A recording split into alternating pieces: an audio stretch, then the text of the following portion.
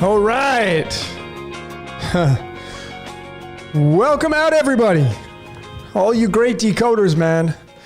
That's my introduction for What's Your Question 44. Got the glasses on, not to be cool, not to be, flashy here, just to remind all of you that you're living inside of a movie. So every time I wear the glasses, man, it's just like you're in a movie. That's the reminder. You're in a simulation. That's why when you start to watch the movies, you'll see a lot of people wearing sunglasses. So welcome out, everybody. What's Your Question 44? It's been a minute since I've been here to do one of these, so I'm pretty excited to join some time with you. I've changed my What's Your Question from Saturn's Day to Sunday. Because it's only 7 o'clock here, 7:10, I doubt that we'll roll into Monday, Moon Day. But nevertheless, thanks each and every one of you for joining in. All your support, I appreciate each and every one of you in the decoding world. I mean, you guys and gals, whoever you are, let me get rid of these sunglasses. You guys are around the world, man. I mean, you guys are some amazing decoders. I see just some brilliant content coming out. And, big shout out to all of you that are doing this great research. I feel like, we're all decoding ourselves home. I feel like that's kind of how it works. We're supposed to be doing this great research. So it's pretty awesome. I'm going to be looking over to my right here, because I have my second screen here with my the chat. So if you catch me glancing over, that's what I'm doing. Okay, I'm going to try to keep focused here, but I may end up moving because this is What's Your Question. I want to try to get into a lot of your questions. So and please don't get offended if I don't get to your comment, because these things are like a machine gun, these comments. So anyway, What's Your Question 44? 44th card you saw in the beginning of this with the introduction. It's the five of spades, card 44. This is a very interesting What's Your Question. 44 links to transhumanism. Is that where we're going as a society? I know a lot of people, no. And I want to put a disclaimer out there. I'm not promoting it. I'm simply showing all of you possibilities. That's it. You got to do whatever you got to do with them. I'm just the tour guide. Thank you, Tiffany, if you're watching. All right, but a very interesting day, and today being the 6th of October, the 106 tied to Palladium and Wisdom and Palace, and also tied to the Ace of Diamonds, the 27th card in the deck, tied to the Dragonfly card in the Medicine deck. That Ace of Diamonds, woo, what a card that is, man, that card. So I got my tools, man. I got my tools with me. I got the city in the background, kind of make some cool graphics. It's really interesting, ladies and gentlemen, because I've been really studying a lot of the cyberpunk genre. I've been a fan of neon for as long as I can remember. Something about it. I just always gravitated towards it. And if you start to research the genre called cyberpunk, it's an interesting word that it was used. It's really, Philip K. Dick and some of these authors, and it's a lot has to do with the neon, which is tied to the 10th element called neon. It's really interesting, folks. And the cyberpunk genre is, leaning towards the colors in the dark, the neon.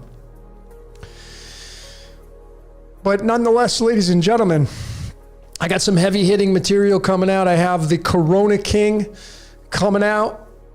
What does that mean? I've started to research the Corona again. You know what that is? What the stars have to say about it, what the celestials have to say about it.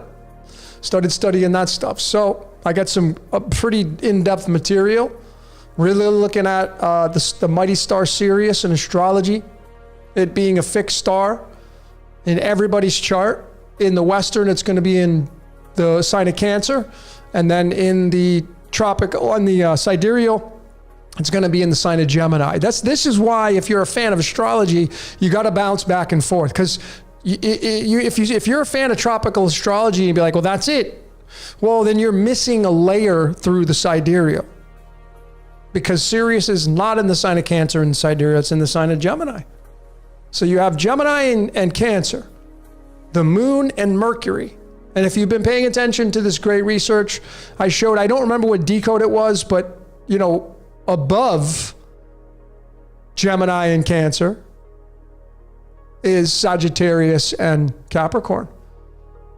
It's father and son, Kronos and Zeus, ruling over, having a symbiotic relationship with the sign of Cancer and the sign of Gemini, which is Mercury and the moon. And they both equal 23 in numerology. So you got 3 and 4 at the bottom and 9 and 10 at the top. It's really interesting. All right. So let me get into some of your questions.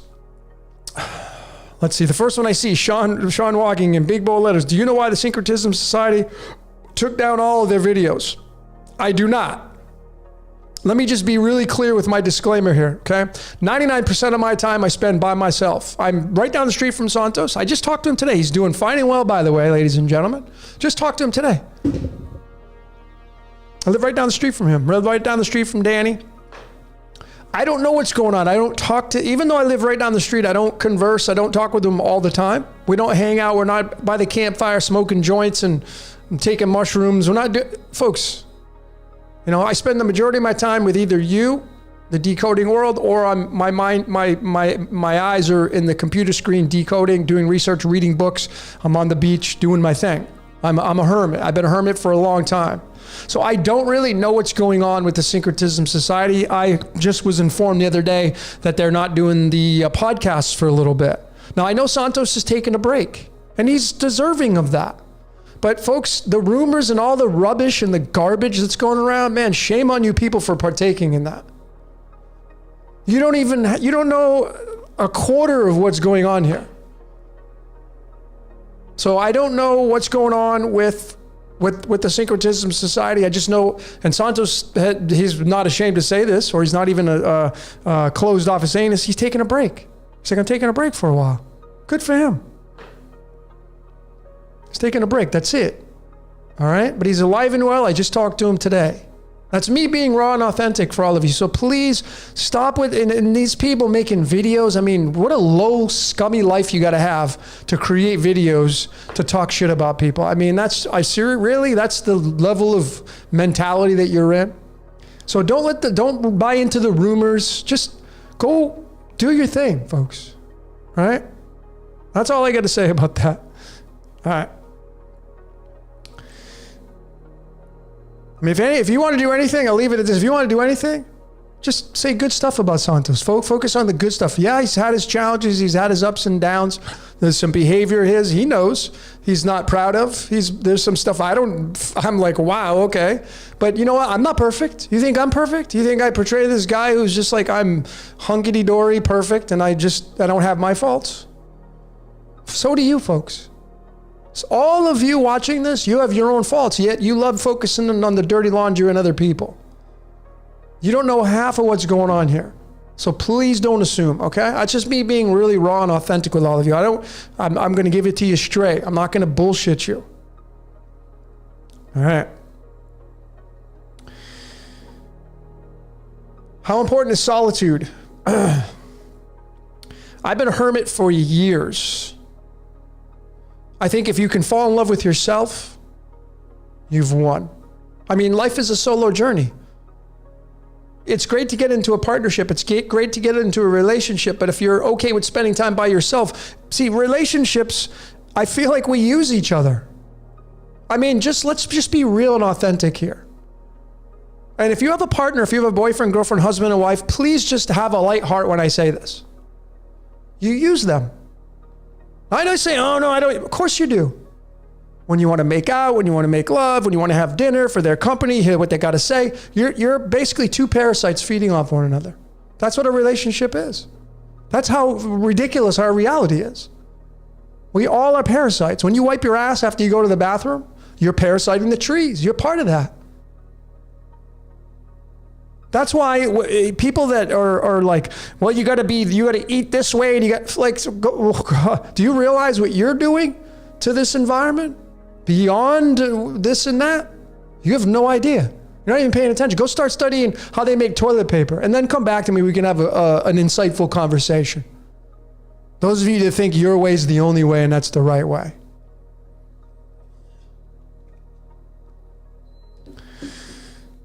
But yes, would I say it's the key to individualization? Yes. Studying yourself, decoding yourself, it's the absolute best thing you can do. Because you see, when you take time alone for yourself and you realize who you are while you're here, start to study yourself, you own that space. When you go into a relationship, like for me, man, I've been single for a minute. And if and when I end up entertaining the idea of, or if the script for me entertains the idea of throwing a partner in my life again, it's way different for me now. Because you see, I want to study people. I study people. That's all I do is study people. And then when you know how they show up, why would you try to interfere with their code? If you're in a partnership right now, you should be decoding your significant other, figuring out how they show up. Why wouldn't you? Because you see, a lot of the resistance that's caused in relationships is because it's a misunderstanding about how someone shows up with their code.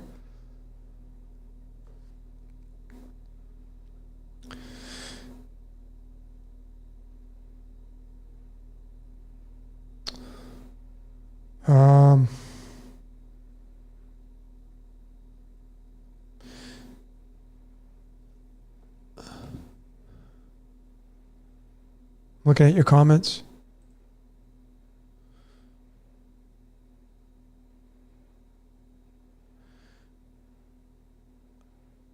So I'm going to address this. Someone's asking, if you took a break, would you take off all your content? Folks, if you're a member of the Syncretism Society, if you're paying every month, there's a ton of content on there that I guarantee you haven't watched at all.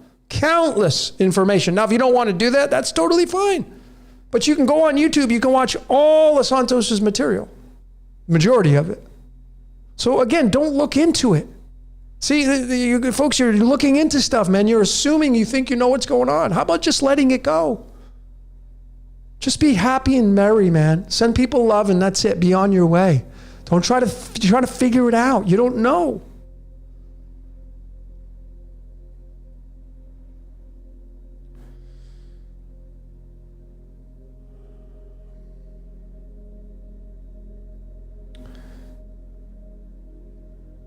But yes,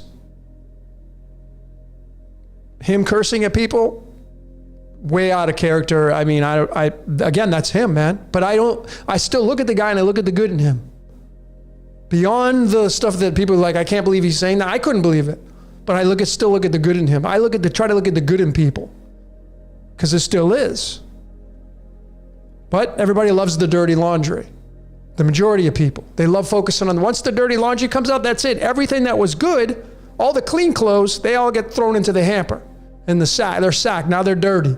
They don't focus on the clean stuff. They're more interested in the dirty laundry.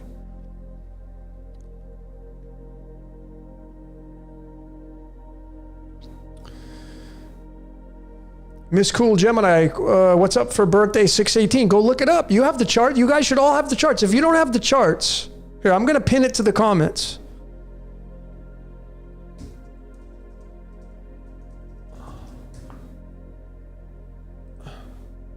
I'm going to pin this.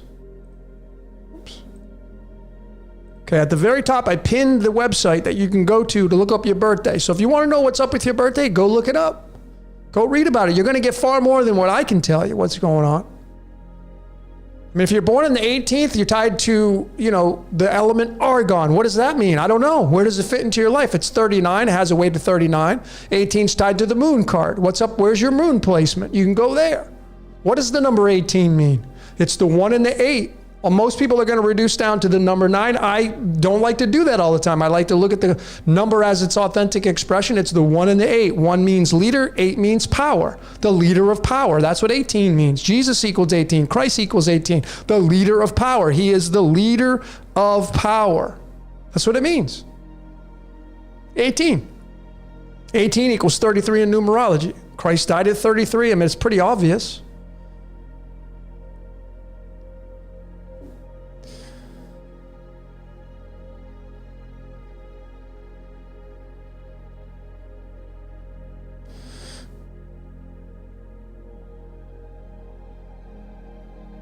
Yeah, okay, a big shout, great welcome. Welcome to all of you that haven't been here. You know, if you're new to this channel, I appreciate each and every one of you. All your returning decoders, amazing to have you here.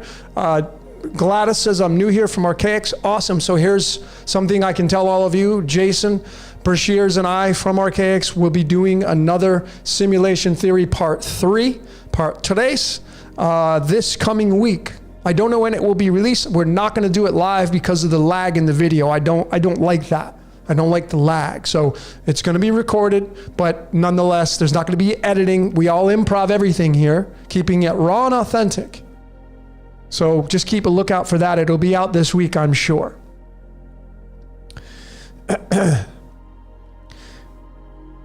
And thanks, yeah, John, thanks for everybody that watched the truncated icosahedron, my lowest rating video. I knew it would be, but I introduced in that presentation how to create a new cipher, a new numerology cipher, a breakdown of numerology cipher. And I showed how you could take the 5 and the 6 from the pentagonal numbers and the hexagonal numbers, get all 26 numbers, link it to the 26 letters of the alphabet, start to type your words into the numerology cipher and get your outcomes. And I showed in there with clear and convincing support that the gentleman who created the soccer ball, the football, the first football with the pentagon and the hexagon on there is tied right to the God, right to it, using that cipher specifically. So anyway, and I got more information coming out with these ciphers, how to create them, pi and phi and all this stuff. When you get into the especially the golden ratio, when you get into the golden ratios numerology cipher, game changer.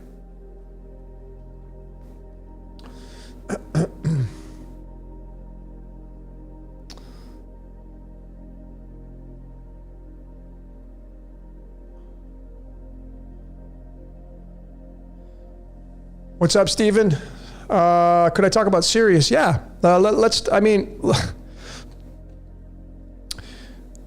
If you have not seen my bloodline decoded, if you haven't seen that yet, please watch it. I went back to it again and I'm like, oh man, I forgot about this slide. I have 335 videos. I forget a lot about the content I put out. It's just so much. And my brain's constantly downloading new information. So I forget about stuff. So check out my bloodline decoded. But in there was a segment on Sirius. And like I said, I'm revisiting the corona.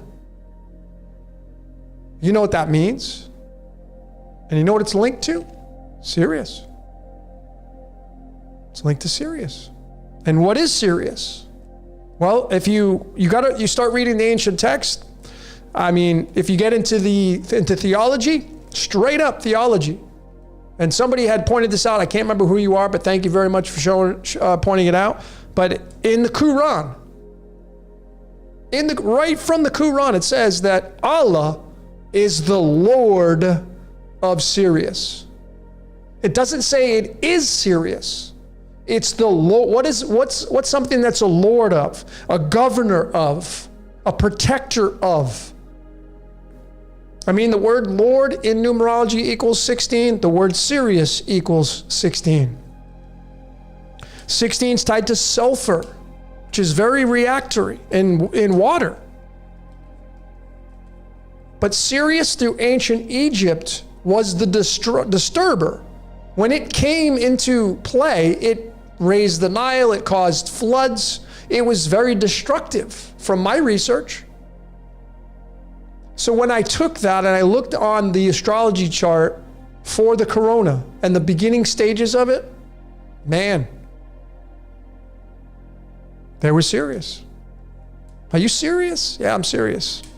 So when you we want to get a picture, right? We want to get a picture of the star Sirius. The word Shiva equals 16. Sirius was known to cause destruction. Pretty much a dead giveaway. But here's the 16th card in the deck right here. This is the representation of Sirius, Shiva, sulfur. Okay, fire and brimstone. And folks, when the game that we end up playing out here in this reality called life, there's a reset. I don't know what that looks like, and I'm giving you obviously my opinion. So then you got to do whatever it is you got to do with it. But it seems that Sirius has a lot to do with the changing of the guards, if you will.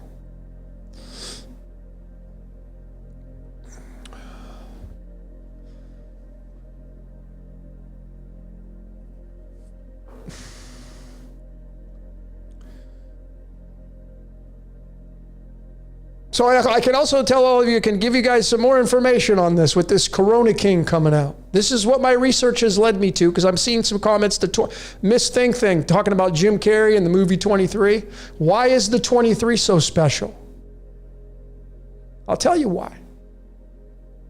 Because the 23 is called in numerology now. See, this is why gematria, you got to go beyond that. It's numerology, folks. You got to know what the numbers mean when you get you can't just get the outcomes. Oh, look at this number and this means. No.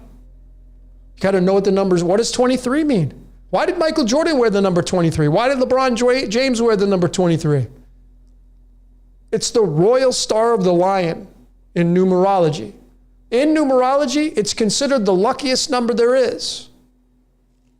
These words in numerology equal 23. Crown, blood, history. Crown, blood, history. Bitcoin. Mercury, moon. These are all 23 in Chaldean numerology. Bitcoin is tied to the corona, folks. My research shows that it is tied to corona. Bitcoin is.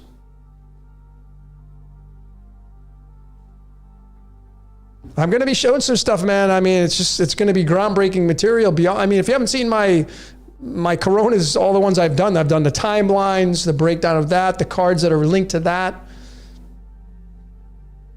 But my research, ladies and gentlemen, shows that corona, it's tied to Sirius. It's tied to Leo the lion and the regulator through Regulus. And it's tied to Bitcoin. And that's tied into nanotechnology. And that's tied into transhumanism. I don't know what that's going to look like. I don't even know if there's going to be a choice. Maybe there's a fork in the road and you get to pick where you want to go. Maybe. I know a lot of you are going to want to have that option. But what if you don't?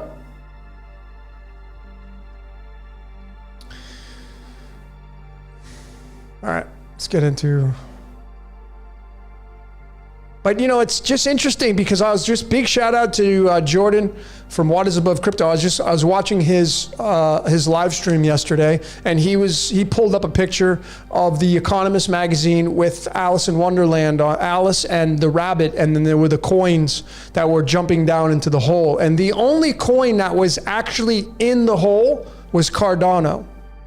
The other ones were Ethereum, which hadn't gone down in the hole. Bitcoin was still on the ground. Like the hole was here, and then the ground was off to the behind it, and there were trees, and it was basically telling you, here's the 3D reality, and there was the hole, and Alice and the rabbit were looking down, and the only coin, I believe, that was in the hole was Cardano's coin. Ethereum wasn't all the way in. Bitcoin was still on the ground. The United States dollar, the dollar was still in the background. What does that mean? I don't know.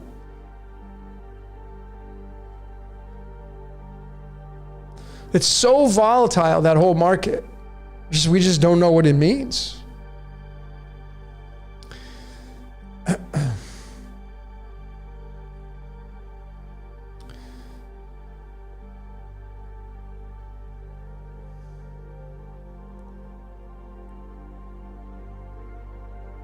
All right, get some more questions here.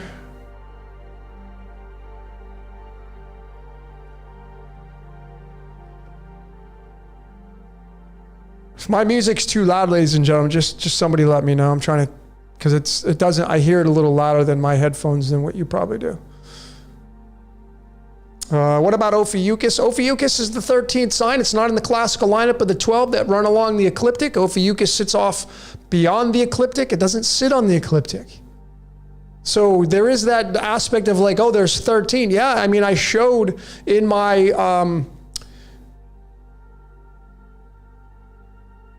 was it my bloodline decoded? It's so hard because I have so much content. Oh, my illumination. Another one of my favorites. Illumination, bloodline, those two are like in my top 3. Illumination decoded. That one right there, I showed all of you how the Zodiac wheel has the alchemical elements. You can add them up and the numbers they lead to. It leads to the Wizard of Oz ruling. That's a Stargate. The astrological wheel is a Stargate, and the astrological wheel is your eyeball.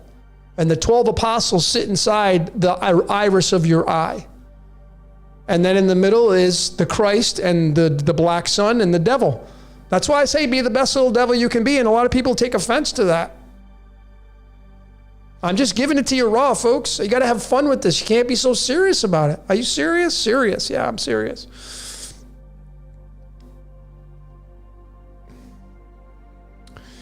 MRT. You and David Icke have the same symbol. I don't know what David Icke's symbol is. My symbol, if you look at my presentations, people see the symbol, it's off to the right. I leave it there. That's my sigil. That is decode your reality, just the consonants, getting rid of the vowels and making a sigil out of it. And the shape that you see on my presentations, if you see in the, like usually it's in the top right or top left, that's decode your reality spelled out without the vowels. And at the very bottom, it looks like there's a cross there. That's the letter T.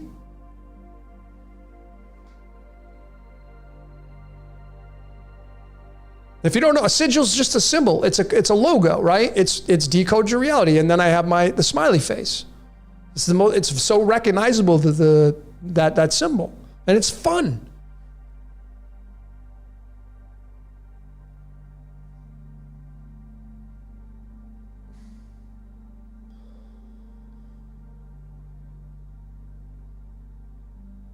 I found out yesterday that Om is actually spelled Om, A-U. It's spelled both ways.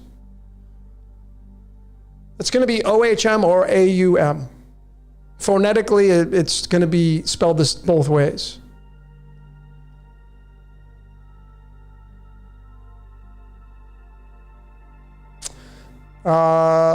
Who cares is asking, I know you did a show. What are your thoughts on what are my thoughts on Jason from Archaics? He's a smart guy. He has a lot of information. He's a historian. He's a chronologist. He's got a lot of data that he dumps out onto the world. I haven't verified a lot of the stuff he's saying, so I can't say that it's verifiable, but I mean, you got to do the work. People just listen to people and they just say, oh, well, they said this, but he's got a lot of information. He does his presentations, and he dumps a lot of the data. He puts some videos together, but I haven't verified a lot of the stuff that he puts out on the world stage. But it doesn't matter, because the crossover, the bleed of my research into his, I mean, I didn't even know who he was until he came on to the Syncretism Society podcast. He came on to the Syncretism Society when he had like 5,000 subscribers. Now he's got like double what I have. I mean, he blew up. I like listening to him because he's got a lot of data and a lot of information. You got to do just what I say with what I'm giving you. Don't take my word for it. Do your own research. But there's bleed over, there's crossover between his work and mine. I mean, I've been saying we live inside of a game, mankind's being used. He's talking about the collective and the simulacrum, and that's just the self-contained system.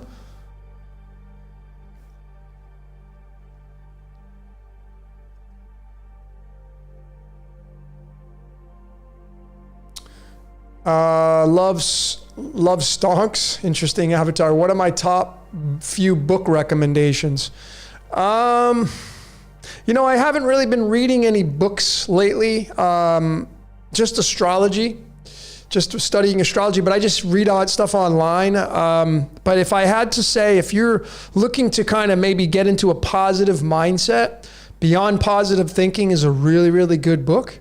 The Master Key System is probably my favorite book of all time. It was written by this guy named Charles Hanel. It was written in the early 1900s. It's a 24 chapter book, and you got to do each chapter by itself, and you got to take like a week to meditate on it and do the exercises. The Master Key System. I've read that book 20 times. That should tell you. That's the most read book out of all my entire library. I used to have a lot of books, but I now have a lot of stuff on my Kindle and stuff like that. But I don't really read that many books anymore because I'm more into writing stuff. You know, a lot of people ask, well, why aren't you writing a book? Because people like to watch videos. The average person only reads one book a year.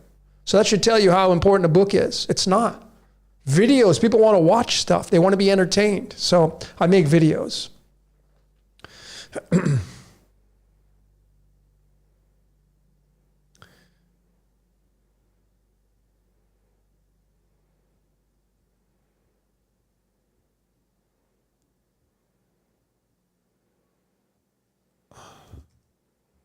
Trying to get to all your comments here.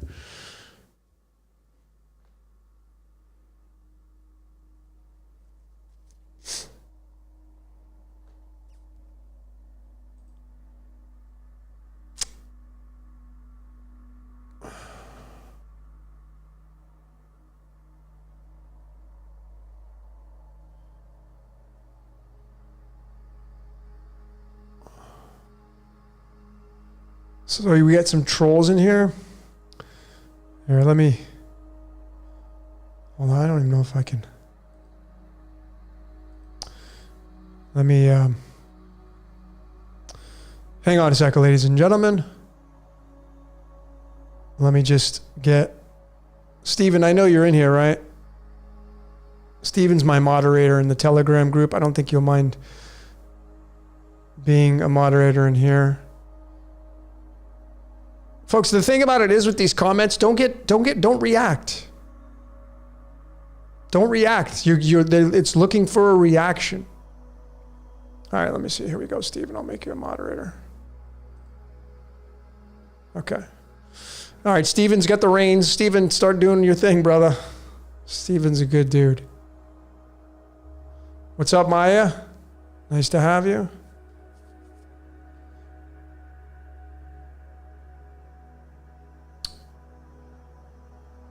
Renee, thank you for your information on the totem pole. Yeah, ladies and gentlemen, I got to redo that video. But if you haven't done your totem pole yet, it's very sacred. You only do it one time in your life, just one time. That's it. Just one time. So it's very sacred. You should all get the cards. They're like 20, 30 bucks on Amazon. You don't need the book. Get the cards. You can look all the animals up on, insects and reptiles up online and do your totem pole. You do it one time.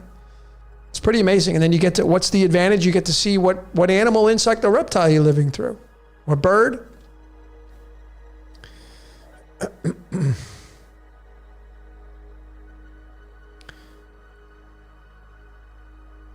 All right.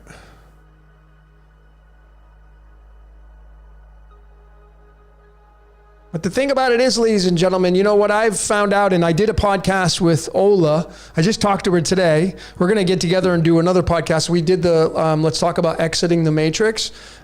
She just did a podcast with Sam and those guys over at, damn, what's the podcast name? Hold on, I'm going to get it for you. You want to check these guys out.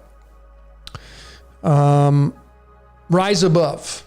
Rise Above on YouTube. Check their stuff out. I did a podcast with them a while ago. Ola went on there and did a podcast with them. I haven't checked it out yet, but you know, when we were doing it, let's talk about exiting the matrix. We were talking about and Ola was mentioning, like, don't react as much as you normally would on the world stage when someone comes into your field and starts to interact with you.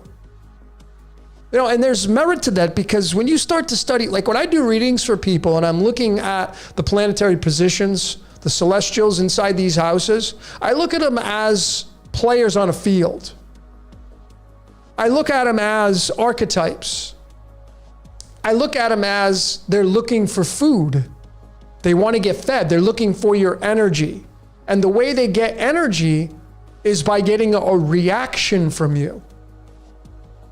And it's inescapable. Love and fear is that sliding scale. But of course, which one's going to give you more benefits? Well, slightly love, slightly alkaline. Being reactory towards being angry and being disgruntled and having resentment and all this lower frequency stuff, that's the reaction that is not going to give you great experiences in life. You want to just be an observer of that as much as you can.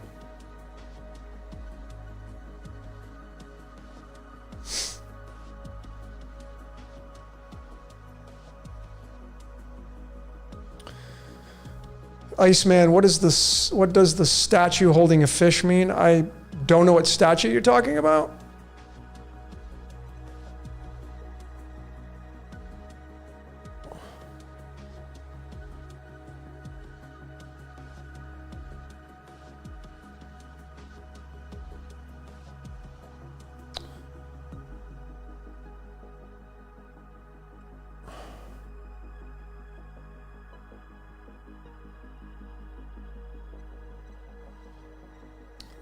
The Moroccan king is Lady in Red in the Matrix movie.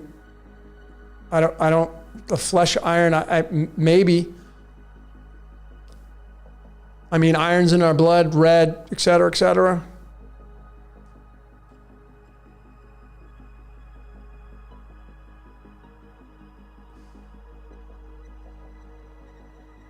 You know, to talk about this a little bit further for all of you, all right? This is something to take into consideration. I just will encourage you just to take this for a moment on what I'm going to say here, put it in your mind, and then attach it to your life, okay? I want you to imagine that you're baking a cake.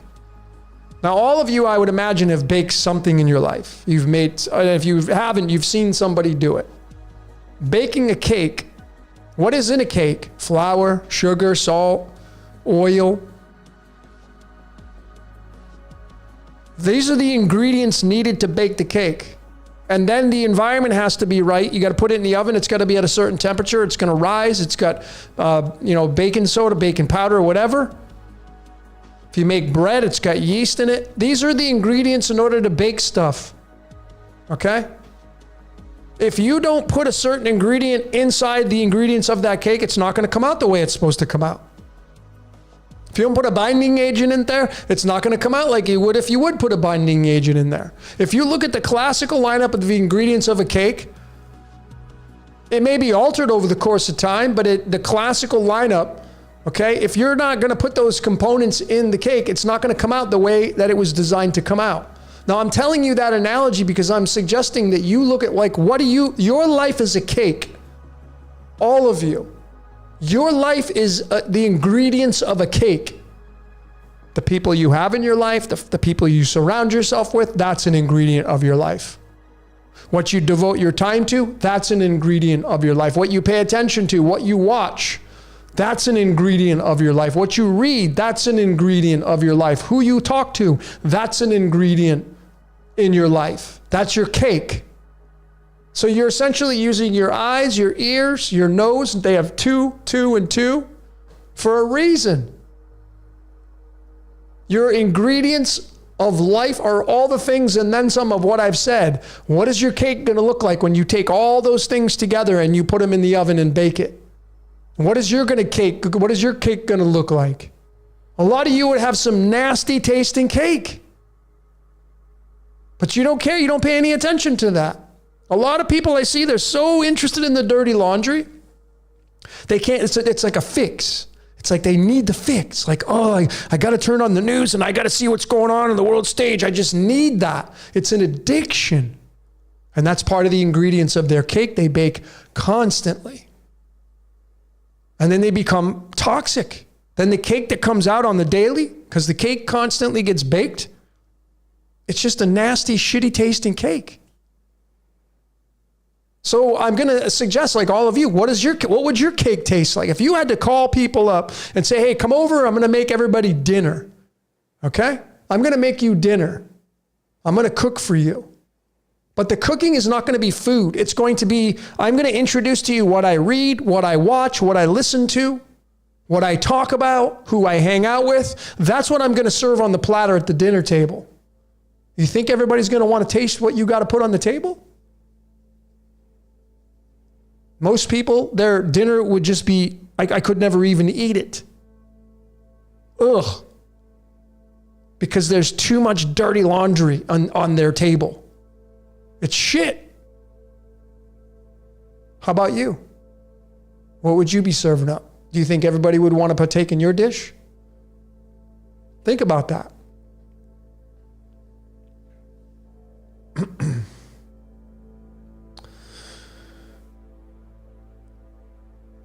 Matt Mason, how did you transition from the bodybuilding lifestyle and not craving as much about body image to where you are now? It was probably the biggest challenge of my entire life, which still pokes at me. Because I used to be much bigger. I used to have a hell of a lot more muscle. I got a way different response from people when I went out into public. I mean, if I had to compare the two, from an egotistical standpoint, I got way more attention, way more respect, way more conversation when I was doing bodybuilding and I was stuck in the world. Way more. That's just the way it is. So when I started to reduce my weight, when I went plant-based, I started to reduce a lot of my weight because I stopped eating foods that cause inflammation, that cause water retention. And then my calorie consumption went way down. My life dictated that. There was a lot of things that went through my whole life that made me do this, or at least encouraged me to do it, and I followed it. But it was the biggest ego buster of my entire life. I guess I can compare that, and I've said this before. If you're a girl and you get if you get breast implants, okay? That's like huge change in the way you show up in life. I'm not saying anything bad about them, right? Just keep it neutral. But if you're a girl and you get breast augmentation, okay. But why do you get it? What's the reason why you get it? Because you're not satisfied by the way you look in the mirror. That's it. And life's about looking good, right? Life's about looking good. What do I mean by that? Well, just take a look at your life. You're going to see that a hell of a lot of what you do is about looking good in life. That's why we don't want to look bad. That's why we tell people, well, I'm sorry I was late. I got stuck in traffic. Why are you not bragging when you're early? Because you didn't look bad. So when you're a girl and you get breast augmentation, I get it. Trying to perfect, you're trying to look better. You get a different response, different reaction in life. The same thing for a guy was like me, a bodybuilder, etc. When I dropped all my muscle, a lot of my muscle, not all of it, but I'm not in the same manner. It's like a girl getting her boobs taken out after like 10 years of having them. She's accustomed to the way people are going to react to what she's showing off in the world. And then when you take it out, man, it's a game changer. That's the way I correlate that to how a female would be as a bodybuilder and a male. It was a ego buster. It was the ego buster for me. It was really, really challenging, but it led me on this path that I'm at now. Now I'm using this now. But it served a purpose, and I realized that there's the contrast. You see, ladies and gentlemen, you will never, ever, ever, ever, ever get rid of your ego. As long as you're here playing this game, you got an ego that's called your identity. It's what drives you. It's called your desires. What do you desire? Which is where you're going to get the word demon. Desire. So I get these fruity fairy comments like, oh, I'm off here. I'm not in the game. What are you talking about? You're freaking typing on a computer. You're so stuck in the game. It's not even funny. If you're using YouTube and you're using technology, if you're on your phone and stuff, you're in the game with all of us.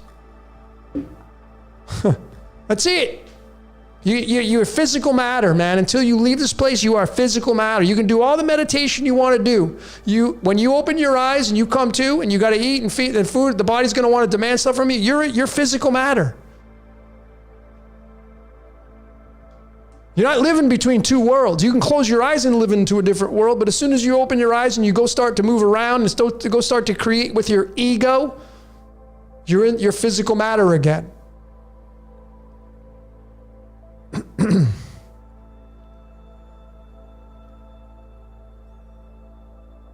People are I just honestly, in this day and age right now, I mean, it's comical. Where the hell are people's minds at, man? And you know what it is? People want to look good. They want to try to look better than you. Oh, I can go do this. I can do. But you're here right now, right? You're here right now with me. You're here now with all of us. You're typing away on your keyboard. You're in the matrix. God, people are just like, it's amazing, man. It's comical. That's all I can say. It's comical. You ain't going to get rid of your ego, folks. It's your desires, man. That's what drives you. Like, oh, I want to go on a diet because I have to lose 50 pounds. Desire. That's a desire. You're not happy by the way your physicality is. Maybe you're medically challenged, but your desire is, I'm going to go on a diet and I'm going to drop 50 pounds. By the way, it's all about in the word. You never want to say, I'm going to lose 50 pounds. What's the very first, I learned this from Bob Proctor. What's the very first thing you're going to want to do when you lose your keys? Like, I can't find my keys. You want to find them. So psychologically, when you say I'm going to lose weight, no, you don't want to, you want to say I'm going to reduce my weight. I'm going to get rid of it because there's nothing to lose. You're going to want to find it again psychologically.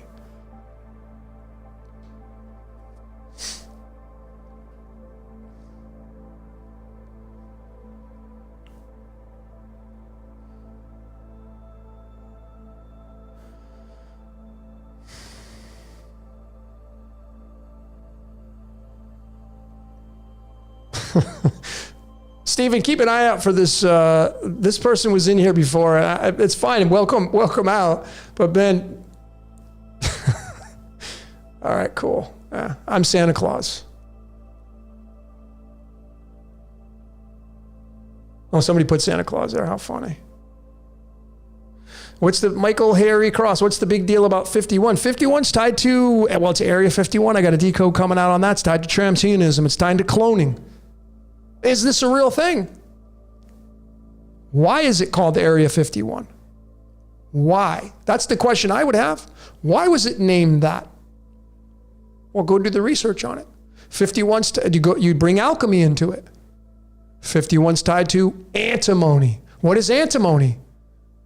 It's called not alone. Comes from the Greek word antimonos, antimony, which means not alone. What would that link to when it comes to our perception of reality? Not alone. Well, it means the little voice in your head. 51. That, my research, it's tied to Area 51. What's going on in Area 51? We can only theorize. Don't know. Never been there. Haven't been beyond the fence. Don't know anybody there. Start to study Bob Lazar. Well, when you do the latitude, longitude of Area 51, it's going to have 115 degrees west for its longitude. That's a match to the element Moscovium. And Moscovium's the element Bob Lazar talks about all the time on a lot of YouTube videos about how it's tied to UFO and crafts. And the longitude west of Area 51 is 115 matching Moscovium. So 51, what is 51? Antimony, the all-seeing eye, tied to cloning, perhaps tied to mind control. That's what I got. That's what I got. And it's tied to the moon.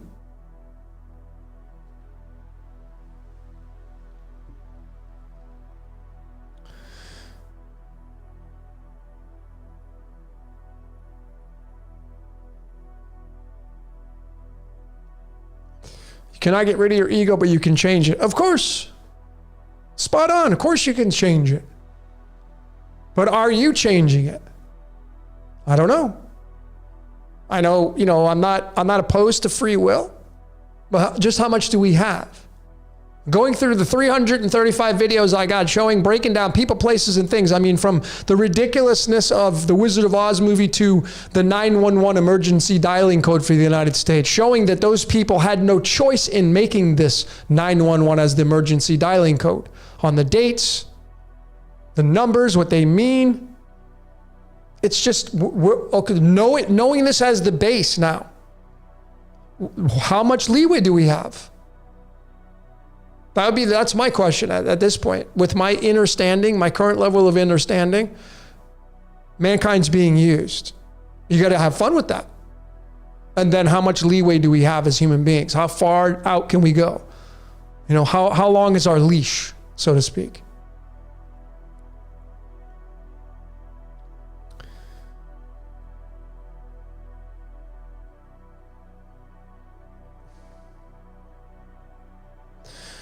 This place is cruel. Yeah, it's not real though. You see, and that's not me justifying anything. It's the only thing that makes sense. This place is really cruel. I'm going to give you an example. I'm going to go off of that. I'm in the newest building in town, and the building's starting to settle. And I started having issues with the little brown ants. And as a kid, I remember taking a magnifying glass, doing the dirty kid stuff, trying to, burn the ants with the magnifying glass in the sun, as a kid, just experimenting in life. But then I always would go out there and feed the ants. Sometimes I'd drop an insect there or bologna, or when I was growing up in the 80s, right? I've always had this fascination with ants because they're so strong and they're, I started having a challenge here, and I still do. Talked about it on my last podcast. And I finally figured it out. I started to feed them. So that's how I cope with them now. Because if I try to go and get ant traps, I'm a murderer, right? Now I know some of you, that's how far down I go with fractals. Can you imagine if you're the ants? Like, I got a trail of them over there now. They know to avoid the vacuum cleaner, they now go up onto the ledge of, like, I have a ledge from the bottom of the ground, the floor. There's like a ledge this big, and then there's like and now they go up on the ledge. But can you imagine if you're an ant and you're looking up at this human being, right? What would you even call it? And it could kill you instantly just by stepping on you, and that's exactly what happens in reality, folks. We're all killing machines, and you don't pay any attention to it.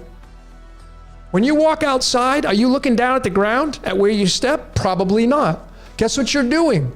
Killing things. So how cruel is that? How far down the fractal do you want to go? So with me and my ants, what I did, I can't leave anything out. So it's kind of, like I try to make lemonade out of that. Well, it keeps my place tidy, right? It keeps my place super clean. But I started feeding them, and now they don't come around as much. Figured it out. I've made peace with them. When I vacuum now, I have to make sure I have concrete floors, so I just use like a dust buster vacuum. That's all I need. And when I vacuum and I'm done, I take it outside and I drop it, I shake it outside. And sometimes there's ants in there, but then I put them outside. I don't kill them. Some may die, but what are you going to do? What are you going to do, folks? That's why, like, people say, well, I'm this, and like, I think it's great to be like a vegan or something like that. But do you realize what you're doing? Like, if you're wiping your ass with, have you studied the trees and what they're doing? And you know how many animals and insects die from killing the planting eucalyptus trees to create toilet paper? See, it's endless, folks, in this reality. Endless. The killing that goes on. And so I've come to the realization this reality is not real. It's a movie. It can't be. How do you claim all this cruelty and stuff like that, man? How do we wrap our minds around what's considered cruelty? Anyway, so that's how I coped with them. That's how I'm coping with them. Now I get joy. Like I have like little, sometimes like I made these pancakes and I burnt them a little bit. And so I put them in the what was not burned in the refrigerator, and I just put a little, go in the bathroom and drop it down there and feed the ants, and they go crazy and they love it. And I feel good about it, right? What's the difference between feeding ants or going to a homeless shelter with dogs and cats, which I'm getting into, by the way. If a lot of you have been asking, how do I donate? I don't have on my YouTube channel, I don't monetize it because I can't stand commercials. So I'm going to be offering up anybody that wants to donate to, there's a huge rescue here in Cancun, Mexico. There's like 150 dogs and cats. And a lot of them are suffering. So I'm going to be like, what can I do to make this world a better place? I'm going to start taking the donations that all you great decoders to support this mission. I'm going to take a lot of those donations, and they're going to dump into this rescue mission in Cancun, Mexico. Those of you that are animal lovers, and I'll be announcing that soon enough. So you could start to do that. Instead of doing the super chats, do you know Google and hey, Lane, YouTube, I love YouTube. So a big shout out to YouTube. I'm using it right now. They take 30% of the super chats. 30%. Well, I'd rather have somebody donate it, and you get 100%, and it goes to charities, and that's me being a humanitarian. How about you? What are you doing to help the world out? All of us killing machines. It's just a joke, this reality.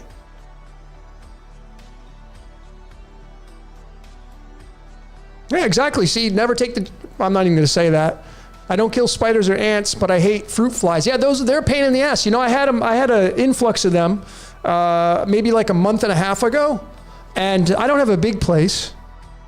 And they ended up gravitating into my shower where it's wet, and they're just on the wall. So what do?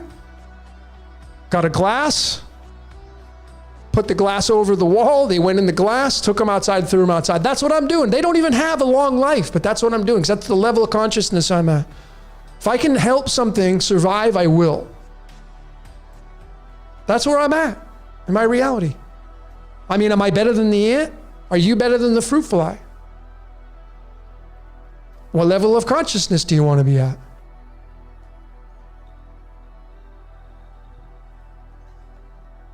I mean, Santos can't stand mosquitoes. Man, I'm not a fan of them either. I give them a chance. When they're flying around, I'm like, you better kick stones, you better get out of here. I have no hesitation. What created mosquitoes? Why? Yeah, they're food for insects.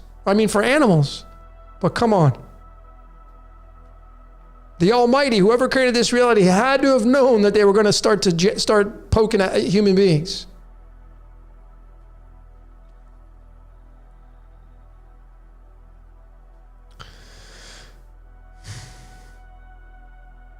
Randy, I would suggest if you have fruit flies, folks, try to start to contain your fruit. Try to put something around it.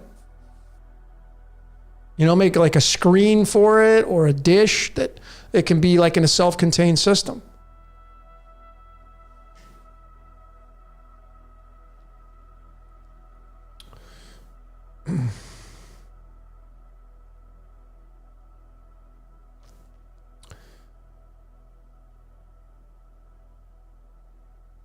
Russell's asking, what is my most powerful yes or no divination? This is what I do. I used to use pendulums, but I found that pendulums aren't that accurate. Because you're dealing with your own mentality, and sometimes we favor certain outcomes. We want it to be a certain outcome. Kinesiology is amazing. I think when somebody tests you, that's awesome. But I like to sit down with a deck of cards. And when I ask questions, I do not speak anything out loud. It's all in my head. And at the level of understanding that I'm at right now, I'm in tune with these. And they're a part of nature. They have to be. And they tell me the story. I don't abuse it. I consider it very sacred. I have this little kind of like ritual that I've been doing for a while before I go to bed. And I give my thanks for that nice day of living. So, and I ask different questions. I do a 3-card pull. And then I monitor my dreams, like what's coming through in my dreams. It's fun. I love sleeping. I'm a huge fan of sleep. I don't need to take anything, but if I want to have like amazing dreams, if I want to really go deep, all I got to do is take an extended release melatonin, 1 milligram.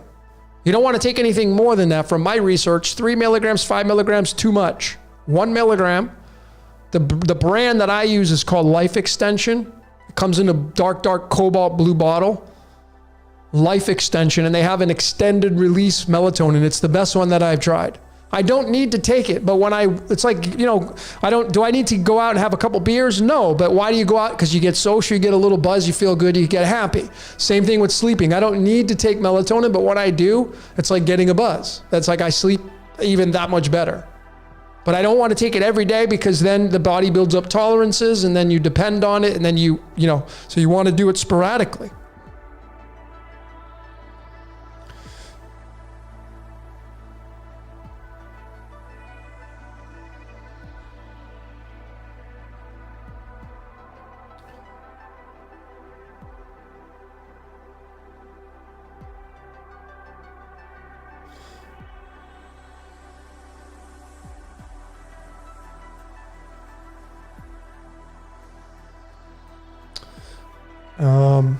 Renee, what is your totem animal right now?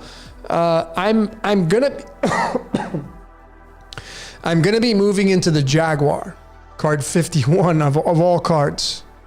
I'm gonna be moving into that one. I hit 50 in February, and I'll be moving into the Jaguar energy. It'll still be. Gosh, I should know this, right? I think I'm in the Dragonfly right now. I haven't even looked at my totem pole in so long, but I know that the Jaguar is I'm going to be moving into that energy. But yeah, mine was, and then you can add up, you can do the alchemy of your totem pole. It's just, there's a lot of different ways you can look at it.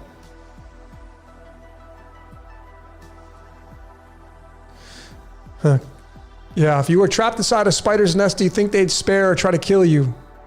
They wouldn't spare you.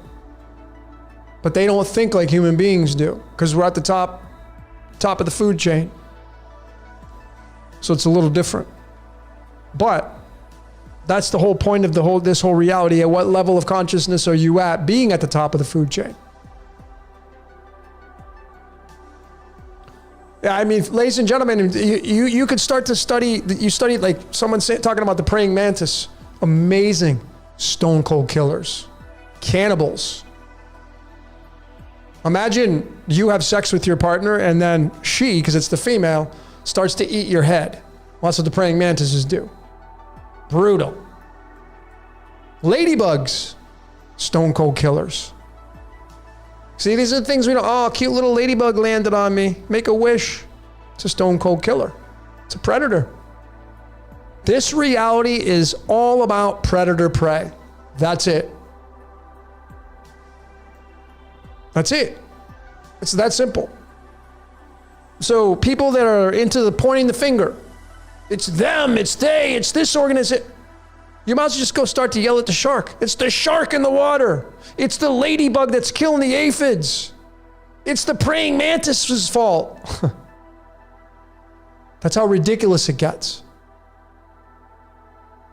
Because I put out some stuff. People are like, I get in some comments. People don't agree with me. That's totally fine. I don't agree that we shouldn't do anything. I'm not saying don't do anything, but I'm saying is if everybody on this planet started to focus their attention on the good of the planet, if everybody took all their attention away from the dirty laundry, it would then have to implode. It would start to die out. There would not be any sustainability for it. I had mentioned to somebody sports. Imagine everybody just stopped watching NFL football. It's crazy. I went online the other day. I don't even really watch sports. Sometimes I'll check the highlights out. Like some people ask me, what do you think of this? What do you think of that? I was just looking at the World Series that just passed and the Astros won. And they won on Saturday, I think it was. Someone had asked me to look at something, and I just went to check on how much it would cost to go to the game in Houston. On StubHub, $14,000 for one ticket. $14,000 just to go, and it was in shit seats. Just to go watch the World Series. Do you know what kind of level of consciousness you have to be at to even entertain this idea right now? If you're here watching this Decode Your Reality and you're a decoder and you're looking at reality a completely different way. I get it. If you were a multi-millionaire and you had $14,000's a drop in the bucket, but just from the perspective of it's $14,000 for a ticket to go watch a team hit a baseball and throw it around. What? Insane. I forgot where I was going with that, but let's get back to some of your questions.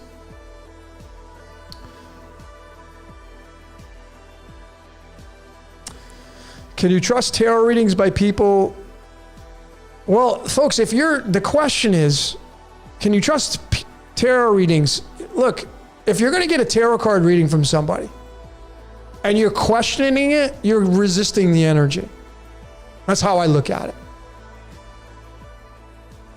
So that's like strike number one. You got to go into it open. And, this is my take on it. There are no wrong decisions in life. We just call them that. There's just the decision. We get into these habits of using adjectives and adverbs to describe the subject or the action. Just focus on the subject. That's all this reality. It's the nucleus, the photon. Without that, there is no reality. There's you, and then there's your movement and the description of your movement, but it's just you. That's the precursor to all that movement. So if you're gonna go and get a reading from somebody, you got to let go of like, is this going to be good? Is it going to be bad? Should I trust? Listen, man, if you're resonating with that person, man, then let it go. Just be okay with it, and don't be attached to the outcomes. That's the big trick. If it happens, it happens. If it doesn't, it doesn't. A lot of people are like, oh my God, this person was so amazing, or oh my God, they were crap. They weren't even accurate at all. Which is it? You can't fulfill everybody's obligations in this reality as someone's just not going to like what you bring to the table. I don't believe in 5-star ratings because there's going to be somebody that's going to say, you're not 5 stars. And they're entitled to their opinion. But it's not going to be good for your 5-star rating. So there may be 5-star restaurants out there, but they don't have a 5-star rating. There's going to be somebody that screws up. There's going to be some dish that wasn't right, or somebody that walked in there and said, your dish sucks, and it was probably magnificent, but it still sucks.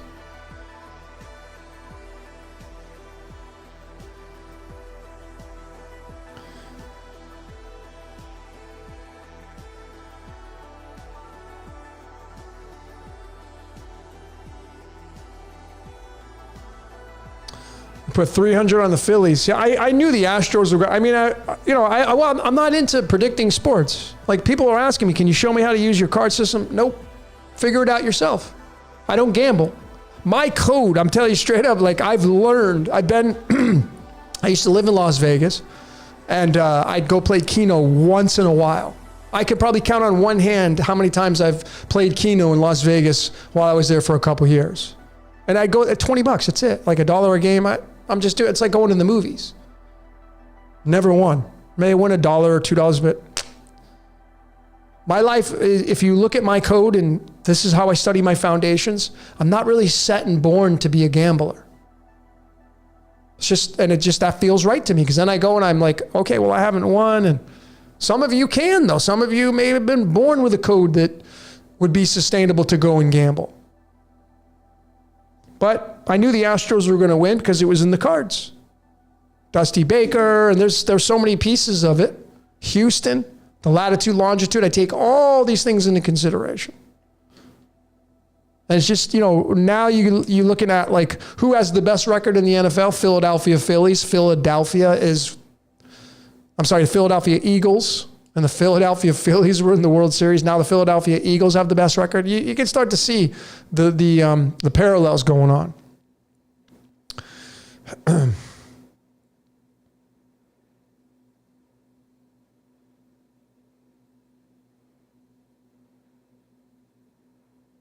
But I don't get into that stuff, man. Like I could start predicting and getting into it, but my code says otherwise. Like I don't know if it would spoil it, Like I just do it for fun. I mean, I've predicted the last 3 Super Bowls for fun. I didn't put any money on them. But I'm not going to get into that because it's just for me. My code says otherwise. I know better. So for me to like say, oh, I'm going to avoid that. I'm going to just do it anyway. Bad move. That's like knowing what's the outcome's going to be and you still do it anyway.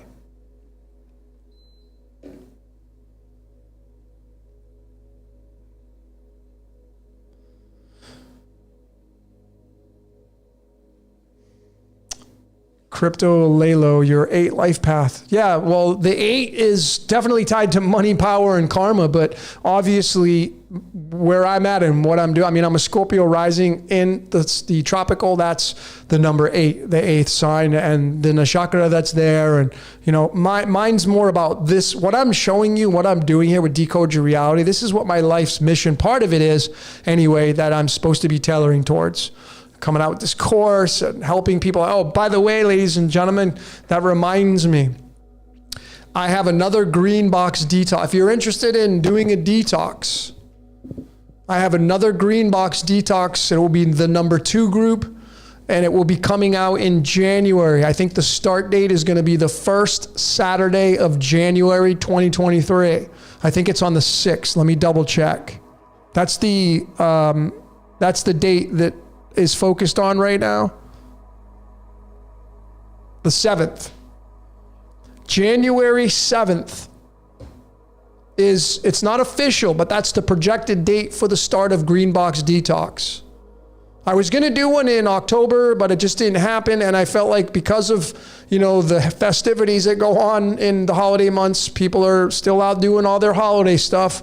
It's just not a good time to start some detox like that. And I figured I'd take full advantage of January, the new year, the New Year's resolutions, all that kind of stuff. So if you're interested in doing the Green Box Detox, we're going to probably start on January 7th. If you are interested in it, please just send an email if you have not done so to, it's very simple, greenboxdetox@gmail.com. greenboxdetox@gmail.com and just request it. You got to fill out a disclaimer that I send back to you because I'm not going to be, as I put out the disclaimer, I'm very raw and transparent with all of this. This is all on you. I give you the Green Box Detox. I put a disclaimer because I'm not a medical, I'm not a doctor and all that stuff. So I have to protect myself because this is something, it's a 21-day process. And if there's people the Green Box Detox number 1 was a great success. It was like 40 people that did it. Some of you right here in the chat did it. It's a game changer. It's a life changer. But there is a process for that. So if you're interested in, the average person that is got to reduce weight, 20 pounds. That may excite some of you. Because you're going to be like, well, I don't have 20 pounds to lose now, but maybe after Thanksgiving and Christmas I will.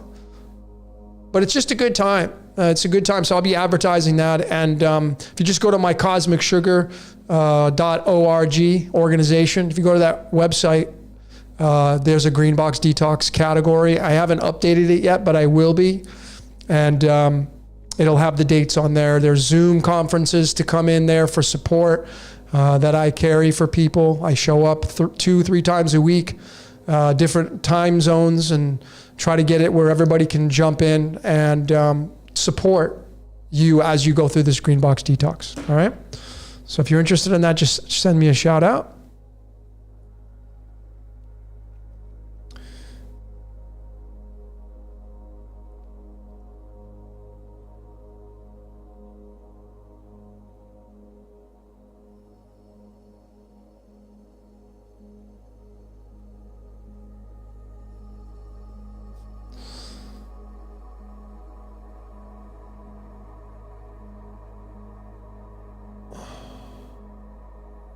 Gladys says, I have a numerology book written by Roy Page Walton, 1914. Cool.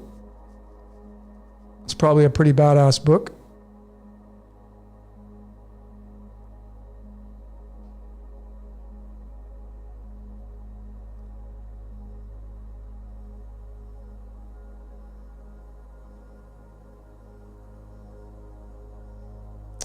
Philadelphia was the first capital city of the United States of America. Go check, folks. This is how you want to know how scripted our reality is?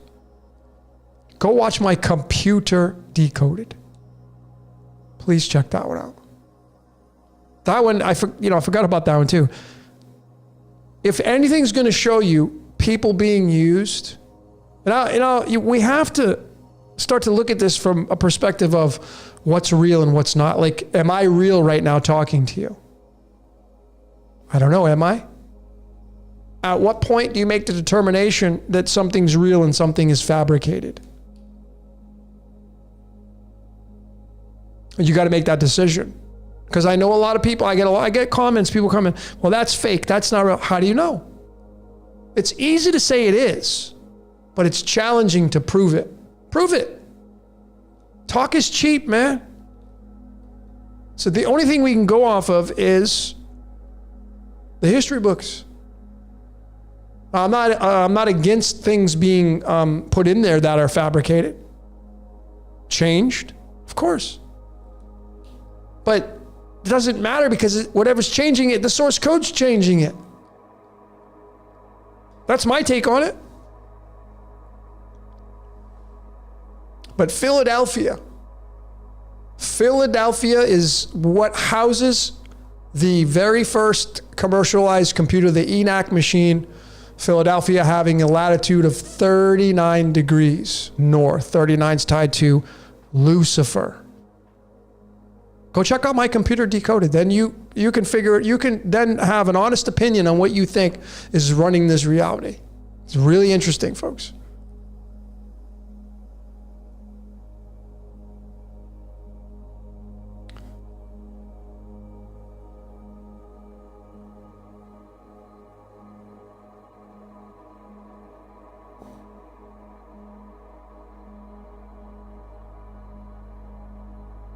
Okay, let's get to some of your questions here. I'm looking at a lot of comments.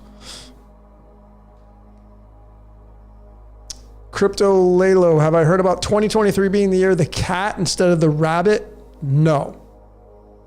2023 is the year of the rabbit. February, whatever it is, whatever the day is in the Chinese, we move to the rabbit. The rabbit is tied to the sign of Cancer.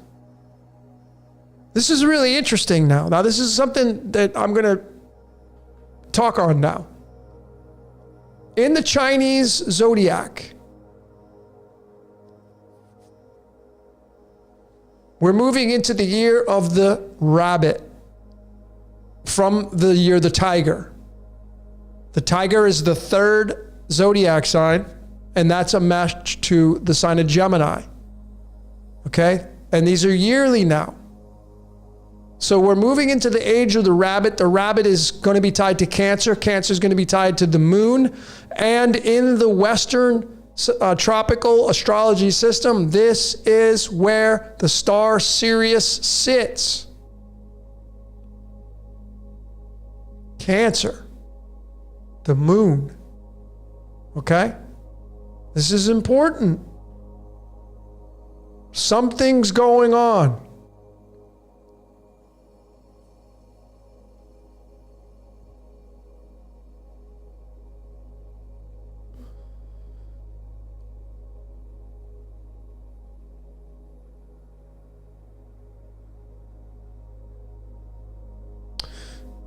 Denise, have I decoded Archaic's Phoenix 24 object? No, I haven't. I mean, it's a theory of his. And so many people have just like, it's now their truth. Okay. But it's a theory. I have a feeling that, astrologically and the numbers, the next year, 2 years, they're going to be big events. The Phoenix event, since Jason has brought that to a lot of people's attention, has kind of made that a thing. We all have a hand in it. The consciousness of this planet, I feel, has a hand in creating that Phoenix event, which is a cleansing of the earth, which is a wiping of the board. And it just might be that the sun's going to go out. I don't know. Purely theoretical. If you're a theology person in Revelation 20, matter of fact, if you're a theology person, all right, let me just show you the tarot cards that are linked to this scripture in the New Testament, written by the Greeks, written by the Romans. Got to know who wrote it. Influenced by Judaism. One and the same. In my book, you have Revelation, chapter 21, verses 1. Okay? 21, verses 1. In that scripture, it says, there will be a new heaven and a new earth. The old heaven and the old earth has passed away. What does that mean? Now, is it absolutely true? Well, it's allegorical. Is something physical going to happen? I don't know. There's no way to say for sure. And the people that are like so fixated on that's it. Man, have you even stepped outside your box that you're in? Have you studied the Upanishads? Have you studied the Book of the Dead from the Egyptians? I probably would think you haven't. But you got it all figured out though, right? To me, the most popular thing on the world stage is the thing that you want to stay away from. That's my opinion. That's my opinion. Or at least take it with a grain of salt, as they say. Where the hell is my card here? I want to show all of you. There it is. Revelation 21 verses 1. All right. Let me show you let me pull the card out. Revelation 21 verses 1. And it says that there will be a new heaven and a new earth. And you know what it says at the very end? The sea will be no more. There will be no more sea. Well, I know it's not the water. You think the water's just going to dry up? What is the sea? And why is the Roman Catholic Church called the Holy See? Pretty important question. Here it is. Here's what the tarot says. And it has everything to do with the Bible. Because these cards were influenced by Jewish mysticism, which is Judaism, and Judaism is in bed with Christianity. They go hand in hand. You cannot have one without the other. You cannot. So here's the lineup. Revelation is 39 in numerology. Here's the 39th card. Revelation, of course, meaning apocalypse, death and regeneration. Well, why would somebody be celebrating death and regeneration? Because the game starts over again. There'll be a new heaven and a new earth. Well, wouldn't people be rejoicing? Of course. 39, this is tied to Revelation. Then, verse 20, chapter 21, there'll be a new heaven and a new earth. The world. Pretty easy to see. And then verses 1. What needs to be used in order to create the new heaven and new earth? Magic. So you have these three cards right here that form Revelation verses 21 verses 1. Celebration of the new world with magic. That's it. That's how amazing these tarot cards. I mean, that's why people. It's crazy because the majority of people that follow religion in using that would say these are from the devil. How can I use something from the devil and show you describing these verses in the Bible? What does that tell you?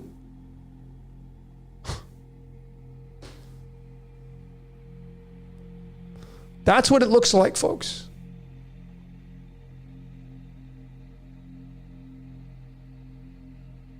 And again, not saying it has to be absolute.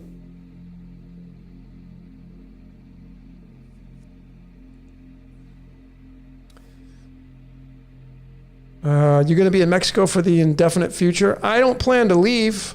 I mean, I'm in paradise. I love it here. So to stay here is, I mean, unless my script wants me to change. I look for signs and patterns.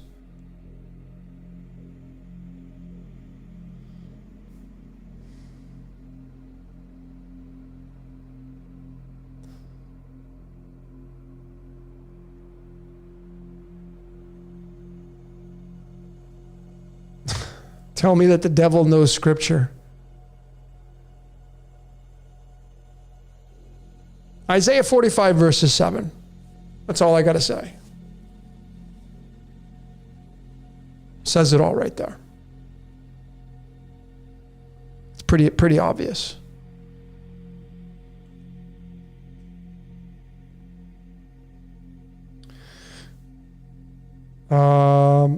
Santos says they're spraying chemtrails a lot. I haven't seen any chemtrails here.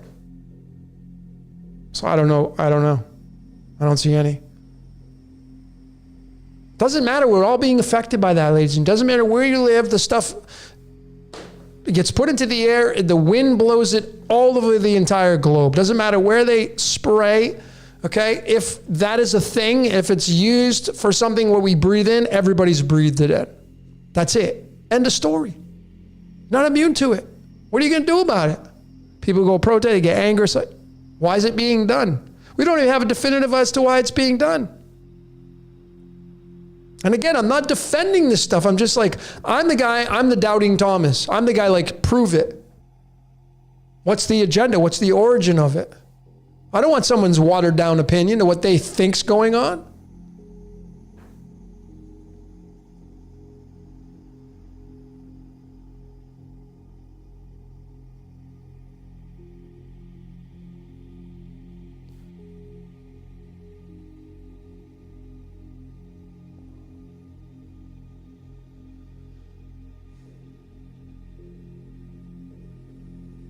Elena, what's going on? Yeah, maritime admiral law. That could be the thing, that the sea will be no more. I mean, what is the sea?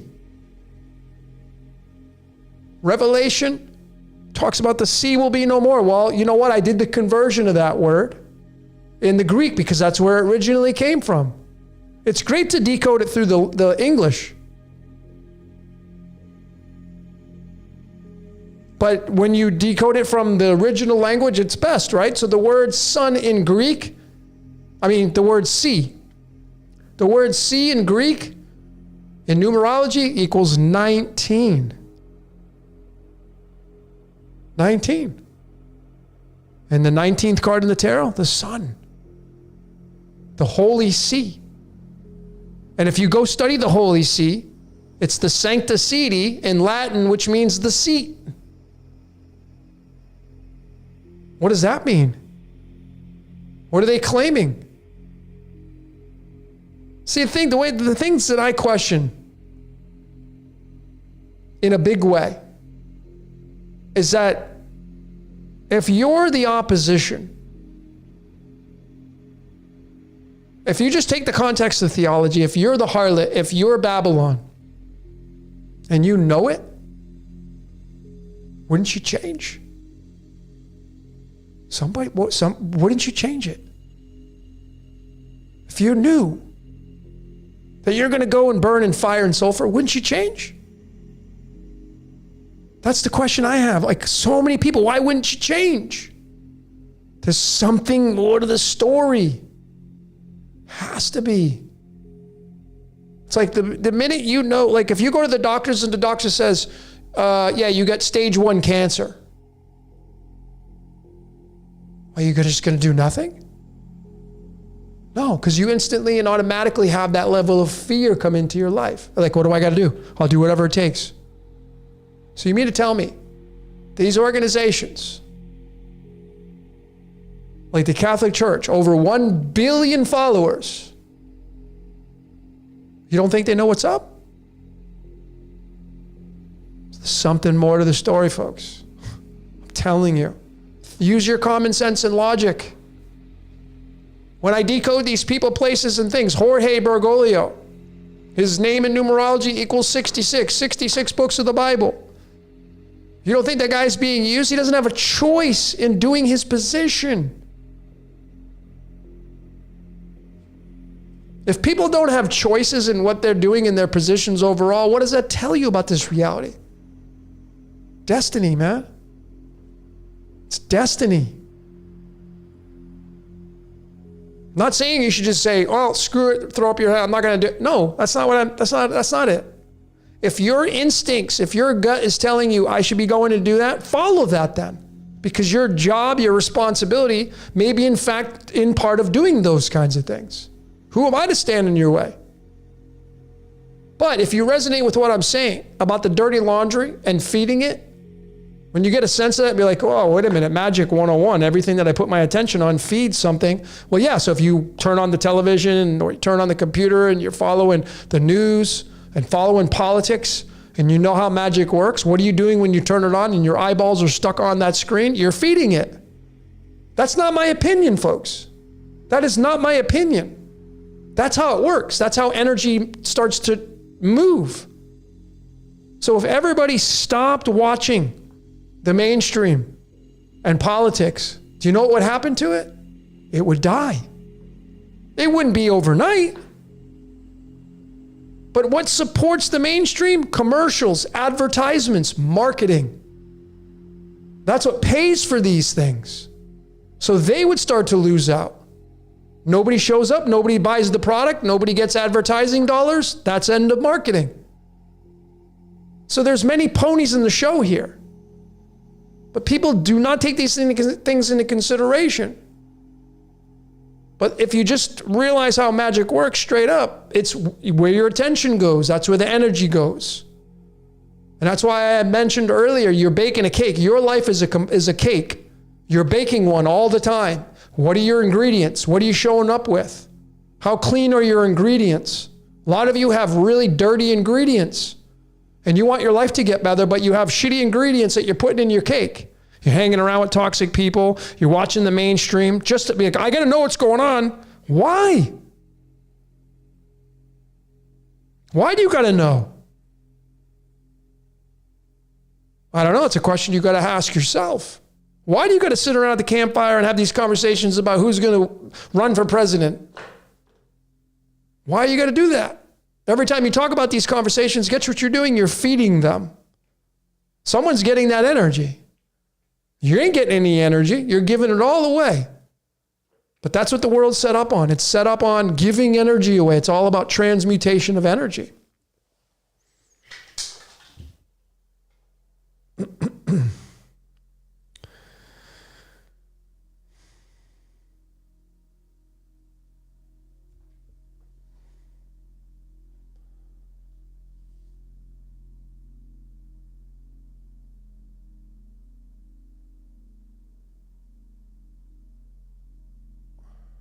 That's why for me, that's why I mentioned earlier, that's why for me, I've made the decision now that I'm going to start donating and helping out with the rescue animals here in Mexico.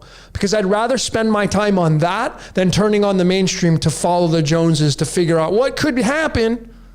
Oh, I better watch out because he's going to get elected or she's going to be put...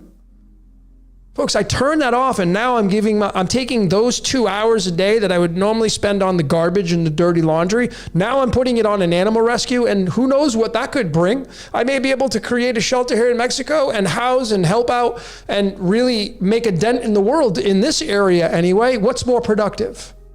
Me keeping up with the Joneses, just having to know to scratch the itch? Is it going to change my life? Do you actually think you have any impact on the collective, as Jason Bashir likes to talk about? You think you're going to move the collective consciousness, which is the mainstream? You ain't going to move it. Yes, it's a contradiction because you want to turn it off, and it starts by you. But folks, worrying, when you turn on the dirty laundry, what is your mind instantly and automatically going to do typically? Worry. You're going to worry about who may get in office. You're going to worry about, though this law may do this and this may. It's just going to make you worry. And then you get into fear mode, and then cortisol gets raised, and it starts to tax your adrenals. Your body starts to break down quicker. So what would be a better solution? Turning it off and putting that energy into something constructive and productive on the world stage. That's how you make change on the world stage. And then it smothers out that collective over time. It doesn't happen overnight.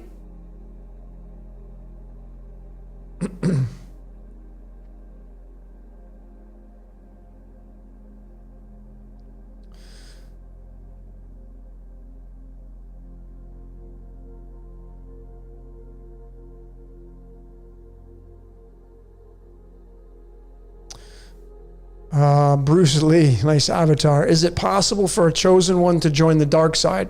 What do you mean, chosen one? What's a chosen one? You'd have to define. I'd need to know. What do you mean? What's your definition of a chosen one? I don't know what you got to define that first. What's a chosen one?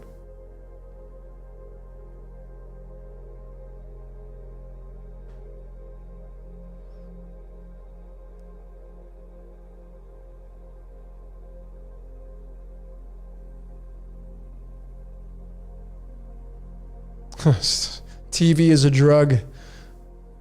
Folks, our entire reality is a drug. This entire reality around you is a nonstop drug. And like I said, you're baking a cake. What is the thing is that we go back to what I was saying earlier about how much time you spend with the collective, how much time you spend with the mainstream, engaging in conversations with people, paying attention to it, talking about it. That's part of your cake you're building and baking. It's like everybody shows up with a potluck. What is yours going to taste like? I know what mine tastes like. I'm confident in when I show up with my potluck, with my dish. Are you?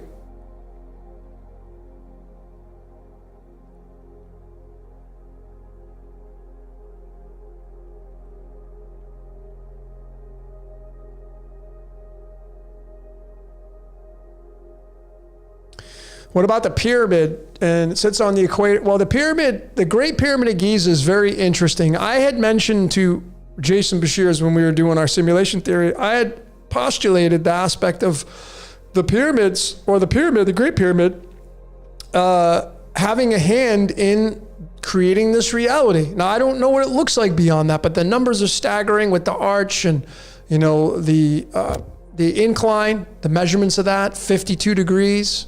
Tied to tellurium and earth, the slope. He claims that it's 138 feet long, or I don't want to misquote it, but he thinks it's 138. 138's tied to lanthanum. So if you just use alchemy with everything and you tie it, I broke down the Great Pyramid twice. I've broken it down. And through my research, it's tied to 60 and 61. If you add up the latitude, longitude of the Great Pyramid of Giza, 29 degrees and 29 and 31, 29 degrees north or south and 31 degrees east, it's going to give you 60. But there's a bleed over with the numbers. So it'll be 60 and 61. 60 and 61 is 121. And what element has a weight of 121? 51st element, antimony, the all-seeing eye, which the Egyptians supposedly built the pyramids, which is what the Eye of Horus came from. All right, that's tied to promethium as well. 61 being promethium, being tied to the golden ratio. And yeah, it's tied to the speed of light, but so is Lucifer. Check out my speed of light decoded. I actually have a part 2 coming out. Wasn't one of my most popular, but I got a part 2. That's how important the information is. Whoever needs to see it in their script will see it.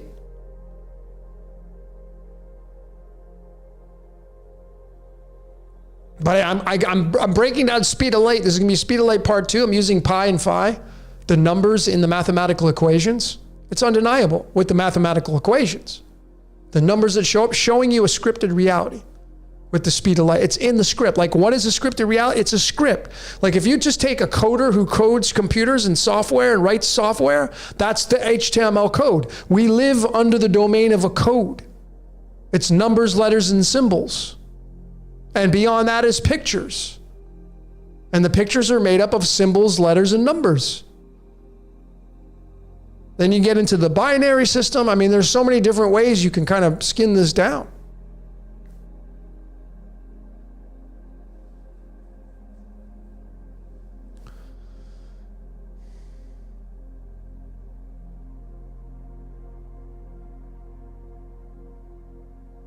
Chosen one meaning, okay, so Bruce is asking me, so your definition, chosen one meaning an elect person of divine favor. Well, I think, isn't that describe everybody here? I mean, do you think you're a chosen one? I bet the majority of you here, if we had a conversation, just chopping it up, and I'd be like, are you a chosen one? I'd be like, yeah, I'm chosen.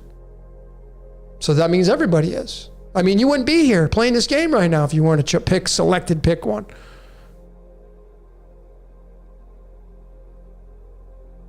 The way I see it is, and this is, you get into the Law 1 material, you get into the hidden hand and the interview. If you haven't read that book, it's pretty interesting. I'm not saying it's absolute, but in these contexts, what they say is that you're either going to be service to self, and this is the Law 1 material. You're either going to be service to self or you're going to be service to others. That's it. Okay? And if you're service to self, how dominant is that in your life? And what would the service of self be? Well, you would instantly and automatically link that to the dark side. Self is ego, identity. Like, I want 10 cars in my garage. I want to have 12 houses around the country. I want to just play the game. You know, I tell you, and I'm kind of bored of it now, but I started watching this show on Netflix called Billions from Showtime. And I started to get lost in the show a little bit. It's a great show. And what it's about a hedge fund guy who's a billionaire. And then he's doing some things to, get more wealthy. And then he's got the state's attorney going after him to try to take him down. And then the funny thing about it is that he's doing shady stuff. He's doing tampering with. So they end up, it's this cat and mouse game. And that show, when you start to watch it, you get kind of emotionally involved with it. You can start to see that that's the game trying to call you. If you resonate with that, you look at it, you see them driving in these cars, they're eating wherever they want, they're flying to concerts, they're in helicopters. It's like, imagine putting yourself in the shoes of that kind of person. Imagine having that lifestyle. Renting an apartment that's $25,000 a month. Buying a house in the Hamptons of New York, however, $100 million house, having the ability to do that. Do you know what level of consciousness you'd be at? So I'm starting to watch this show, and this guy, Bobby Axelrod, if you've seen the show, what is he doing to offset the ego and the identity? He's writing checks to the fire department. He's writing checks to charities. He's writing checks to being a humanitarian. He's being a philanthropist. So which is it? Are you doing good for the world or are you not? Well, in the context of the show, when you watch it and you get emotionally involved with it, he's doing both. He's paying into the identity, the ego of himself, but at the same time, he has the funds and the availability to start to help the world. So that's what he's doing. And then he's got the state's attorney guy who's trying to take him down, but he's doing these shady things. And this is how these organizations are run. Make no mistake about it. Yeah, there's good people. They're the good side, but then those get infiltrated. And then those are tainted. It's like a brand new car. You drive it off the lot. You don't worry about it breaking down. You got 150,000 miles on it now. You may think twice about taking it across the country. Same car, different outcome, different set of circumstances. So the show is really interesting.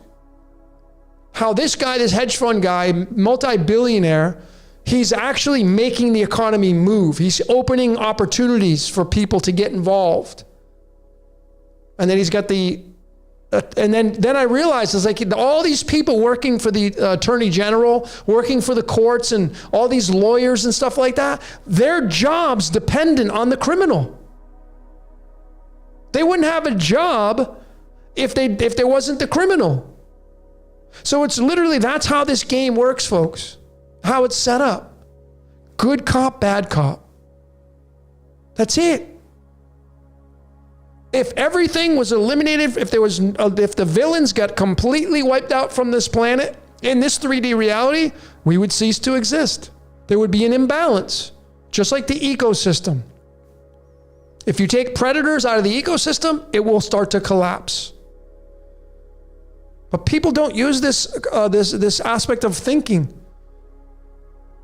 They're just not using critical thinking.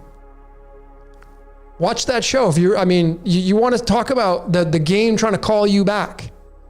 I'm a minimalist and I'm watching that game and I'm watching that show and I'm literally sitting there and, time goes by and I'm like, oh my God, I just sat through an hour and I'm totally engrossed in the show, playing myself through these characters. What do you think's doing that to us?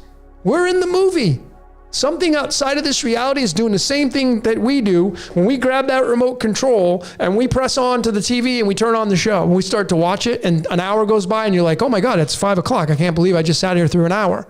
You got emotionally involved with those characters. That's exactly how this reality, we're in a big movie. And when you get emotionally involved with the characters, that's exactly what happens in the as above.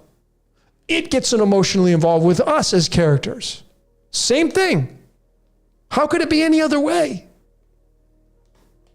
And there needs to be the dark side and the good side. There needs to be that in this reality. That's what happens with a movie. You always have that with movies. If you start to look at movies, you'll have an antagonist and a protagonist.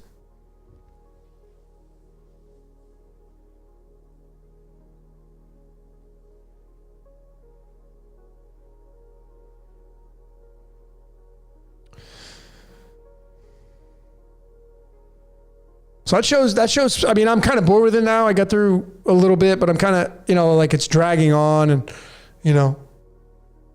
but it's an interesting show. It really showed me the contrast. It really, really showed me the contrast. And does that entice you to play the game at that level? If you could, if someone handed you the keys tomorrow to a multi-billion-dollar business, does that make you, does that excite you? Some of you, maybe it would. But the more you have, the more responsibilities you have, they become assets, yes, but then they become liabilities. And now you may have to look over it. When you simplify your life, pressure starts to come off. I'm not saying this is absolute for everybody, but when you become a minimalist, pressure goes away. And if you're like me, I don't like pressure. When you're under pressure as a human being, when you start to feel the squeeze, your personality will change. Guarantee it. If you start to feel the squeeze, personality change. If someone hacked your account and took all your money out of your account that you relied on to live on, fear would set in, and then you feel the squeeze, even though you may not even have the consciousness of knowing, well, I'll get it back, and you're I'll get it back. See, but you're so attached to that because that's what you need to live off of. You instantly and automatically move to fear mode, and you get angry, and you start to panic. That's the squeeze. Avoiding that. How do you avoid that? Well, you're susceptible to it, right? We're all susceptible to it. But the more you have in life, the more risk you will have of feeling that squeeze at some point. And even somebody that says, well, I'd rather have a lot of money than not a lot of money, I get it. There is a philosophical point to that. Because I can afford all the medical, right, okay, cool. But then there's the downside of that as well, the liabilities that come with that. So you're never going to, as Werner Erhard said in Landmark, you're never going to get happy. That's the truth of it. You'll never get happy. You may have bits of it. You'll chase it like it's a drug, but you will never get happy. People say, oh, if I have a baby, then I'll get happy. I just want to have a kid. And then they have the kid, and the kid's going through the terrible twos, and they're not sleeping, their hair's falling out, and it's a nightmare for them. What happened to the happiness? You're going to have bits of it. If you're on a roller coaster, if you're on a wave of happiness, ride it as long as you can. We don't get happy. We just ride little bits of happiness. Like if I get a new car, then I'll be happy. If I get a new job, then I'll be happy. And then over time, guess what time does? Time is Satan. It decays, it wears it down. And then 6 months later, everything has a honeymoon stage, by the way. You start a new job, the job's amazing. It has a honeymoon stage. It's exciting. You're going into work. Oh my God, it's my first day of work, my first week, my first month. You're crushing it. You're feeling good. Then you get settled in. You become a little complacent. 6 months goes by, a year goes by, and now you're taking off of work early. Someone calls you and say, hey, let's go celebrate St. Patrick's Day. And you're out if you just started a job, you're like, no, I'm going to go work. But then if you're a year, 2 years into the job, you're trying to find ways to go celebrate St. Patrick's. You're trying to find a way to get to the bar. It's so different. That's what time does to all of us. It makes happiness become nothing. It's so funny, man. This whole reality. That's why I say reality is a joke.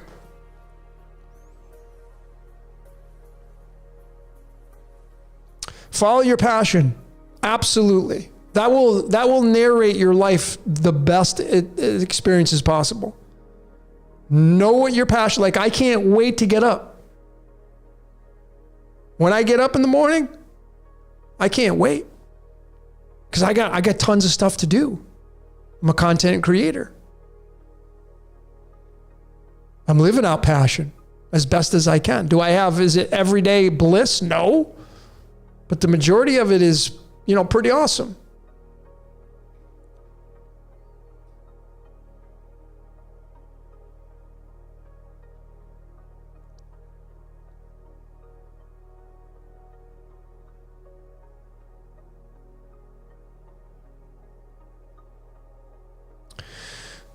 Max says, so if money goes and the stress goes, then people could live at a decent standard. I don't think money's going to go. I think there would have to be, this is just my opinion, I think there would have to be a drastic change in the consciousness overall of the human being experience for that to go away, because we are so programmed where we go, we do something and something is in return. We get an exchange. And that's really how energy works, by the way. Energy works off of, I do something for you, you give me something back. That's an exchange of energy. And I think, money is just a tool. Getting rid of money to me is like telling a carpenter he can't take his hammer to work anymore. Well, just use a rock. Just use the back end of a screwdriver to nail in those things on the wall. It doesn't work. We need to make peace with it. I mean, it's going to be a lot of people that are wealthy on the world stage if cryptocurrency goes where it's supposed to go. What do you think is going to happen with that? Well, there are going to be some people that will become philanthropists, true to the core. They will become humanitarians, true to the core. But then there will be some people who've never had money like that, and they will become rotten apples. That's what will happen. Causing the antagonist, protagonist at a different fractal in this reality.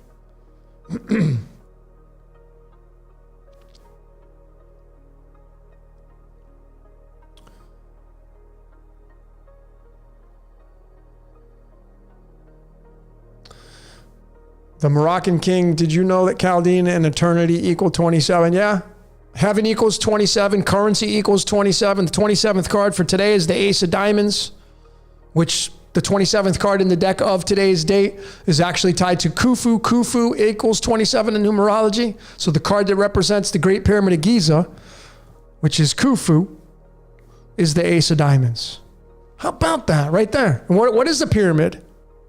It's right there on the card. What do you think the letter A is? And then the diamond is in the sacred geometry. It's the octahedron. Two tetrahedrons put together. One pyramid up, one pyramid down. This is today's card for What's Your Question 44. Sunday, October 6th, Ace of Diamonds.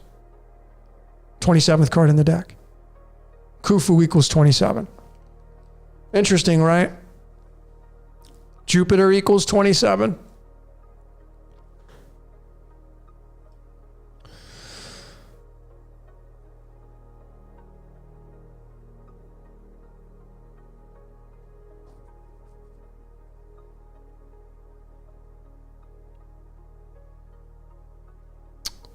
Max, you're a pretty interesting guy. I have a feeling that you don't like money at all, because I see a lot of your comments about the demise of money and not wanting it. Or so your comment is, don't need a monetary system or jobs. But that's how our reality works. The whole aspect of building something is to get a reward for it. How do you train a dog properly? How do you train it? You give it a reward.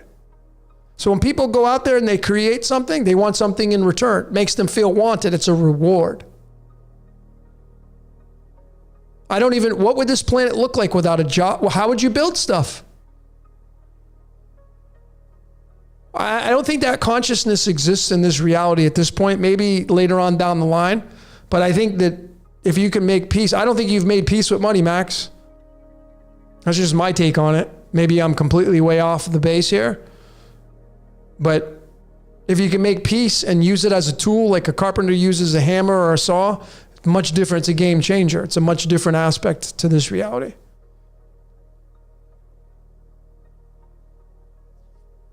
So I see some comments coming in. The middle path. Absolutely. The middle path. 51% service to others.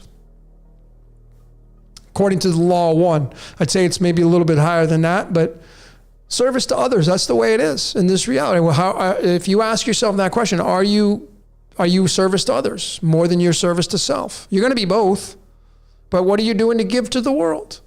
What are you doing to sacrifice your life a little bit to help the greater good of mankind? What are you doing for that? Most people on the world stage, they're not. They're just consumers, and they're too busy complaining about the dirty laundry. Not interested in making any changes because they're too interested in feeding the dirty laundry.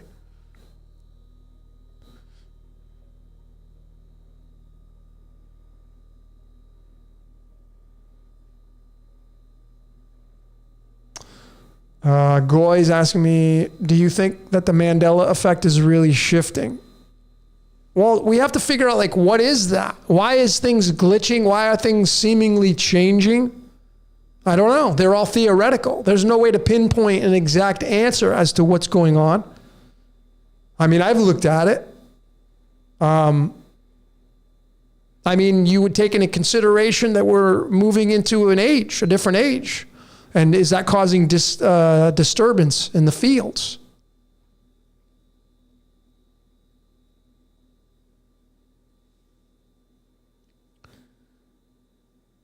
What do I know about the Bermuda Triangle? Well, just that it exists, and it's, it forms that triangle off the coast of Miami and through Bermuda. And supposedly some people say it's a portal. Some people say that it's a Stargate. I haven't really done much investigation into it. But there's not just that area. There's other areas in the world that kind of have a similarity to that, of what's going on with that. That one's the most famous, though. I mean, if you were to do the latitude, longitude, but you'd have to know the exact coordinates of where that triangle's made on the map. And I just don't have those. I don't know if anybody has those coordinates, because it has that where is that tetrahedron? If you place that tetrahedron over the Bermuda Triangle, what does it encompass? Like what is it attached to? I don't think you'd get the third point. I think you get the first 2 points, Florida, and then what is it? Is it Puerto Rico or Dominican or something? I don't know. And then it'd go up, but it'd be at sea, and we don't know the point of where that's at. If you were to get those 3 locations coordinate-wise, though, maybe you'd start to have a little bit more keys to figuring it out.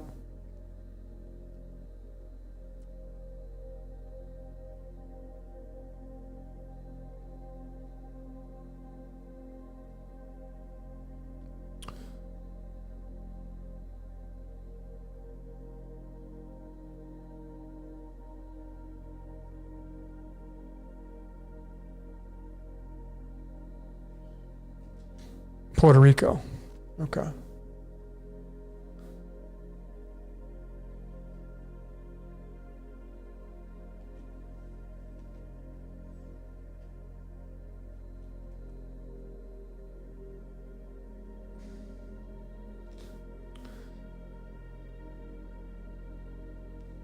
Yeah, we are writing history. The only thing that matters is in my opinion is the now moment.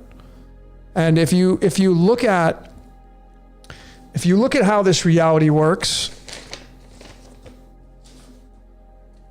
there's two torus fields. So you have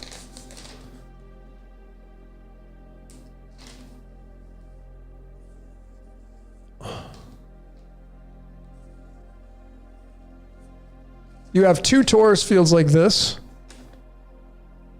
And when you bring them together, you now have an intersecting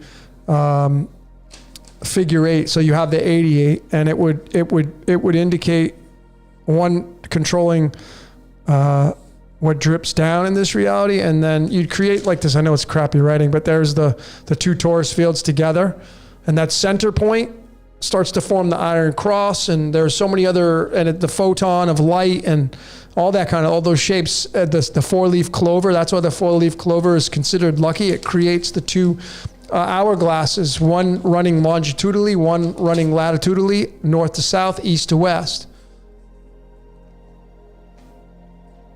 And do we ever get out? Life's a game. Do we ever get out of the game? That's the question. I guess we're all going to find out eventually.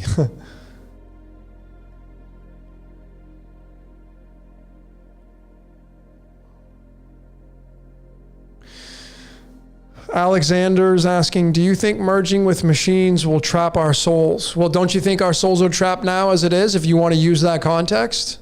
I mean, you're not going to get out of here until you die. Is there a soul inside of your avatar? I mean, that's the question I would throw at you. Anybody else resonating with that question? That's Alexander's asking. Do you think merging with machines will trap our souls? Well, then you need to define what does trap mean? A lot of people think that we're trapped here. Maybe. A lot of people think that we just get recycled back in the game and you're going to be into a different avatar. Maybe. You know, ladies and gentlemen, if you just take this concept of man and machine and you look at astrology, I've gone over this many times and I'll go over it again. But if astrology is got a huge hand in the machinations of how this reality works, and remember, if you just look at a timepiece, a watch, a really expensive one, so many moving parts in it. If you open up the back of it, there's little. That's the astronomy of the planetary spheres above us, or outside of us, or however that looks. And I'm not going to get into this ridiculousness of there's no such thing as space. Well, what do you think this is right here in between my hand? What do you think all this is right here? That my hands move, the space. So of course there's space. And if the people that saying there's nothing there, what is your brain at? What do you mean? Why would you think there's not anything beyond that? You think you just live inside of some aquarium? And there's nothing else beyond that? When you can, I mean, now people say, well, those things are projections. How are you to prove that? Plenty of amateur astronomers that show on YouTube their pictures of the I was just sitting at the beach last night. I went out to the beach last night. It was a beautiful night. I got my little chair. I put it in the beach and I put my feet in the water and I'm looking up. There's almost a full moon. We're going to that lunar eclipse on the 8th. And right next to the moon last night was the planet Jupiter. And then Saturn was off very faintly in the background. I mean, people say, well, the moon's just a hologram. How are you to prove that? How do you make sense of the phases? And then you take the astrology maps, how it moves through that. And then what are the stars? Why would they be fake? Anyways, The stars, to me, the astrological signs, that's the stargate. That's the eye looking down over you. If you go and look at the tarot card, the world card right here, there, if you just look at this as an eye looking down over us like this, it's a stargate, it's a portal. Okay? And I say, this is me saying it, I say it has a hand in ruling over us. It's a component of the watch. This is a gear. This round wreath is a gear of the cosmos. The planets, they move like this. When you open up the watch, that's what they do. These gears move. We live in a big timepiece. That's why Chronos is tied to chronographic watches. Father Time. And seemingly we're moving into, or we've already moved into the age of Aquarius. It's nothing like the age of Pisces. Not according to astrology. Now, if you're not a fan of astrology, well, then I guess you'd rely on something else to describe the narrative of what possibly could be. And it just may be, ladies and gentlemen, that the collective is what moves this world. So let's just say 1 + 1 = 2. The collective moves this world. What is the collective moving the world towards? So we have to take that into consideration. I'm not saying it's absolute, but we need to take that into consideration. But the age of Pisces was a mutable sign. Age of Aquarius is fixed. Pisces was a water sign. Aquarius is an air sign. It's much different. We're moving into the age of information. .www. Why was it the W? W is the 23rd letter. What is 23 tied to? The word crown, the word blood, the word history, the word Bitcoin. 23. And we have www. The age of Aquarius, the rise of the machines. Is this what we're moving towards as human beings? I'm saying it. Are we? I'm not saying it's absolute. But folks, astrology, man, the age of Aquarius is going to nothing be like the age of Pisces. Pisces represents the 2 fish. Aquarius doesn't have that. It has the information being poured out. What happens? What do you do with the information? You put it to good use. What do you put that information to good use to do? Well, I mean, folks, if the sun goes out, hypothetically, if let's just say the sun goes dark, then what are you going to do? Are you going to get mad? Are you going to get angry? Or are you just are you mentally prepared for anything at this point? Again, if the collective's moving, like think about this. Like these are the things I think about. The Holy Bible is a spell book, just like every other book. It's the most popular book on the world stage. So it's got to say in something, right? I'm not saying it's absolute. But because it's the most popular spell book and those spells have been casted over and over more than any of the other spells, that means it would be the dominant in the collective consciousness, right? We can agree upon that. If the collective is what moves this reality, well, then that's exactly the script that would be moving this reality. Now, you'd have to also take into consideration, like if you're somebody like, well, I don't follow the Bible, I follow the Quran. Or I don't follow the Quran, I follow the Upanishads. Okay, maybe you're creating your own fractal. And when it's time for the game to reset like it always does, in my opinion, maybe you'll move into that consciousness. And we're going to be talking about this, me and Bashir's Archaics again. I'm going to be bringing up the collective. He says, like, don't fear the mainstream and the collective. You ain't moving it. It's too big. Too many people are involved. Too many minds attached to it. But what if your collective is all that matters? Your mind. And Jason says, his opinion is, don't be afraid. I second that. And he's like, well, you're going to be the one that won't have to go through that. That's what he says. Whatever the collective is going to go through, well, that's what they're going to have to endure. That's what they're going to have to go through. Well, again, that's his opinion. But if you look at what Hollywood's saying, if you and the movies and what shapes and moves this reality, music, and all of us are in bed with that because we, folks, it's inescapable. And anybody here that says, well, I don't watch TV anymore. Yeah, but you're on your computer all the time. You're on your phone. Unless you're living in the sticks and you go to the bathroom with a flashlight, you are part of the collective. It's inescapable.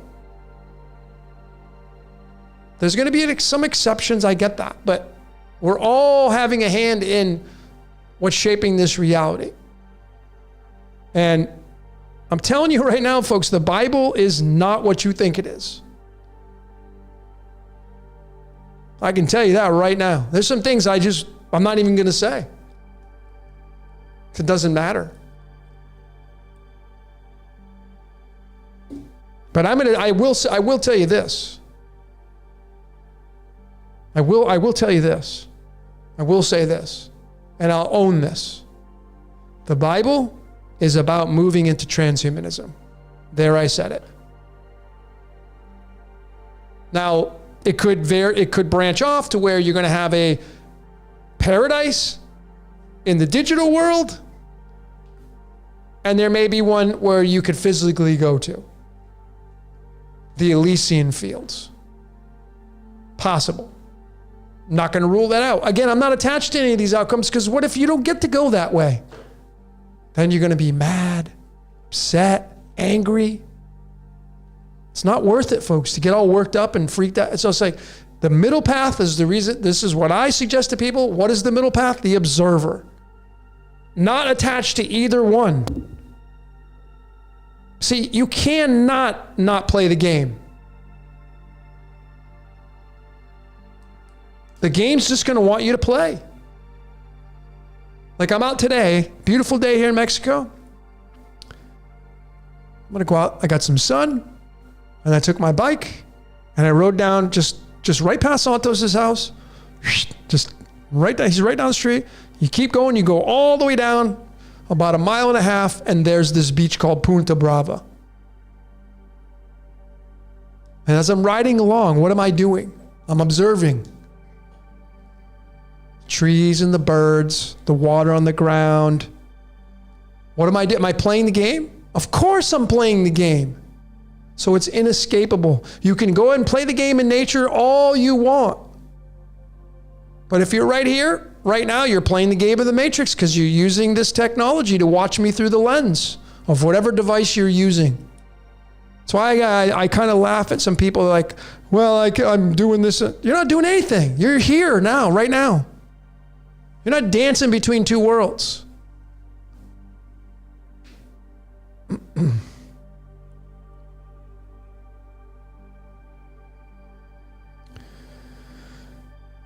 So that's kind of where I'm at with my mindset right now is that,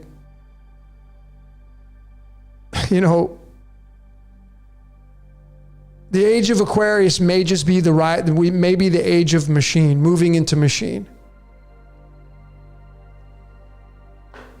That just may be where we're going. And the question is, are we going to have a choice of whether or not to do that? Well, I guess we're going to find out, right? I guess we're going to find out. And then you can make your decision if you're given that and presented that choice. But I have a feeling that, again, you look at, the new heaven and the new earth in Revelation, you look at it through the tarot, and there it is. Revelation is this card right here. Celebration.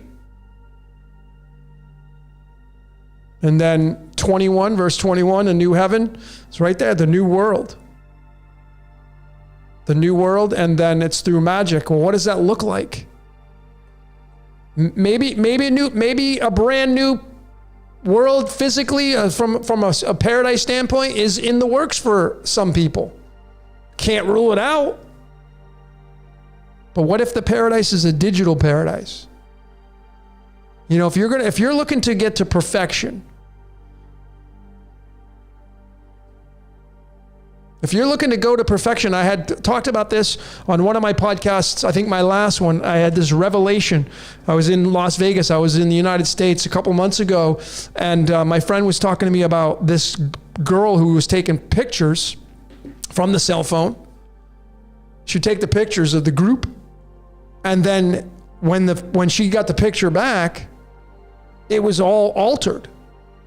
It was altered. You know, you could put, people are all obsessed with these filters. Make it, you know, make their waist a little smaller, taking the freckles off. What are you doing? You're doing the best you can to make yourself perfect. You can't, folks, you can go to as many plastic surgeons as you want. At some point, age is going to catch up and you will not be able to utilize a plastic surgeon anymore to keep yourself looking young, to keep your skin from sagging, to keep the age spots. It's inevitable. You will reach that point of no return, but not with the device. Not if I take a photo and I can make anybody look like anything at any time. And it's perfect. You can get to that level of perfection. Digital paradise. So is that what we're moving towards? If you follow astrology, the age of Aquarius, the information age, the technology age, Aquarius is ruled by Uranus. I know the ancient stuff's going to be Saturn, but ever since Uranus got discovered, Uranus is the father of Aquarius. Uranus is the father of technology. Uranus is the father of Saturn. Uranus sits on 97-degree axis on purpose because it's known as the eccentric one. Not following anybody's rules and regulations. Trailblazer. Uranus. And it may just be, as I showed in my MK Ultra, decoded. That may be exactly what's running this reality. And we're all being MK Ultra'd. There doesn't have to be an experiment on mankind and saying, well, they were MK Ultra'd. Okay, great. How about the entire man? How about all of mankind is being MK Ultra'd? How about that? Then what? Now what are you going to do about it? Nothing you could do.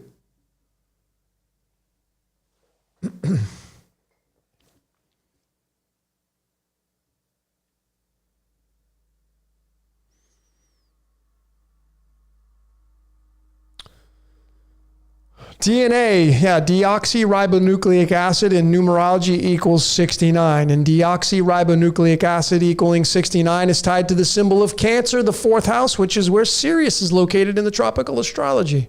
Are you serious? Yeah.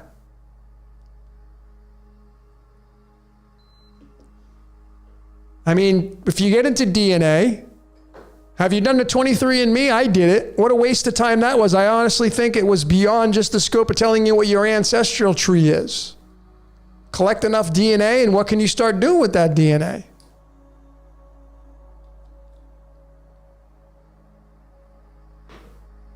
Folks, if you get into my truncated icosahedron decoded, the last one I put out, which not many of you watched. I get it. It's not a hot topic. But in there, I mean, the buckyball, the Buckminster Fullerene ball, the carbon 60, tied to nanotechnology.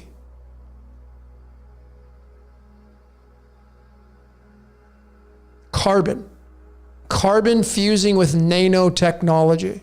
What is that a recipe for?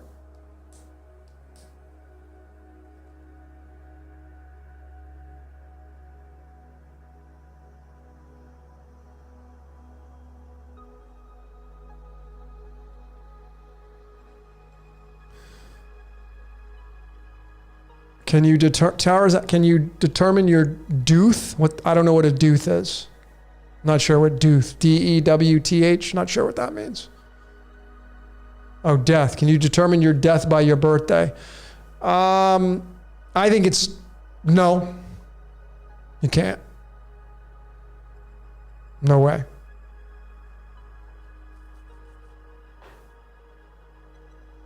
So, I mean, astrology, if you checked out my scripted reality part 3, was it 3? Yeah, part 3.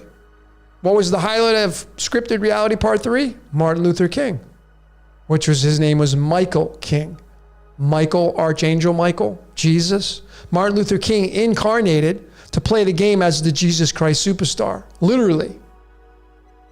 He came in to do the reforming, and he came in to do this and do that and bring religion into the, and he was doing his job. Guess what? His script says he was to get taken out. His astrology said exactly that. I showed it in this astrology chart on his assassination date. Before that guy ever came out of the womb, when he was a child, you could look at his astrology chart.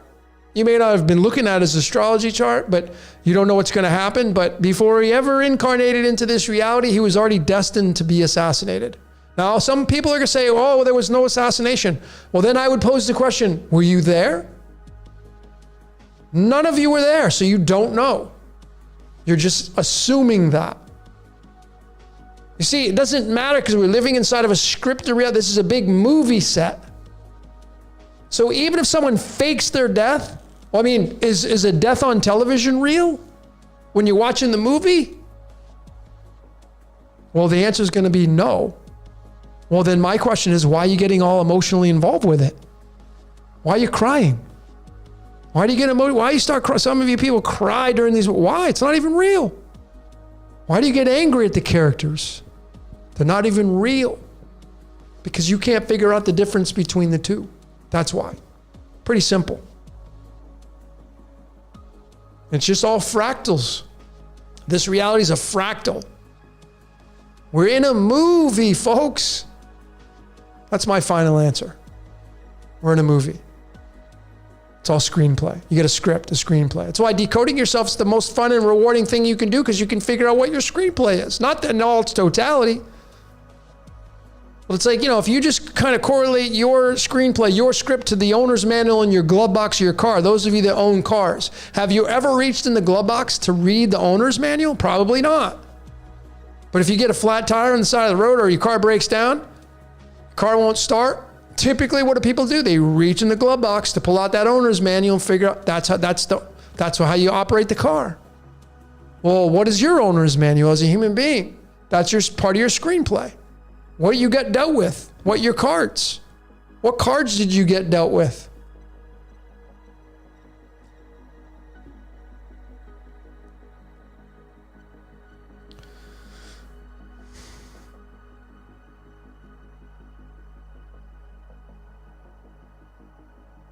But no, I don't think you can decode your date of death. I don't think that's possible. I mean, they say in astrology that, if you have Saturn in the 8th house, you're going to live a long life because Saturn is father time. The 8th house represents death and regeneration. But that's just a guess. I'm sure there's been people that had Saturn in their 8th house and they didn't die. They didn't live a long life. So you can't just rely on one. That's why people say, well, what's my soulmate? What's my twin flame? Well, there's so many layers to that. How about just taking that out? Forget about all that nonsense. How about the fact that anybody you end up getting involved with, you were supposed to? How about that? That alleviates so many burdens. Then you can realize you're just along for the ride and you can have fun. Because if you get into a relationship, why are we like, oh, this is the one. He's the one, she's the one. Oh my God, I've never taken anybody to meet my parents. And then a year later, you're freaking having to get a restraining order. What happened? What happened? See, if you just alleviate the burden of is it the one? It's the one right now. Just ride that wave. You never know what's going to last. And then being conscious of the wave and realizing if you ever get into a point in a relationship where you want to walk away, do it with dignity. Do it with realizing I'm not going to cause chaos and harm to the other person. This is the best scenario for both of us. If you feel like you want to work it out, then work it out. I'm all about the easiest path. I know some of you are well, it takes sacrifice, and why would it take sacrifice? In all its totality. If you understand how somebody shows up and you accept them for exactly the way they are and not try to change them, do you realize that's a game changer in relationships? But that's not this way that we've been programmed. It's not the way people are programmed. People are programmed to like, I don't like the way you do that. You should change that. Well, who asked you? Just because you think you're my partner, you know best. Like you do you. People always want to change other people. It's amazing. It's just funny, man. If you think about relationships, it's just a damn joke. Go check out the show on Netflix called The Good Place. Amazing show. The Good Place. Big shout out. Ted Danson and company. Funny. And the director, Michael Schur, who created the show. It's just a funny show. Go check that out.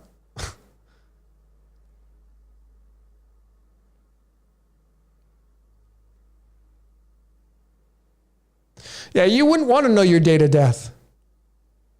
Because you know what would happen? You'd start to freak out.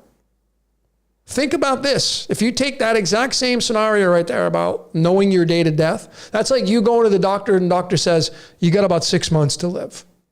And now instantly and automatically, not only do you move into a state of fear and you raise your cortisol levels and you get stressed out and you start to move in decay a lot quicker, but now you wrap your whole entire life around that 6 months. It's like going on vacation. You booked a vacation, you spend money on the hotel, and somebody calls you up and say, hey, you want to get together next weekend? I can't. I spent $5,000 on this vacation. The vacation dictates your life at that point. Same thing with knowing you're going to die.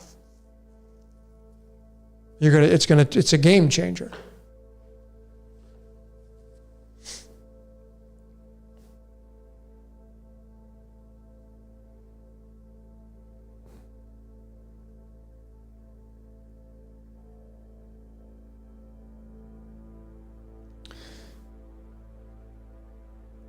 Any decodes for November 20th?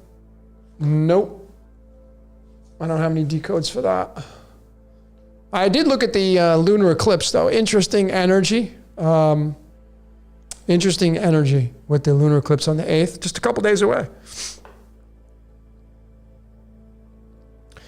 Max is asking, have I considered using scene numbers in movies in reference to decoding? I have used the timestamps.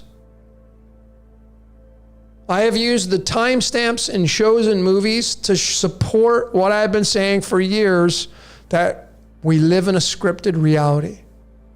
Because when you get that finite with these observations, when you're looking at timestamps in shows and movies, and I'm not talking about the ending timestamps, like getting the movie to come out exactly at a certain time. As I have said to all of the audience that watches my Decode Your Reality channel, I do not edit my videos, like chop a little bit piece here, or everything is all improv, and everything is done exactly the way it's supposed to be. I don't need to change or alter anything. I flow pretty good. I got it down pat, but I don't try to add on. I'm not looking at the timer on how long the video's been going. I hit record. I start to talk into this is it. This is exactly the same setup I use to do my recordings, except that I'm got my screen in front of me and I got my mouse in my hand and I'm, doing the cursor thing and I'm looking at my graphics. I create my graphics. I set them all up. I do my introductions that have music and video before them. Those are set up before I actually do the presentation to get myself in tune with the music that I'm going to use. But I don't look at how long that time is going to be. The introductions, sometimes they're a minute, minute and a half, 2 minutes, whatever. I don't look at any of these numbers. And I certainly don't look at the clock to see how long my presentations are. When it ends and I hit end recording and then I go back in and then I add in the background music to get it in sync, that's the only thing I do. And then I add in the little things that highlight which topics we're going to have, these little bells and whistles I add in. That's it. But as I have said, ladies and gentlemen, with all that I just told you, and you look at the timestamps of my videos, it's ridiculous. The numbers they're linked to. I mean, the MK Ultra video. Let me just see here. I think it was 59. Let me just double check.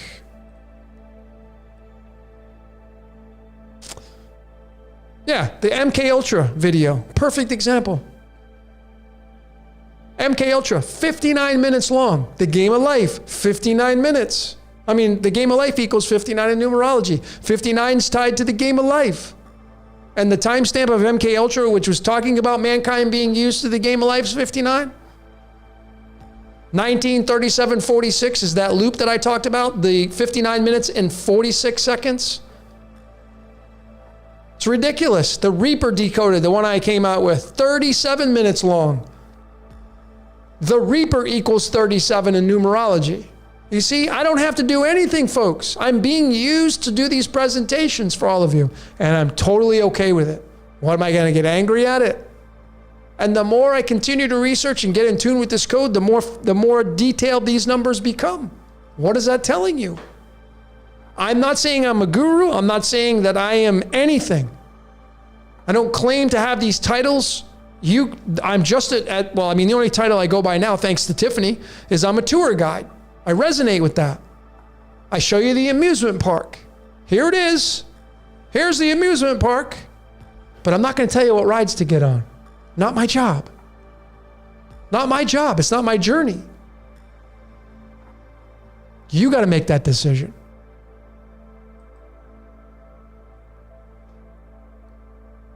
But I can look at, going back to your question, Max, I can look at timestamps in movies and shows. When they're like I've observed when certain advertisements come on, certain background images come on, or words come on, or symbols come on, and they look at the timestamp, it just gets ridiculous because I know what I'm looking for. I've memorized the cards, the numbers, primes attached to that, alchemy. See, I've done the work. I've been doing this for a long time, day in and day out, grinding and grinding and grinding. And now I'm in tune with the code. And as I say, when you observe the code long enough, the code starts to observe you back. That's why I think it's kind of like, if you use me as that example, do the people that have consciousness at the level of consciousness that you have or I have, do they have to do anything on purpose? Or do they just do it and just ends up syncing up that way? Now, you got to make that determination.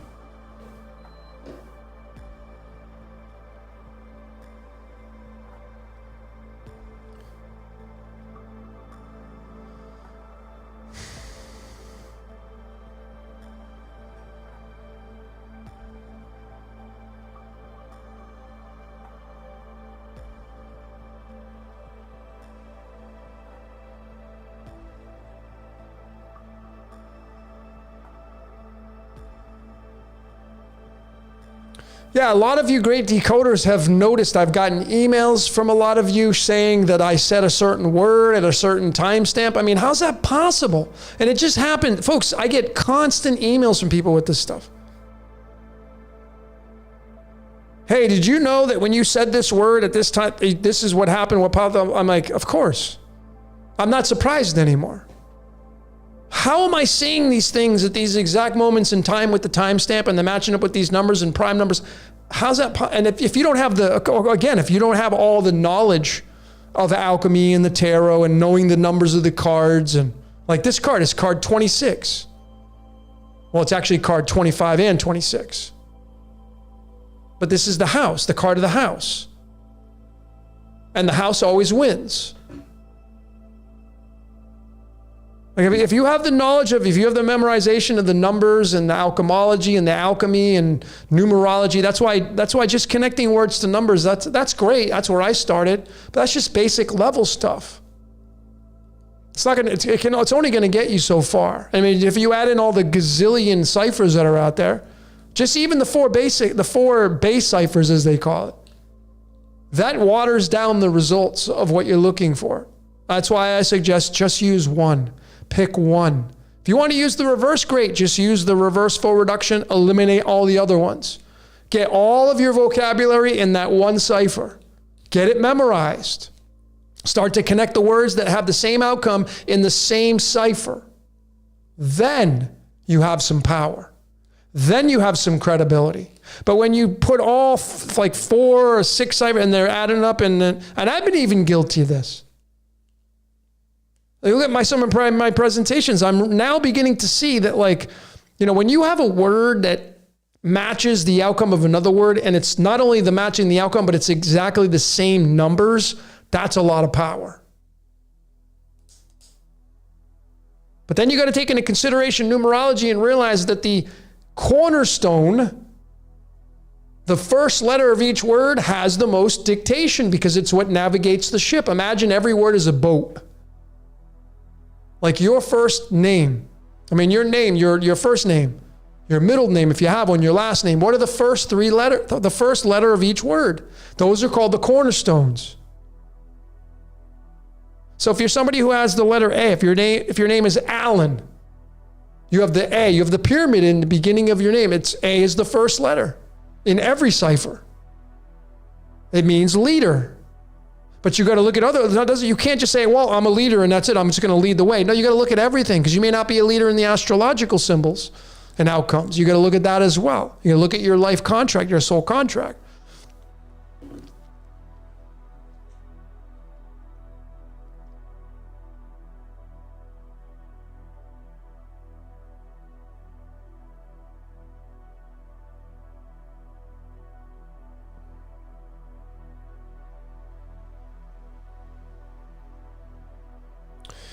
JS asked the question, if everything is scripted, can we predict lottery numbers? I have yet to see anybody do it. So if you can find somebody that's done that, I'd love to hear from you. Send me an email, decodeyourreality@gmail.com, just for fun, just for shits and giggles. Not that I would be doing it.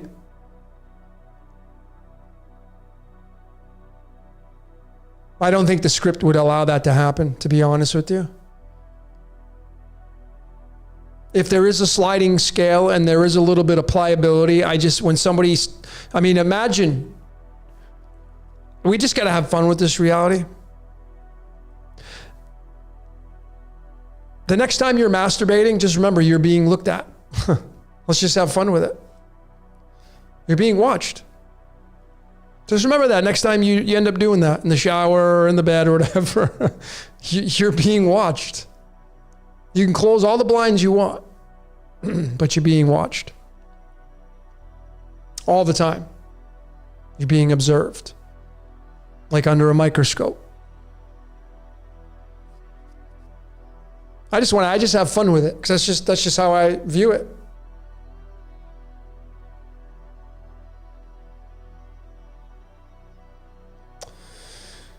Wireless Plum is asking, how do you think we leave the game, or is it just the law of one in service to others? Well, I mean, I'm 50-50. I'm not going to give you a direct answer for that because of the amount of research that I put into decoding reality and the conclusions that I've come to. So one side of me, and you've checked out my Prison Planet series, I showed, especially in my number 2, I was very vulnerable. I broke down my family. I showed you how scripted my reality is and why I'm supposed to be doing this work with support on that. Why I'm supposed to be doing this work, because it's written in my script. And I said in my Prison Planet series that if there is a way out, it'll be, in my opinion, through the middle path. I mean, the word middle in numerology is 21. And here's the 21st card in the deck. The word middle is 21. The word enter is 21. You enter the game. The middle path is perhaps the entrance. Like when you come into this world, you come in neutral. When you pop out of that womb as a baby, you come in neutral. You don't know what evil is. You don't know what a candy bar tastes like. You don't know what it feels like to fall in love. You don't know shit. You come in naked. Your mind is just completely virginized. And instantly and automatically, as soon as you come into this world, you start to get programmed. And that programming, I say, is part of your screenplay, part of your script. If you believe everything happens for a reason, well, what does that mean to you? If everything happens for a reason, that means it's got to be part of the predestined script. So if you enter in naked, I say you got to kind of leave naked. What does that mean? Well, eliminating a lot of the beliefs and things things that you've adopted. So I'm saying, like, is religion necessary to win the game of life? Well, is it for you? Do you think you need to put like, if you just look at the Jesus Christ character, if there was no such thing as Jesus, do you think the world would just be complete chaos? Do you think people would just hate each other? No. No, people would be loving still. It would be a different perspective on life. Why do people need to put their faith in something that they don't really know anything about? That energy's going somewhere. Something's getting that energy, folks. That's how this reality works, on energy exchange. And then now the big question is, who set that energy up? Well, no one knows for sure. Everybody just guesses. Well, I'm not that guy who wants to take a chance. Too risky, if there is such a thing. So I'm just going to be the best person I can. Take care of my temple. Help as many people as I can along the way. Be a good person. And call it a day. And when I look at the other things on the world stage, I'm the observer, the middle path, becoming naked, realizing that if I want to jump into the game and to play the game heavily, you got to pick a side. And you're going to play both sides. Really, you're going to be this mutt on the world stage. If you want to jump, like Billions, like I said, if you want to watch a really cool show about, like, really heavily playing the game into the Matrix, watch that show. You'll get engrossed with the characters and you'll realize, like, holy shit, man. I mean, imagine being that life, Bobby Axelrod. Waking up and never having to worry about anything money-wise, but then having all this stress about the liabilities and having to take care. But that's the game. But do you want to go to that level? There are many people in this world that actually have that avatar right now. Maybe that's what the reality is for whatever's controlling this reality. It's like, well, you know what? I want to go be Bobby Axelrod. So I'm going to go play him. Because that's a pretty powerful character. I mean, if you start to look at this reality like they're characters, like when you pick up a remote control and you're playing a video game and you become the character, you want to become the powerful character, right? You want to defeat the boss. Whatever the objective is of the game.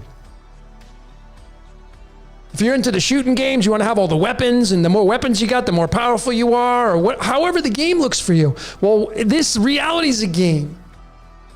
That's what I say.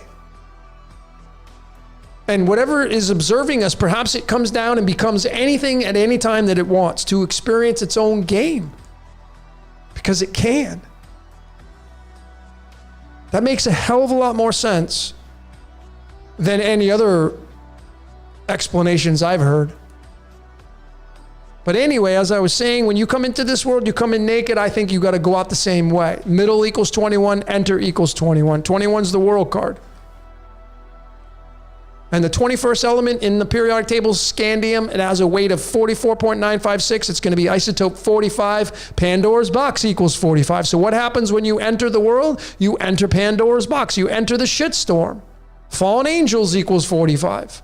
That's the element rhodium. And rhodium comes from the Greek word rhodon. And rhodon in numerology is 30. And the word demiurge equals 30. The word role play equals 30. In the same cipher. So if there's a way to get out of this game, folks, it's not playing it. And it's tough to do. So I think that, ultimately, like, how do you get close? Become a minimalist. I'm not saying everybody, I am having the time of my life right now. But like, if you go in and you start to become a Bobby Axelrod, you become like this huge player on the world stage, and the chances of you actually going towards layers of deceit and the lower chakras is very high, because you're going to have more what they call temptation. If you just sit in the middle and you observe both sides, like if you go to a football game and you're watching the offense and defense and you don't care who wins, that's really not how this reality works. When people pay for a ticket to go watch a sports, especially football or baseball, And like people that went to the World Series in Houston just the other day at the game number 6, when you bought a ticket to go to that park to watch the Houston Astros play the Philadelphia Phillies, you're picking a team to win. You don't just go to the game and it's like, I don't really care who wins. Come on. There's going to be exceptions, yes. The majority of people that go to those games, they're picking a team to win. They'll get emotionally involved with that team. That's playing the game. But if you can go to a game and we'll show up and be like, you know what, I just want to see some home runs and I want to see some good plays and I don't really care. But that's not how this reality works. This reality works off of like when you sit down and watch a movie, you know what gets good you know how actors and actresses get good? When people get emotionally involved with them. That's what determines whether or not that person's acting good. They get you. If you're hated, they got you. If you're loved, they got you. If you don't get either emotional response, you didn't do a good job in acting. So I feel like the way to get out of this game, if there is this possibility, is to become the great observer. You become the great observer. And you're like, you know what? Like, and you realize it's not pointing fingers and labeling things and judging things, especially that stuff. That's off limits. Because now you're pointing, you're giving it energy. But if you could just look at that energy, if you can just turn on CNN, turn on a news station, and realize it's a movie playing in front of your eyes. It's a movie. You look at life way different than you look at it right now. But the majority of people cannot do that. They'll go on to these news stations and they'll instantly and automatically be emotionally involved into fear-based, because that's mostly what these news stations project. Fear-based. And fear, out of the two emotions of love and fear, fear's the dominant energy. Because what does love do? Gets you complacent. It gets you lazy. I mean, a lot of you that are in relationships, you're single and you're really fit and you're on the market. I'm on the market. I'm going to go out. I'm going to start dating. I'm going to put myself out there. You're on Tinder and you're swiping and you're on the market. And you're fit and you're healthy. And then you find somebody and you get married. And then 2 years go by, 3 years go by, you put on 50 pounds. You stop working out. How did that happen? Because you don't need to impress anybody anymore. You get complacent. So love, as beautiful as it is, and I'm not poo-pooing on it, it has its downside to it. Fear is the dominant energy on the world stage. That's what moves people. That's what moves you. Not having enough, you get into fear mode. Now you're like, oh, I got to get this sale done. I got to get this sale. If I don't get the sale, I'm not going to be able to pay my rent. Fear mode. So it's fear is what drives this reality, not love.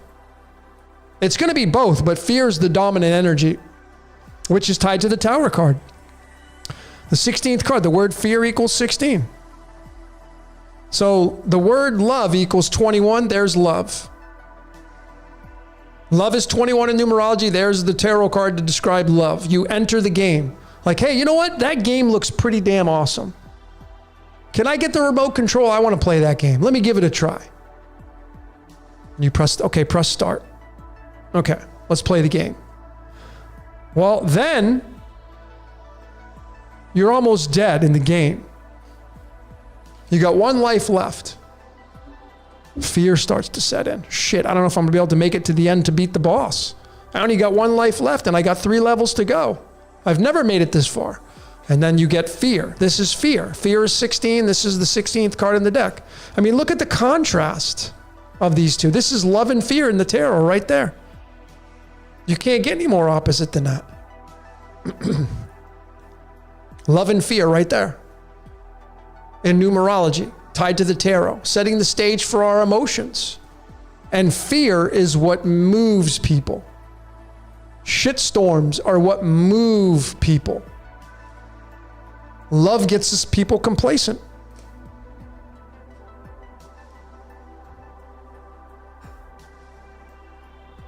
So my long ass answer, my rant to Wireless Plum, who's asking me, do I think we leave the game? It's possible, but I don't think it's as easy as everybody thinks. But I'm saying is that if it is possible, I say you better make damn sure you're checking things off the list. Got to check that box. Am I being more service to others? Check. What am I doing in my spare time to help the world out? Check. Am I judging things? Well, I'm trying not to. I'm doing my best. Check. Am I realizing that this is a big movie? Check. Check, check. You got to check all these things off the boxes. And then there's the other side of me, the 50% that thinks you're never going to get out of the game. You're never going to get out. A lot of these movies and shows, that's what they portray. Now, I'm not saying they're all true, of course, because we can't just leave it at that. But a lot of the research that I've done supports that the only thing you do is either level up or level down in this reality. So, really what goes into both of these models, if these are the two models that are possibilities, and there's going to be other ones, maybe you have one, it seems that you need to check things off the list, either to get out of this game or to level up or level down. I'm doing it because I want to. I'm not doing it because I'm afraid. I'm not letting fear push me to do these things, by the way. I'm being neutral. I'm being the observer. I'm being slightly alkaline, slightly love. I'm doing it because I love people. I love animals. I love helping people. I love seeing people happy and satisfied and having the greatest experience of their life. That's what drives me. I'm not doing it to try to get one over on people. I'm not doing it. My strategy is not to get one over on people. I'm not building this channel to get one over past you. I didn't build this channel to brainwash you. I put in my videos the disclaimer on before almost every one. So I make it very transparent. All right, that was my long ass rant, man. Whoo. You'd have to become a monk to leave the game. That's what Dragonfly says. Okay, so this is a great topic right here, because I've thought about this. Could you do it? Could you become a monk? And the thing is that I will bet my life that if I were to go to a monastery right now, where a whole bunch of monks lived, and I got to interview each one by one, and I got to give them truth serum before we started, or hook them up to a lie detector test, and my one question would be, are you happy where you're at right now, living out the lifestyle you're living? I will bet that there will be some that will say no. I guarantee it. So, why are you here then? That would be the question. Well, why are you doing it? That'd be my next question. Why are you here? Why are you a monk? A lot of different answers you'd get. So the question would be, like, if you think the way to win the game is to be a monk and to cleanse yourself and go sit under a tree and get naked and walk around and, you know, be like this guru, if you think that's the way to win the game, could you do it? I mean, where you're at right now, all of you right now, a lot of you, the majority of you, if you're being authentic with yourself, you couldn't live without this. You couldn't live without your technology. You couldn't live without your shows, being entertained. And if you took away all the electronics, you couldn't live without going out to the bar. You couldn't live without going to have a few drinks with the fellas. You couldn't live without sitting down and have a poker game with the girls. Whatever. You see, in order to be a monk, folks, and wear the orange jumpsuit and shave your head, and I'm just being kind of fun with this stuff right here, takes a super amount of dedication. I mean, if that's the requisite to leave this place, you would literally eliminate everything that's fun. Could you do it? I can honestly and authentically tell all of you right here, not for me. So if it's not for me, and I feel like I'm on the right track here, then there's got to be more than one track to get to salvation, if you want to call it salvation.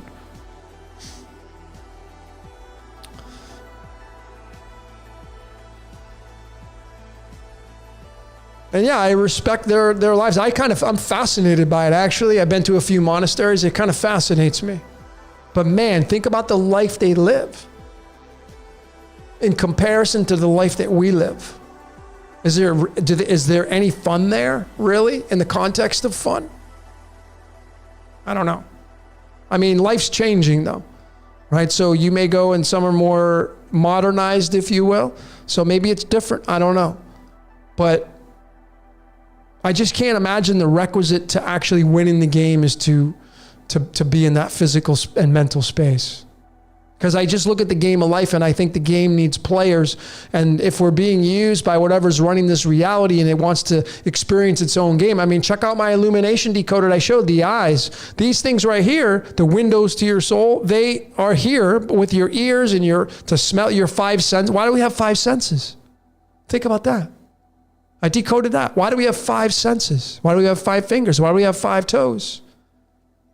5 is the busiest number in all numerology. 5. 23, the royal star of the lion reduces down to the 5. A pyramid. It's got the base, 4 sides, and then the tip of the pyramid. 5. 5. 4 points and then 1 at the top. 5. If I take this pyramid and I put it over the top of my dial pad or my phone, guess what number is going to be in the middle? 5. 5 is the only number that looks like the letter S. S is the 19th letter. 19 is tied to the word master in numerology. 19 is tied to the sun. The sun starts to learn S. And in astrology, the 5th house of astrology, ruled by Leo, guess what planet rules it? The sun. In Chinese, it's going to be the dragon, the most revered animal in all of Chinese culture. And what is the dragon in the shape of? The S. It's the S, the sine wave, the sine and cosine wave that make up electromagnetism. Then you get into physics. It just goes on and on and on.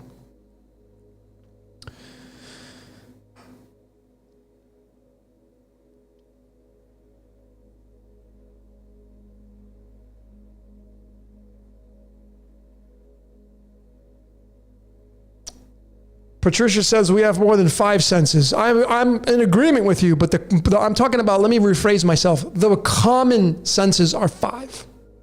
That's the most common. So that's what I was referring to. Sight, seeing things, smelling things, hearing things, touching things. You know, the 5 senses, those are the ones I'm talking about.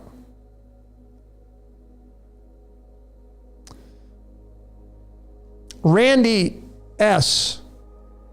has left a great comment that I want to talk about. He says, leave this place and go where? Exactly. Where the hell are you going to go?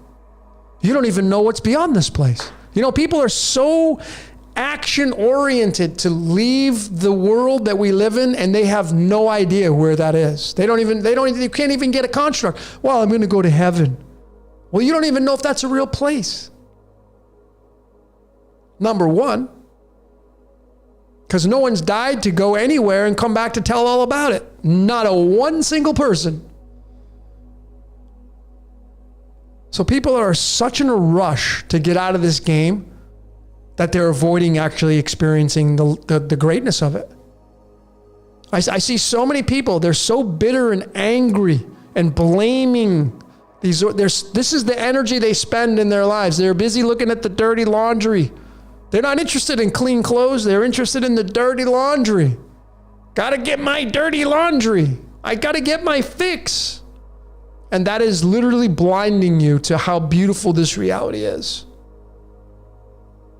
Because this reality has a blend of both. It's got the nasty, gnarly, disgusting things. But on the opposite end, it has the beautiful things that we can all partake in, the loving, beautiful things, the bliss. And people are so anxious and the reason why they want to leave this place, you know why? Because their life sucks. Why does their life suck? Because they're interested and invested in a heavy amount of dirty laundry. That's why. And there's going to be exceptions. Maybe they had a shitty code. Maybe. Like, I ponder that. I'm like, why did they get that code? Some people got some pretty hard codes to live by. And the only logical explanation, ladies and gentlemen, that I can come up with is maybe in their past life, they had a shitty life. They did some bad stuff. They didn't level up. Maybe, just maybe.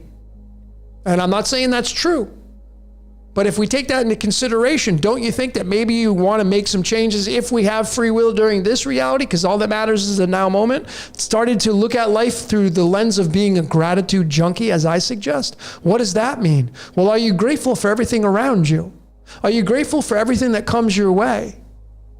The things that teach you, the things that allow you to learn. Are you grateful for, having food in your belly? Are you grateful for even watching this transmission? I mean, imagine you didn't have access to YouTube and you couldn't watch this transmission or your favorite transmission. Are you grateful for that? Do you give gratitude for that? Most of you that have followed this channel, you know how I am, a gratitude junkie. What is a gratitude junkie? Giving great gratitude towards everything in your life. When you're brushing your teeth, and I use this as an example. When you're brushing your teeth, are you really brushing your teeth? When you brush your teeth tonight, how about giving thanks to your teeth? Because those teeth, they've chewed food for your entire life. And without your teeth, you wouldn't be enjoying the food that you eat because you need them to break down the food. When your belly's nice and full, thanks, digestion.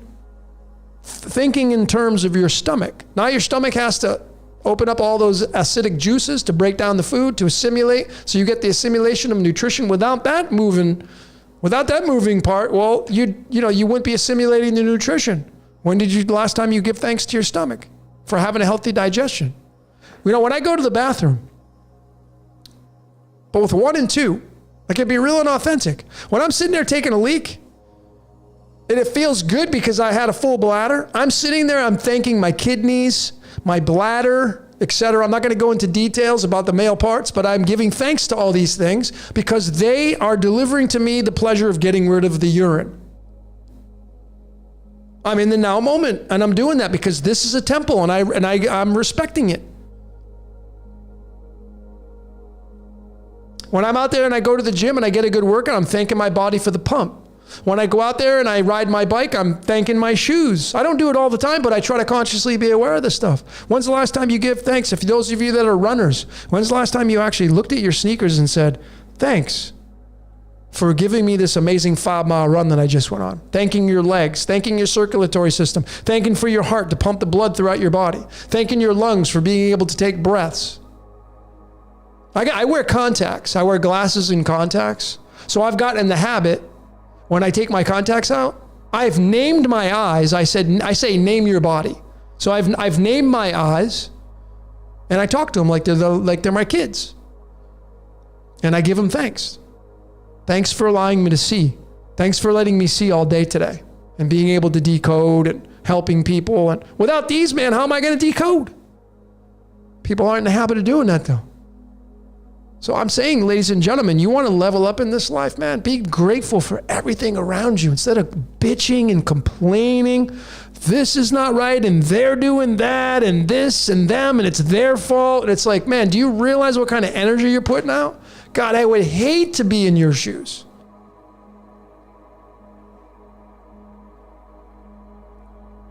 Gratitude junkies is where it's at, folks.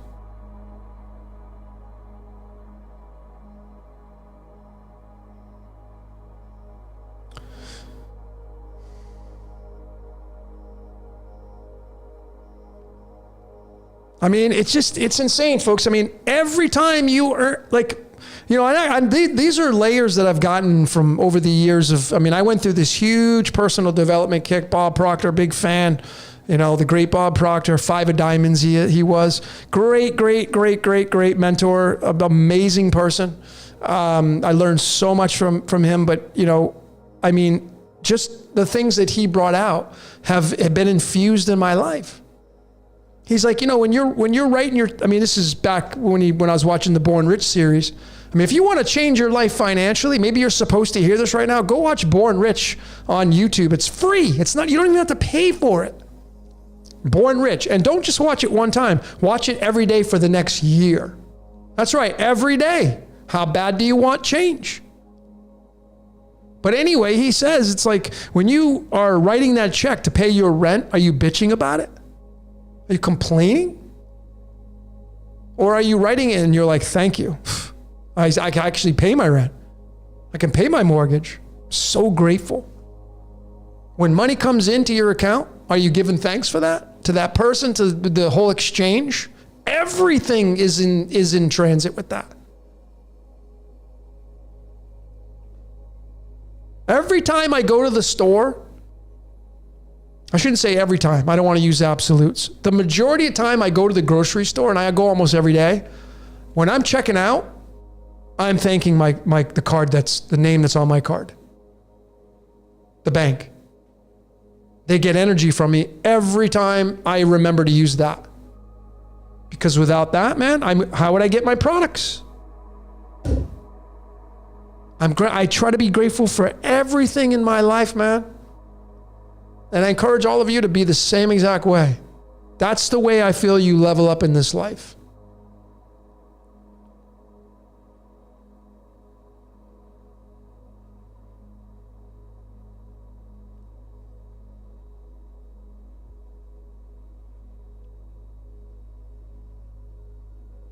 I smoke grade A gratitude every day. That's pretty awesome.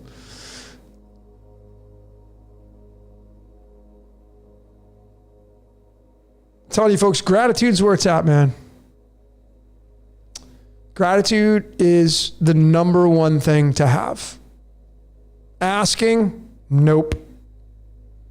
Like praying and like, if you're going to pray, just give gratitude.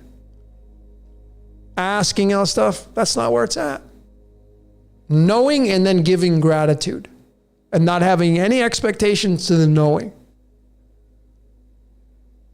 But you can get in the level of consciousness to give great gratitude. I mean, I'm mopping my floor today. Like I do my Cinderella duties on Sunday, right? Mop my floor. I'm giving thanks to my mop head. Making sure I don't hit the ants. Because I got ants in my place, man. I can't get rid of them, so I'm not going to put ant traps out and kill them. That'd be stone cold killing. So I deal with it. And I'm watching out. I don't kill any ants when I'm mopping. That's the level of consciousness I wish human beings would be on. But they're not. And that's why this world is the way it is. But I don't really look at other people's lives like, I need to be me. You need to be you. It starts with you. The change starts with you. Treating this like it's a temple, rule number one. And then being grateful for everything about this temple. Not in those order. But these are all factors that I wish everybody here would take into consideration, get in the habit of doing. When you wake up in the morning, give thanks to your pillow. Give thanks to your air conditioner for giving you that nice cold night's sleep while it's super hot outside and muggy and humid. Giving thanks to your blankets. Giving thanks to your mattress.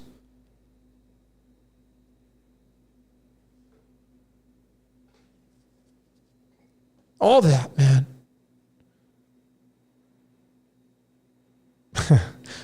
Giving thanks to your liver when you're drinking a beer. And that's right. The liver is the organ that takes the most beating out of anything else. When's the last time you detoxed it? Just some dandelion root works really good.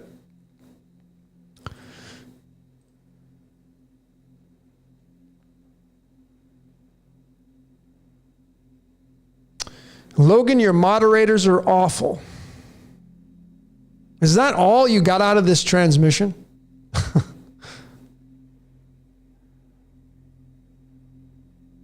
Anima.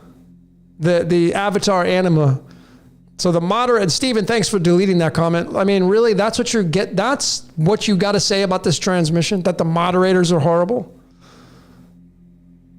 Is that a complaint? Yes. Is that how your life is based around, is complaints? I get people all the time like, your music's too loud, your intro's too long. It's like, man, do you go to a concert and tell them, hey, you know what? Your drum solo was a little too long. You think you can make some changes to that? Or, hey, the way you sang that, I didn't like the way you sang that. Well, too bad, man. You came to my concert. It's just, I don't, people are just in that. People love complaining. People love complaining, man. People are in the habit of complaining.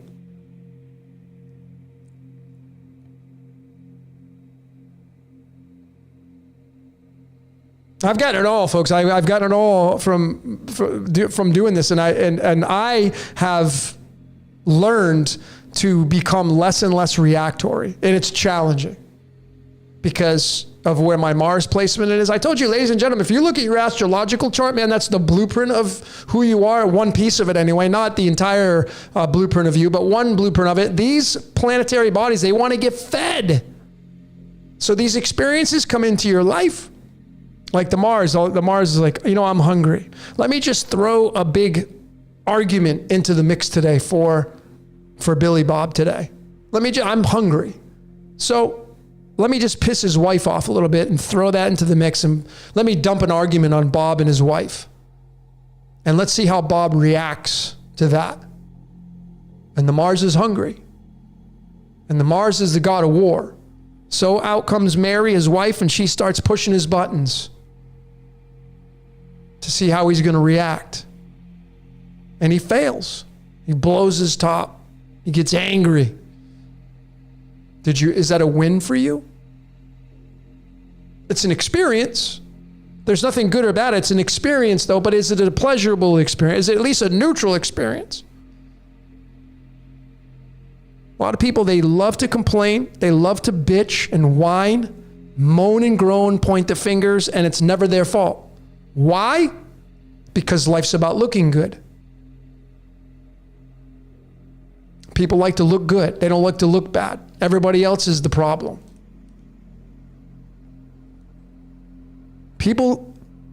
Most people in this world do not want to they don't want to take any personal responsibility about anything. They just want to complain about the things that are broken. And I get it, and I look at it and they're like, well, wait a minute, if everything's scripted, yeah, well, that's their script. And you know what makes me have a large state of gratitude is realizing that I didn't get that script. Thank God I didn't get that script. Oh, I could never, now that I'm at this level of consciousness, I could never see myself being on the front lines of a protest. Oh, thank God I didn't get that script. What a waste of time.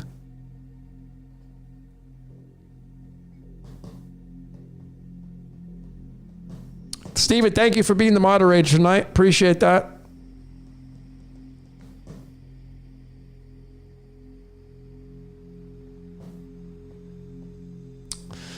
Drop these trolls. See, I'm grateful that we have Steven as the moderator to get rid of the trolls here. You see, I mean, this is the aspect of reality when we look at it through the lens of the duality.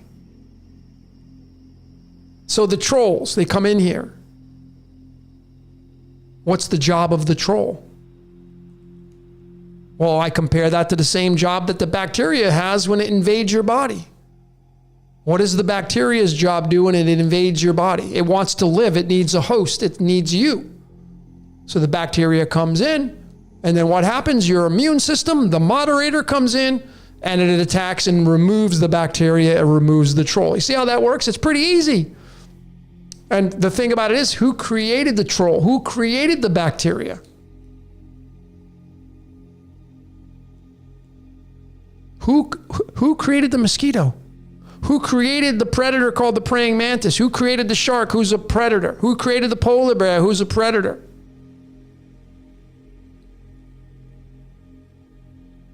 Think about these things, ladies and gentlemen. Who created all these predators? Start to study the microcosm, and you start to study there's predators down there under the microscope that we don't even pay attention to because it's microscopic. What created that? You think the devil created the bacteria in your body? It's the devil's fault. It's the devil's fault that you got sick. Satan's fault that you have bacteria in your body.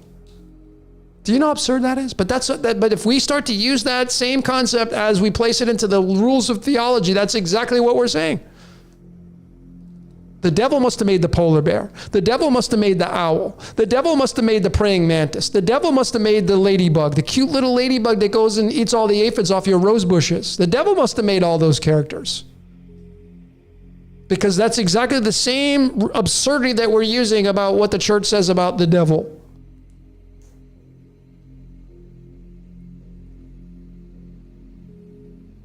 Anyways. Yeah, Jay Warren, it's always the devil's fault. Well, you're the devil. Damn it. You are. You can't help it.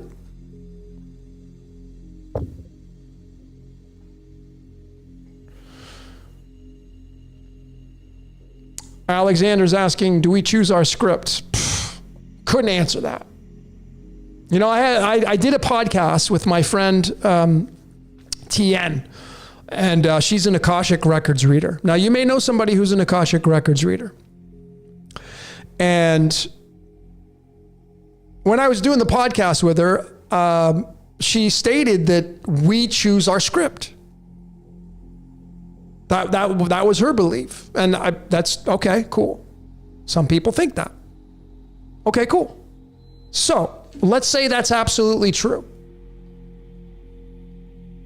Each and every one of us get to choose our script. Okay. So if you are a murderer or a serial killer, did you choose that? Did you get to choose that before you incarnated? Be like, you know what? I'm going to go down and I'm going to be a serial killer. That's what I'm going to choose. Or I'm going to do these horrific events. Well, if this reality is not real, then it kind of alleviates the whole burden of anything being evil down here. Everything just is an experience. It's a movie. It's not real. So therefore, if these principles are correct, then maybe if you choose your life as the character, like, hey, I want to go incarnate, and now we get into Avatar. So imagine you're a celestial in the cosmos looking down over Earth, just using this as an analogy, and be like, you know what? That game looks pretty freaking cool. I mean, those of you that play video games, why did you pick whatever game you picked? Because it was fun. I remember when I was growing up, a big game for me, Street Fighter or Mortal Kombat. Flawless victory. The game's not real. But when you're playing that game, it's as real as it can get. You completely block out the outside world. And now you're Raiden. Now you're Scorpion. Now you're Blanca. Now you're Guile. That's how real it is. It's not real, but it's real. So if you use that same concept and look at how video games have gone from Pong. Remember that thing in the 1970s? It was the line and then and you'd have to make sure it doesn't get past you. And it's like doop, then it goes doop, Pong. And then it goes into Atari, Atari 2600. Why 2600? And the famous game from Atari was called Pac-Man. Do you know how many dots? This is big now. Do you know how many pellets there are in a game of Pac-Man? 244. Well, if you take alchemy into consideration, what's 244 tied to? Plutonium. Which is tied to Shiva, which is tied to Lucifer, which is tied to the Christ. Pluto, the god of the underworld, 204. Why 244 pellets in Pac-Man? Anyway, I don't want to go on that rant. But Pac-Man is then moved into these video games where you put on the virtual reality glasses and it's like freaking lifelike. What's the next stage? You're in it. This is the ultimate stage right here. Football, Madden and NFL football. I mean, I don't play these games, but they're so lifelike right now. They're like, you're getting the closest you can get to be a human being. And you get to grab the remote control and you get to go be Tom Brady. You get to throw the touchdowns.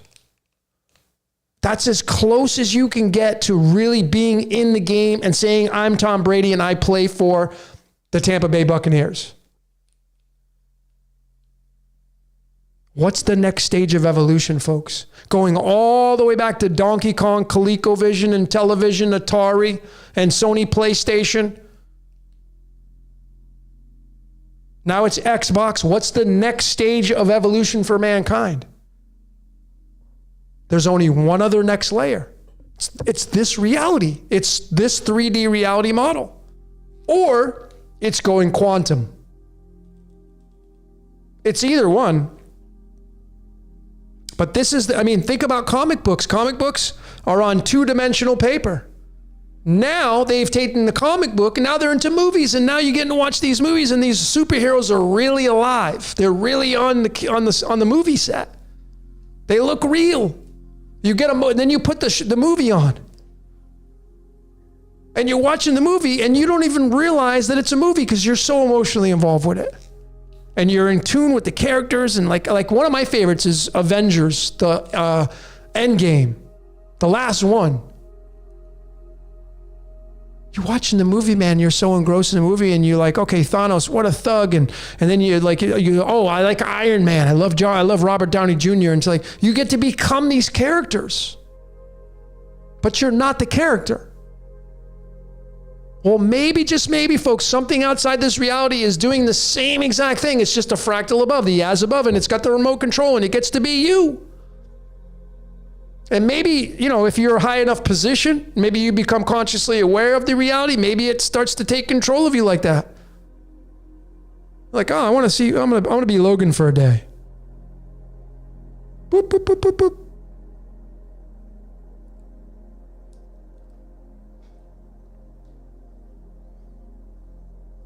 But that's just how I see it, folks. These are all possibilities, but man, these are all fractals.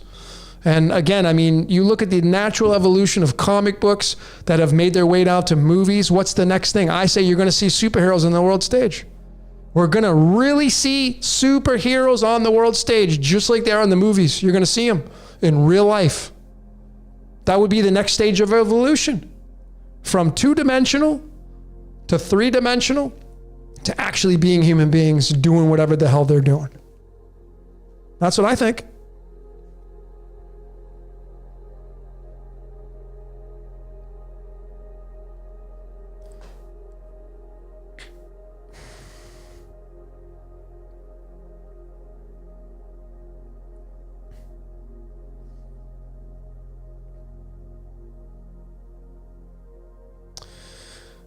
Only thing better about modern games compared to retro are the graphics. Well, that's the whole thing. If you had a choice right now, if all of you that are watching this transmission right now, if you were to go into a room, be brought into a room, and there was a screen and there was a remote control, all right, and you got to pick whether you wanted to play an Atari 2600, the graphics that went with the Atari 2600, or you get to play the current graphics for an Xbox 360. Which one are you going to play? Well, maybe there's going to be some of you that for nostalgia purposes, because you grew up with an Atari 2600, you may pick the 2600. But for the majority of people, 99.9% of the people, you would pick the one that's the most modern. You would. Because it's the most lifelike. And that's what you relate to the most. This is the stage of evolution we're moving towards, folks. We're moving towards this. We are merging with this, with the virtual reality glasses. If you there's a cool show. I didn't have really good reviews for the last one that just came out, but Peripheral. A lot of you asked me to decode that. I did that in my Decode Your Reality channel. But the show on Netflix, cool show, Peripheral. The first 3 episodes were really good. I don't know, I'm kind of getting bored with it, but that whole show is based on that. I'm not saying it's absolute, but it's a possibility. And the possibility is leaning more towards that way than it is like, okay, I live in a world that, is just this and that's it.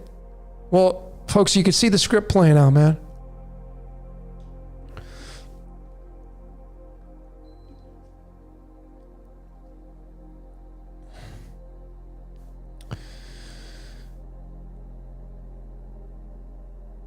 Christine, I want to play Tetris.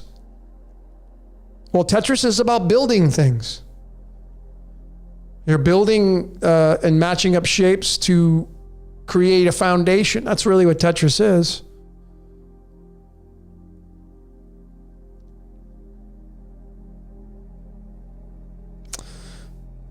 Yes, Silvana Laveria. Peripheral is the name of the show on it's on Amazon Prime, excuse me. It's cool, but like I said, I just watched the 4th episode and I was bored. I didn't even finish it. I got bored.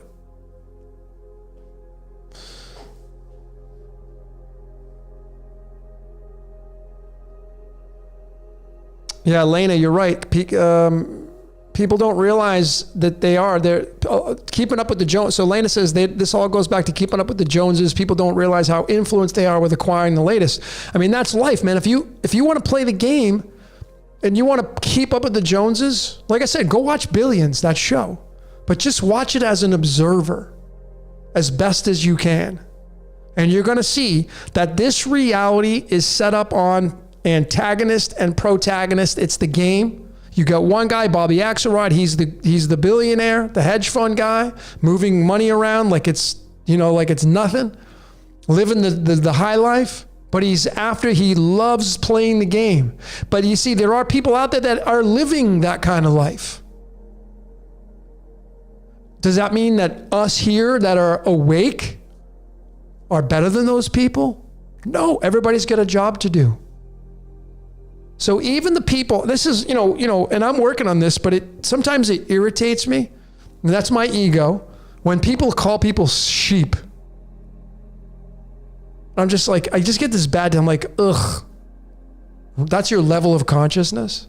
You think you're awake when you're starting to point the finger and call, you were once that. Now all of a sudden you're not. Now you have the ability to call somebody that. It's like, where's your level of consciousness at? And then I catch myself because then I'm sitting there judging. It's unavoidable. It's so challenging not to dive into that because I'm a guy of justice. My rising, by the way, if you haven't looked at your rising sign tarot card, you should. You want to know how I roll? In my sidereal astrology chart, at my ascendant, which is my rising sign, which I say is a lot more important than almost anything else besides your Rahu and other placements, depending on how the planetary positions are, your rising sign has a huge influence on who you are. In my sidereal, it's in the 16th nakshatra, which is this card right here. Why do you think I do the things I do? Why do you think I'm an ass sometimes? Why do you think I'm forceful sometimes? Why do you think I pull my Mars card out and I don't take shit? And I defend my truth because this is what I came here to do. This is also tied to light. You should know what your tarot card is and your rising sign connected to your nakshatra. It'll tell you a lot more about how your personality is. Don't you want to know that stuff?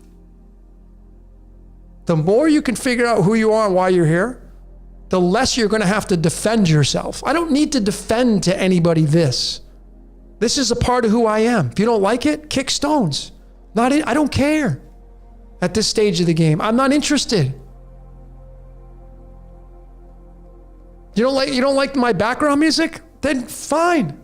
Go find your truth somewhere else. I'm not going to change because you don't like my background music. My intros are this, go find your truth somewhere else. If that's what you got to complain about out of everything that I'm putting out, you're on the wrong channel. I'm here to do this. I'm here to be the disruptor. The 16th nakshatra, the disruptor. But it's the priest. I'm the priest, that's the disruptor. That's kind of what my MO is. What's yours? I also showed that the nakshatra that was tied to IV Mike. Do you know what IV Mike is? IV Mike was the first thermonuclear detonation set off purposefully for an experiment. IV Mike, 1952, I think it was. Guess what rising sign it was at? The first thermonuclear detonation, the astrological chart, for that was this card as its rising sign. How about that? You think that was an accident? Changing of the board, changing of the guards, changing of the game. You don't have to like me. People don't have to like you. Just do you. The more you get in tune with your gratitude of your life, the less you're going to have to sit there to try to defend who you are. The more you understand about your cosmic code, the more you're going to start to realize that people don't know what the hell they're talking about when they're describing you. And then you're going to defend it? See, the last time I checked, in sports, the way to win a game is you got to score some points. Well, defense doesn't really score points. I know there's a variance in football. You can get a safety and you get 2 points. But besides that, ladies and gentlemen, if no one scores any points in a game, typically no one wins. No one wants a tie. People want to win. So you want to be on all, how many points you scoring each day? Well, you can't be scoring points if you're too busy pointing the finger. It's their fault. They're doing this. You're giving all your freaking energy away, bozo.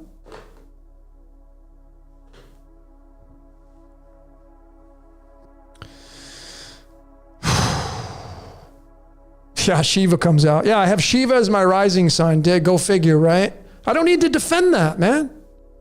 I'm not for everybody.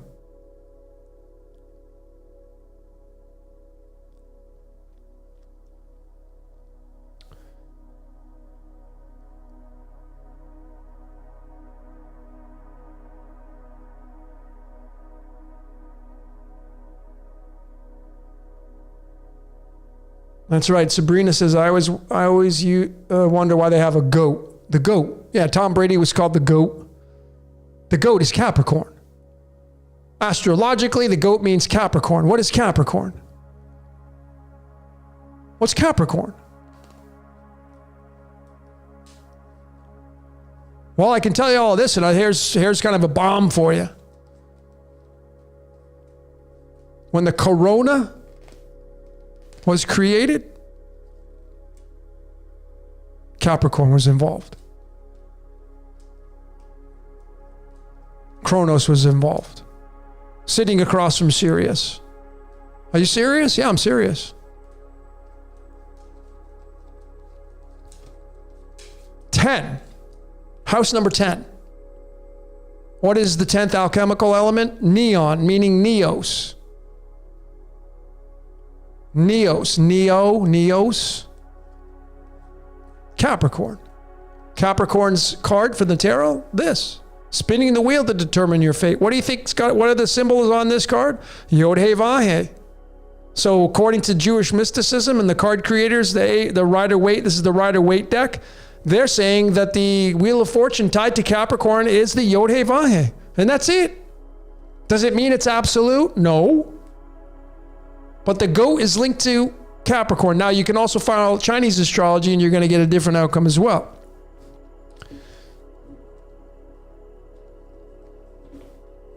But that's the Wheel of Fortune. 10. 10 is the only number of its kind because it's the binary system. Every number is the only number of its kind, but 10 is special because 10 is the only number that represents the true essence of the binary, the 1 and the 0.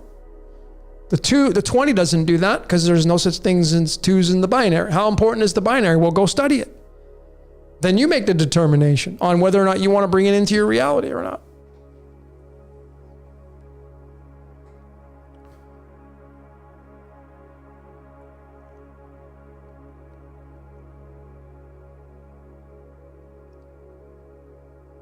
What's up, Jeremiah? Yeah, I got Steven in here as the moderator.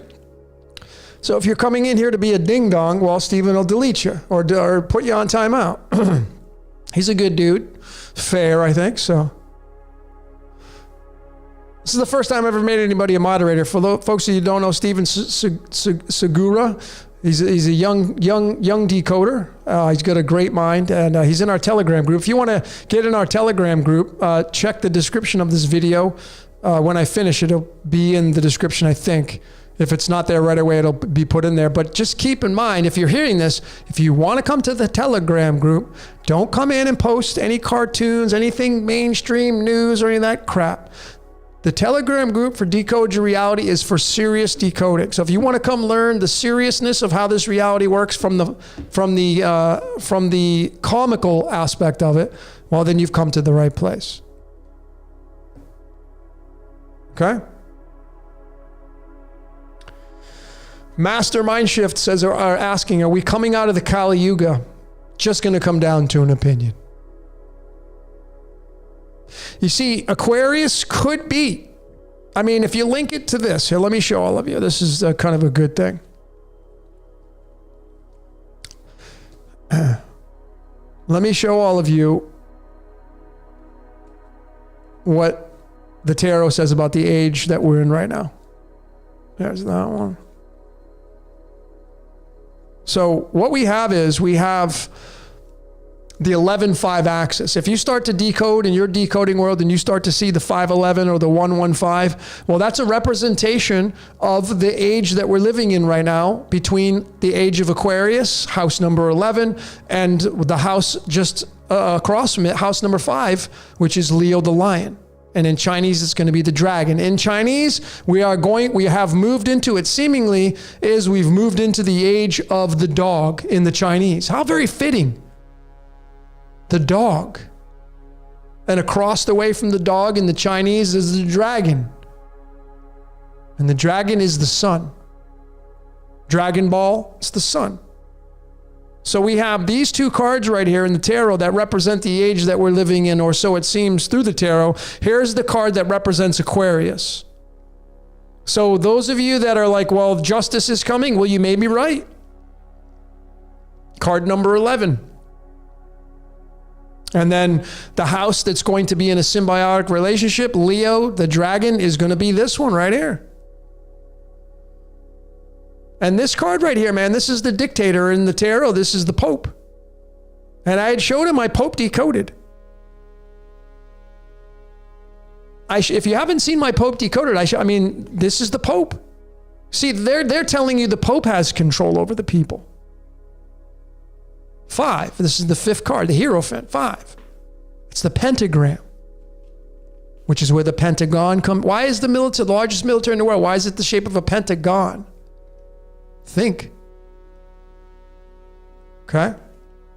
It's tied to the truncated icosahedron, which is the soccer ball. The most popular sport in the world's got the freaking icosahedron on the ball, which is the 5 and the 6, the pentagon and the hexagon. That's the rose that gives the bees honey, by the way, is the pentagon and the hexagon. Hexagon being a 6-sided, pentagon being a 5-sided, 56.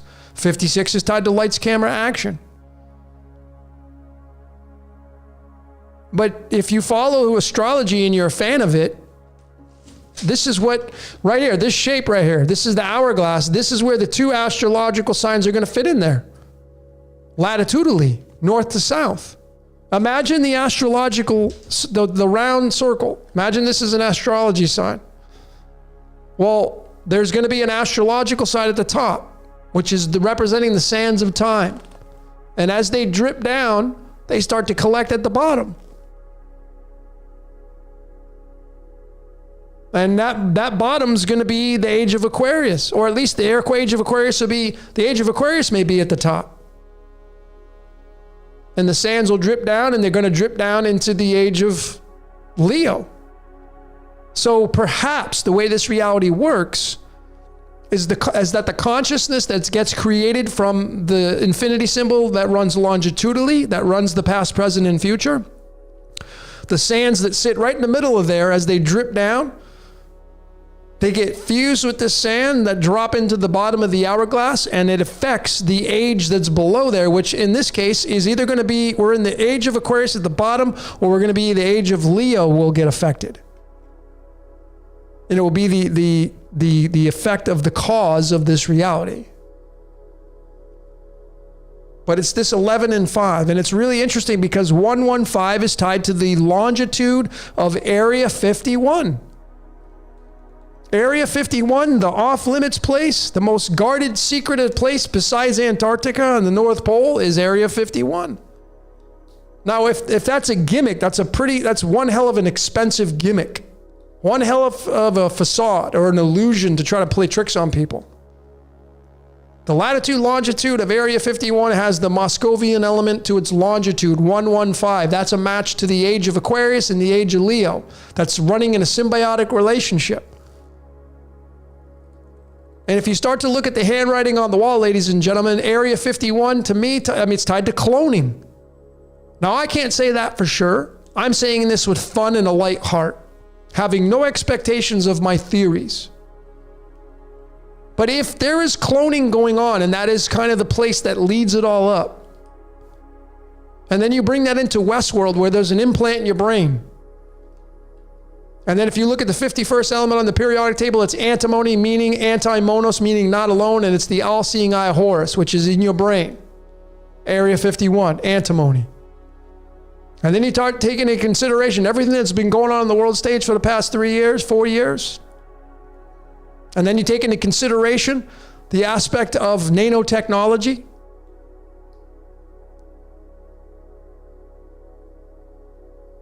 What is this all, the cake that we're baking with all of this? You know what it leads to? Transhumanism. Technology, we're moving into the age of technology. The age of Aquarius is an air sign. Air means the brain, it means mind. It's ruled by Uranus, the father of technology. I mean, the Genesis block 0 of Bitcoin, I showed this in my decode of crypto, of blockchain. The astrological chart of that was Uranus getting the energy from his father Saturn, going into the 25th nakshatra, which represents the age of Aquarius as we moved away from the age of Pisces. So are we moving into the Kali Yuga? Maybe. We may be moving into a dystopian age, ladies and gentlemen, with your permission or not. We may be moving into machine and it doesn't require your permission. And that will, whatever happens, happens. And then we move into the age of Capricorn. Capricorn is ruled by Saturn. Saturn supposedly ruled the golden age. Capricorn, Saturn could be the sun god Ra, maybe. And then you move into an earth sign. And then the earth gets repopulated again and we move away from machine as we get away from these ages. Folks, this is just a game for whatever's observing us. It's a movie. I mean, you start to watch Blade Runner 2045. Is it real? No. But when you sit there and watch the movie and you're sucked in for 2.5 hours, you don't even know what's real and what's not. Folks, you got to take all this shit in consideration and not be attached to it. Because if you think you're going to move the sun, go out there and yell at the sun when it's really hot tomorrow. Or when the moon comes out tonight, go run outside right now and go tell the moon to go, leave, go away. See if it moves for you. It's not going to move for you, folks. Go tell the tree to spit all the leaves off its leaves. Go yell at it. It's not going to do shit for you. It doesn't move for us, folks. You're just along for the ride.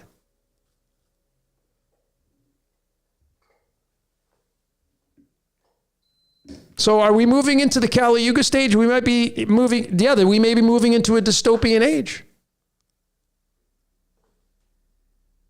I'm not saying this is absolute. Please hear me when I'm telling you. I'm not saying this is true. What I am saying is it's a possibility.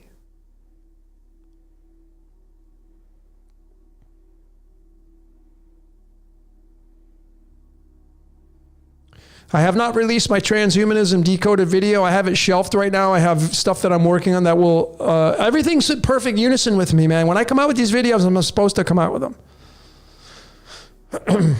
When I come out with them, I'm supposed to come out. I just follow what my voice in my head's telling me, my instinct, what I jump on. When I jump on the computer, I just like, okay, what am I decoding today? Whatever pops in my head.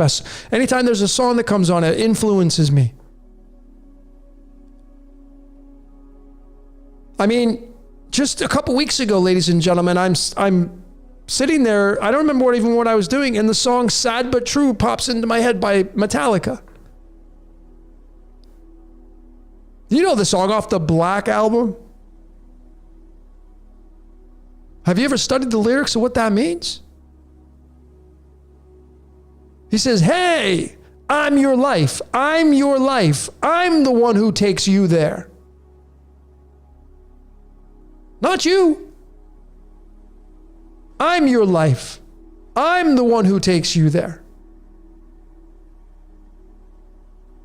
I'm not saying it's absolute, folks, but I mean, the album Trapped Under Ice? I mean, the song, Metallica, Ride the Lightning, which I broke down. What do you think the song Trapped Under Ice means? It means duality. What does the ice represent? Duality. You're trapped under the firmament. Trapped under ice.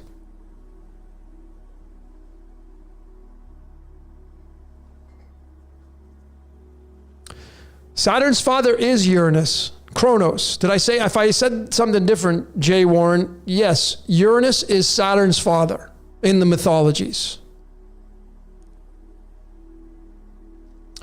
Donald Trump is Dick Cavett, yes or no? I don't have a clue, so I'm not going to say yes or no. I've decoded Trump. I've decoded the Trumpster many times.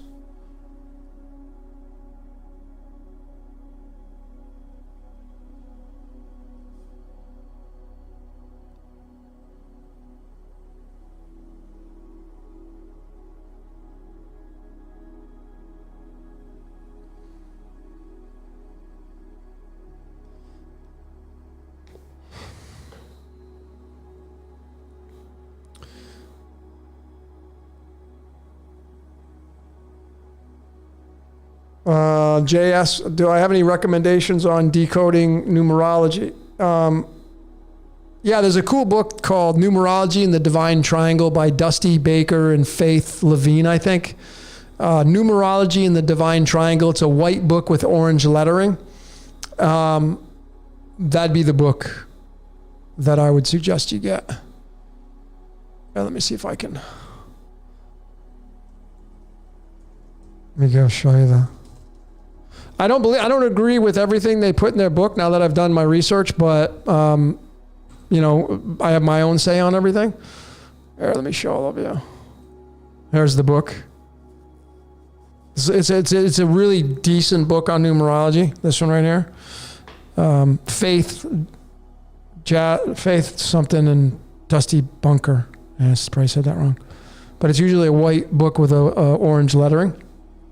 That'd be the one. Right there.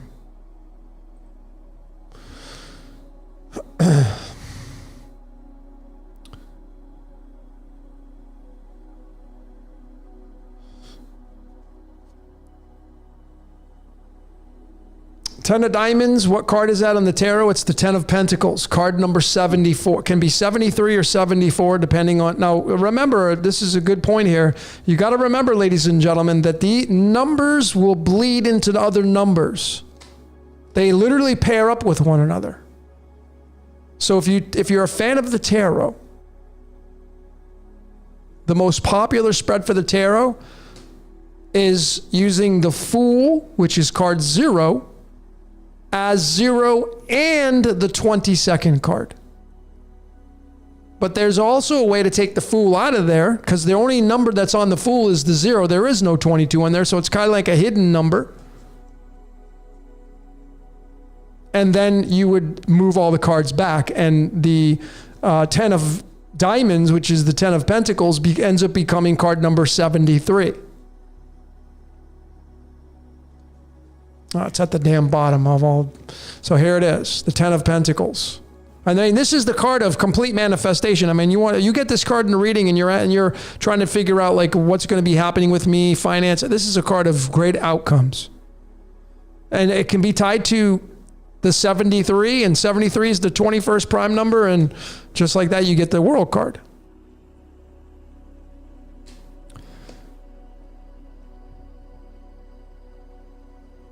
Let me just double check this.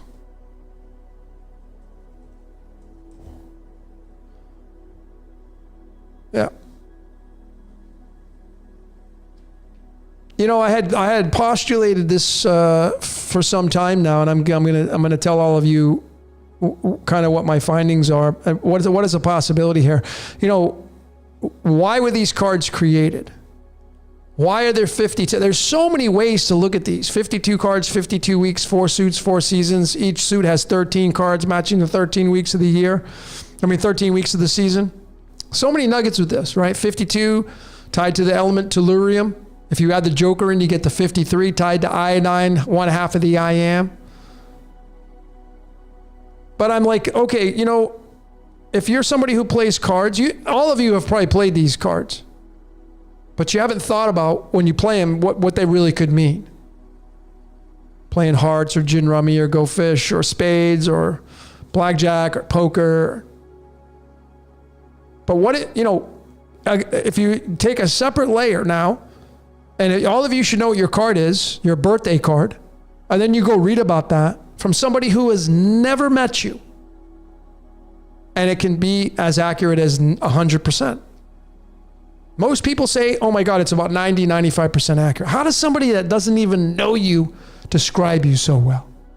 Well, my friend Sharon, my friend Sharon Jeffer, she's an author. She's been studying the cards 20, 30 years. She's tapped into the code.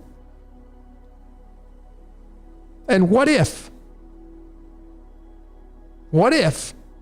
all of us are being played in a casino in the as above? We're these cards, and then we're being played. Like you get your cards. You get your poker cards. Whoops. You get your cards. This is your hand. Like, okay, well, and then what's the objective of the game? And maybe you're poker. And you're waiting for the flop. And these represent human beings. Of course. And we're being gambled with, the casino. You realize the word casino equals 20? The word casino. Do we ever give thought of this stuff? But is there an as above casino? Casino's 20, just like the word duality. Duality's 20. Casino's 20. Pawn is 20. Jesuit is 20. Mason is 20. Free is 20. All in the same cipher. So what if we're just in this big casino in the as above and we're being used with the cards? It has merit to it, folks.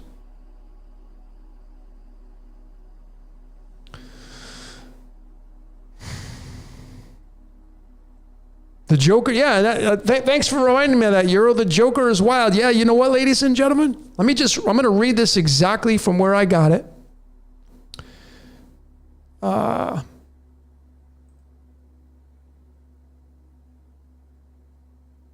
Where is it?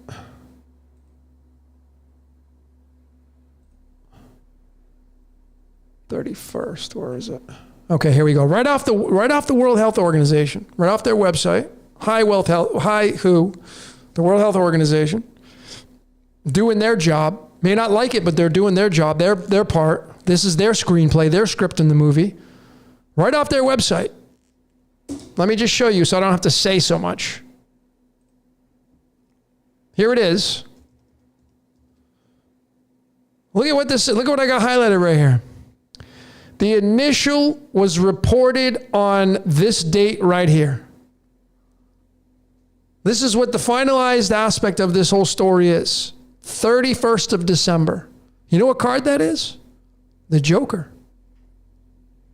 The Joker is the 31st card. The only card for December 31st. You go to the Cards of Illumination. Here it is. December 31st. Here's December.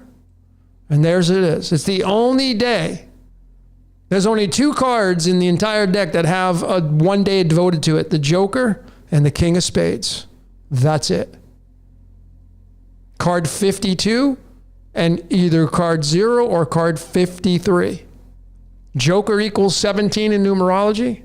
The word tomb equals 17 in numerology. The word life equals 17 in numerology. The word matrix equals 17 in numerology. I mean, I could go on and on in the same cipher. I can't get myself out of here, said the Joker to the thief. There's too much confusion. I can't get no relief. Who's the Joker? The Christ. In that context. Jesus. The Joker.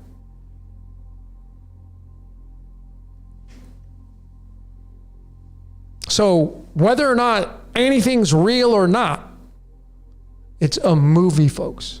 You're in a movie. That's the biggest secret you'll ever know in my world. You're inside of a movie.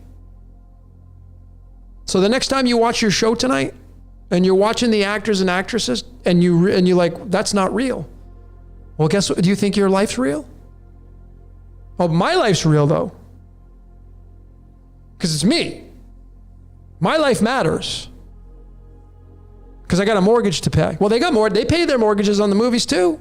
They buy themselves rings and cars and shoes, and they wear socks, and they go running and wear headphones and play music. Same thing they're doing in here.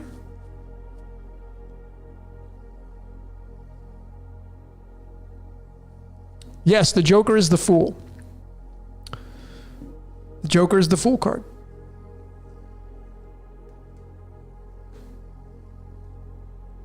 The fool, I believe, let me just double check the numerology. I say it's 39. Yeah, 39. So the fool is 39, which matches to Lucifer. Lucifer. And then you get into the scripture, Jesus saying, I have sent my angel down to the church to define what is and what isn't. I have sent thy angel to the church to tell you what you need to do and what you need not to do.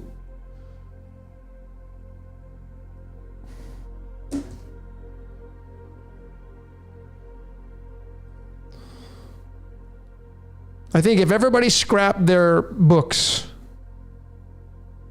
I'd be interested in this experiment, this simulation. If everybody just burned all their books, what would our reality, and everybody in Hollywood was burned, where it was banned. I shouldn't say burned, it was banned. It couldn't make shows anymore. No more movies, no more books. Instantly and automatically, there's no more boogeyman. And people would start, then people would really start to pay attention to their bodies and be like, what's that bacteria? Why am I sick? I got food poisoning. Yeah, you got the devil inside of you. And you're puking. That's the devil. So it's really all just a matter of what do you want to place the devil upon? See, if you have nothing to influence you, you have nothing to blame. Yet you're still a sinner and you're going to do things wrong. So now what do you label the devil as? Well, then the only thing you can label the devil as is your mind. See, if you turn off all the television, see, I have eliminated personally myself a lot of the things that influence me. I still catch my shows, and I know I'm being influenced by that. I'm consciously aware. I'm trying to, minimize the effect of influence, but it's inevitable. If you're a fan of shows and movies, you want to pay attention. You want to you could see all the symbology, and you're trying to break it down. It doesn't matter. You're still being influenced. But if you removed all the major influence out of your life, if you got rid of your cell phone, if you didn't talk to anybody anymore, if you didn't watch anything, if you got rid of your computers, if you trashed your hard drives, and you just started to go live life, you started to just go out in nature and say, guess what? Now who's the devil? Now your whole aspect of what the devil is going to be completely different. But there's a devil out there. Next time you get sick, blame it on the devil. Next time you get food poisoning, blame it on the devil. That's what you should do. If you think that theology matters.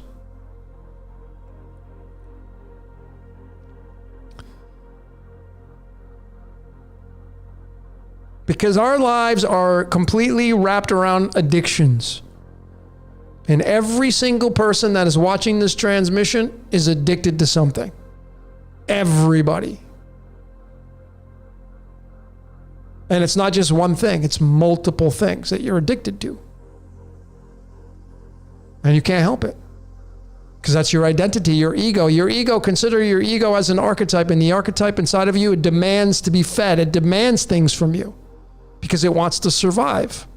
And the moment you try to shut that thing out, you're going to pay for it.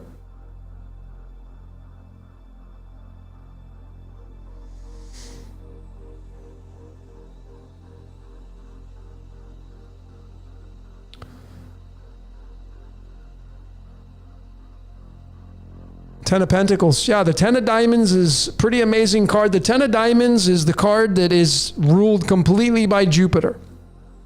This one right here. Those of you that have family members, or maybe you are, this card right here is the 36th card in the deck, tied to Jesus Christ. Jesus Christ equals 36. Now, I'm not saying that's absolute, but we can't leave it out. The word operating equals 36, as in operating system.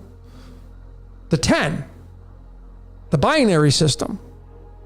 Diamonds, Lucy in the sky with diamonds. 36 tied to Krypton. Now we get into Superman. With the big S on the big dragon S on his chest. But this card right here, man, you know who has this card? Matt Groening, the creator of The Simpsons. Matt Groening being born on February 15th, being born on the 46th day of the year. 19, 37, 46. If you don't know what that means, well, I'm not going to go into it. But those of you that have been paying attention, that's the loop. 46 is the representation of Earth. So, Matt Groening, where are you getting your information from? Well, you should, if you're a fan of astrology, start looking at your palace. Where's your asteroid palace at? That's the goddess of wisdom. You can look at what house it's in. You can see what kind of influence is being affected by what zodiac sign it's in. You can place the card in the house and see what is being impacted there. I actually got to do the chart for The Simpsons and when it was first released again to see where the palace is. Because obviously the predictions on there are pretty crazy, right?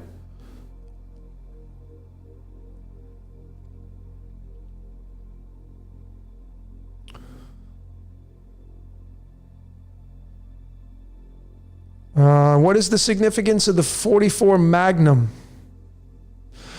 Well, I mean, the 44 has so much relevance to it in so many different areas, so it's really tough to narrow down what it means to the 44 Magnum. I mean, if you're a decoder, I would be looking at who created the 44 Magnum, who was the designer of the gun, when it was first delivered onto the world stage, maybe what city it was first used in. I mean, these are all part of the screenplay of the 44 Magnum. When you start to decode things, ladies and gentlemen, you want to look at things as an archetype. So the 44 Magnum handgun, imagine it's a real person. It's a person. It's an archetype. So what is its birthday? What is its origins? When was it first created? Who created it? Who was involved in the creation of it? Who designed it? Who was the engineer? All part of the screenplay. And as I had shown in so many decodes, these inventors, these people, they didn't have a choice. Because you start to decode it and be like, how all this stuff lines up and astrologically, and because they were destined to do it. So then you can eliminate good and bad, because then you can start to see the people that were destined to do bad, there is in their script to do bad. How can we see it any other way? This is where I come into conflict with people thinking that mankind's running the show, because I've clearly shown through many, many decodes that mankind is not running the show. And the organic code, the source code that runs mankind, is always playing out in the background. And the question that I ask people that believe that mankind's still in control of it, where do you draw the line? What do you mean, where do I draw the line? Well, first and foremost, let's establish one thing. Do you think that there's an organic code? Well, the majority of you watching this would say, yeah, there's a natural order to, okay, great. Where do you draw the line then? Where do you make the determination with your opinion where you say, okay, now we're not dealing with organic. Now it's not. Now it's not the source code. Oh. First and foremost, how are you to make that determination with accuracy? Well, the answer is you can't. It's just going to be your opinion with absolutely zero support. You will never be able to show up anywhere in a court of law, if we had to go to court, to prove your case that this is now a line that we've drawn in the sand to say this is not organic anymore. Now mankind's in control. You'll never have one piece of evidence, ever. We can show the source code. We cannot determine whether or not that source code gets shut off.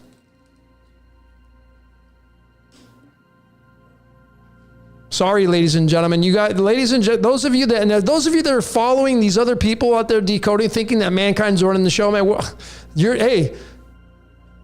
I feel sorry for you. You're like it's like the Pied Piper leading you down into the thing to get drowned. Because number one, you're giving all your energy to these absolute entities that you hate and despise and can't stand. You're like, I got to go fight. You know what fighting does? It creates more fighting. It's a really shitty strategy. Terrible strategy.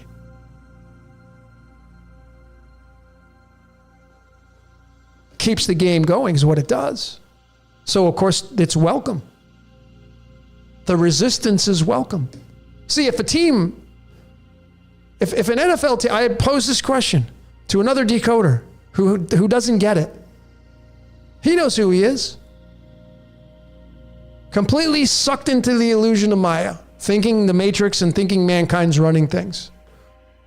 And I'd given the illustration, I said, if you have a football team, if you imagine you had an NFL football team show up to a game and you want to watch it, my favorite team's on, and you turn the television on and the other team didn't show up. I don't think that's ever happened, but imagine it did. One team doesn't show up. What would happen? Well, I would imagine through the rules, there would be a forfeit and the team that did show up would win. Now we're going to go a little bit further.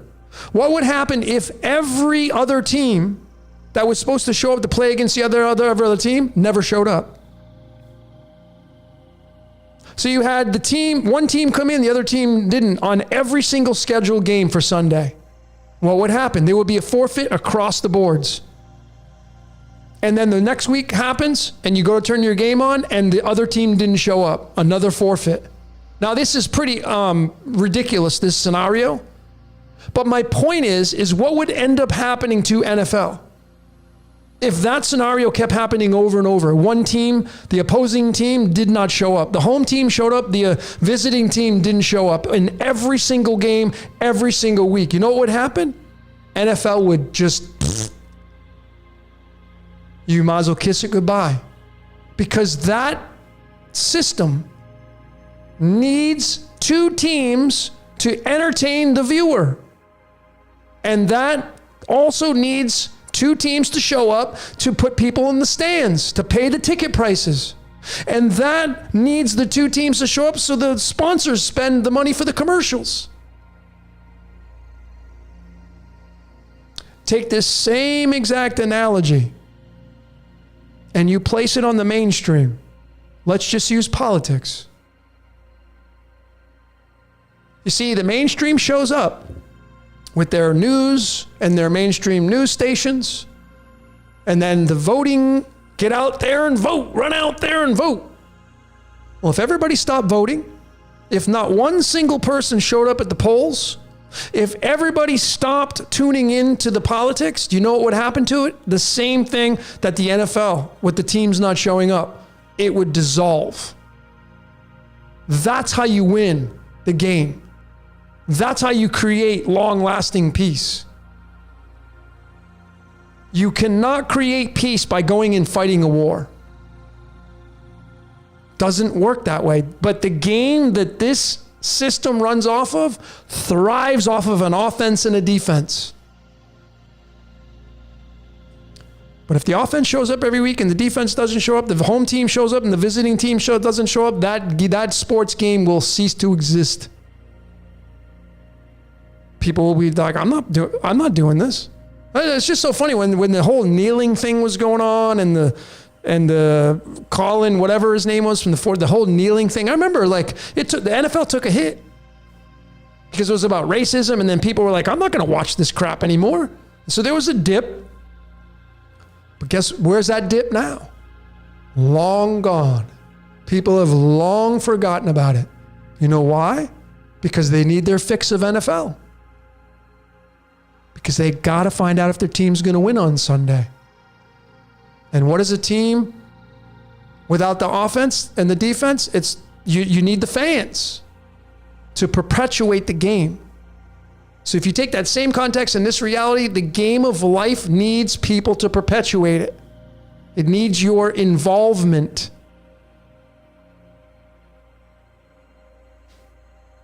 So what is your involvement in the game of life, folks? How involved are you? And it's inescapable, right? So there's going to be fractals and layers to this, gradients, as you will. But if you want to win the game, if you're somebody who's a humanitarian or like, hey, we need to end, slavery and racism and all these things. We need to end all that kind of stuff. Well, you can't fight. Fighting is just going to keep it alive. Resistance. Take that same energy and go dump it into something that will help the world. And that is how you create change. That's how you create change. That's how you end and dissolve something. Like, do you really need a church to tell you what to do to be a good person? Every one of here, what you need to do to be a good person.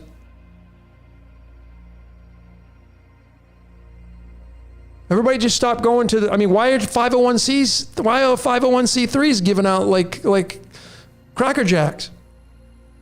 Because it's the incentive to open the church. Create as many churches as you can, because if I don't get you this way, I'm going to get you that way. It's a big Ponzi scheme is what it is. That's my take on it.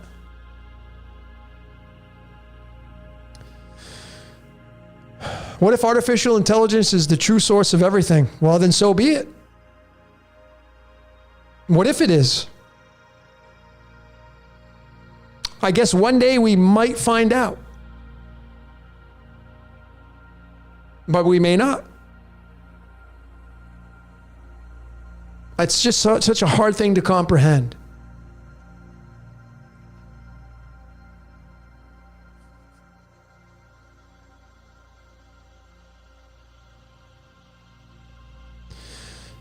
So Sabrina says, I'm very skeptical about the source code, as you should be. You should be skeptical about everything. However, I will encourage you to start to decode yourself as much as you possibly can. And when you start to discover your code, forget about the outside world. You start to discover your code as a human being. You're going to start to see that you're like a machine, built a certain way with certain characteristics. That's inescapable. Is that artificial intelligence? Or is that source code? Source code being that, I'm saying, what is source code? It's the code that runs everything. Like a coder. If you're a coder and you use the keyboard to type in your letters and symbols and stuff to make everything all the way, like everything you're doing right here on YouTube has a code to it. If you study nature, if you get rid of computers and you go into nature and you look at the patterns under the microscope of a tree, and everything's frequency, vibration, it's all a code. It's inescapable. It's just a different way to look at the code. Genetic modification, artificial insemination, it's all code.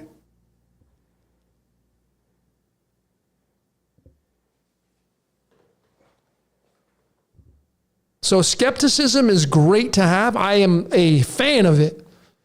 But if you start to decode yourself, you're going to see the code playing out before your very eyes in your life. My life, I can't even tell you, ladies and gentlemen. It would take me days to sit and show all of you this stuff. It's ridiculous. I just went out there. I'll encourage all of you to do this. Just last week, I was like, I don't know, I popped into my head, my high school.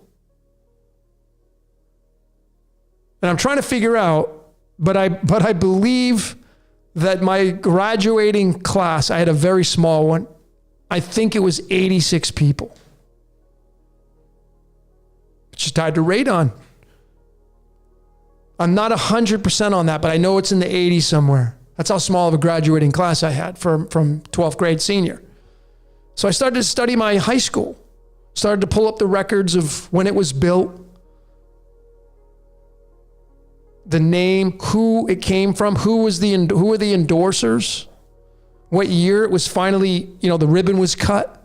I look at these dates on the calendar. Ladies and gentlemen, my life is just a complete freaking script. I don't need anybody's permission to tell me that, yeah, okay, you can look at that. Like, I don't need anybody to agree with me.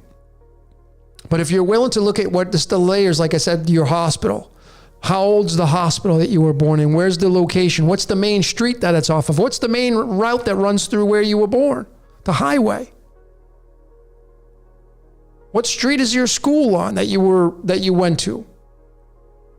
I mean, in my Fire and Ice Decoded, which was all about wrapped around Pat Benatar, the great singer. I'm a huge fan of Pat Benatar from Canada. I showed at the very young age of 8 years old, 8 years young, Pat Benatar sang in her first play or music, whatever the hell it was in her school. And it equaled 51.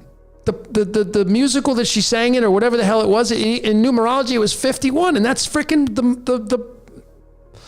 the antimony.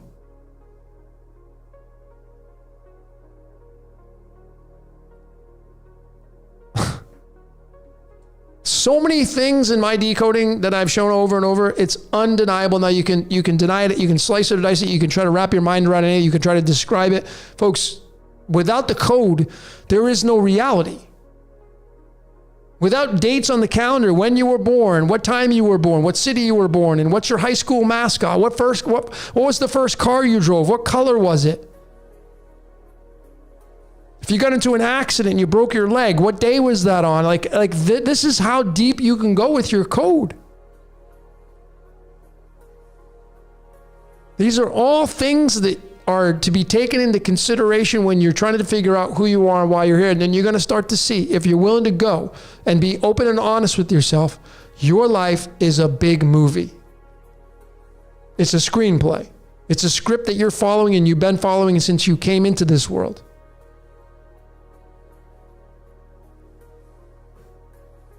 And if you take that into consideration and you start to see for yourself your life scripted, well, then that means, do you think you're the only one? Well, that would probably indicate that everybody here has got a scripted reality. And that means that everybody's just doing their job. You may not like some of the jobs out there. You may not like some of the people that are doing their jobs, but that's their screenplay.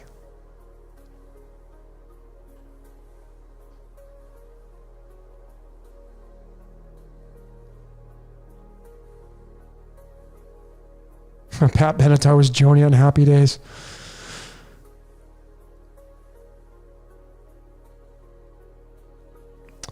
Yeah, I mean, the words history repeats itself equals 75. History repeats itself equals 75 in numerology. 75th element is rhenium. Rhenium is got the highest melting point, and it's tied to the speed of light directly. It's got a weight of 186. The speed of light is 186,000 miles per second. 75. 75 is the mirror of the 57. 57 is tied to the words of the Truman Show. The average temperature of the earth, 57 degrees Fahrenheit. How about that? Yeah, is that a coincidence? The Truman Show equals 57 in numerology and the average earth temperature is 57? That's pure coincidence, though. Yeah, someone's mocking us. That's what's going on. Yeah, they're mocking us. They're trying to make fools out of us. That's exactly what's happening.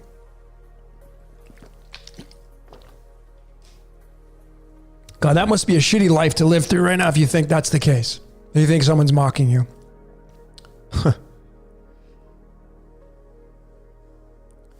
History repeats itself. 75, the 1937-46, if you've been paying attention, that loop.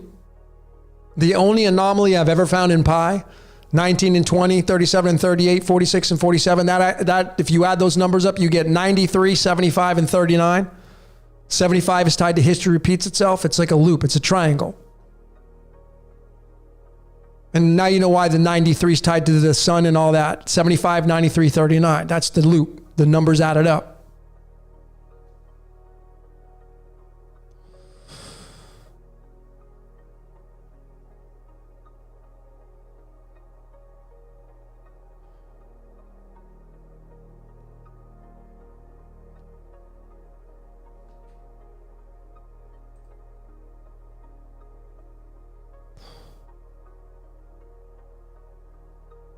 telling you, ladies and gentlemen, the coding in your life is so relevant, and you're probably not even paying any attention to it. As conscious as I was in the code, this was 2 years ago now. I got this tattoo right here. That's why I got the logo. The guy who made this, Robert Ball, I think the guy who created this, one of the creators, he lives 20 minutes from my hometown. I didn't even know that. I studied it after I got it. Why did I get it? Because I was born on a Sunday. February 4th, 1973, my birthday, it was a Sunday. This is the sun. This reminds me to laugh and realize that we're in a joke. It's the Joker. Life's a joke. Make the best of it. Beyond the monotony and the disgusting and evil and vile, if you're here and you can actually have a good experience, be grateful, flip the switch. But anyway, I was in San Miguel de Allende, the first town I moved to in Mexico in 2020. It's in the heart of Mexico, 3 hours north of Mexico City. Amazing place to live. And right before I left there, I decided to get this.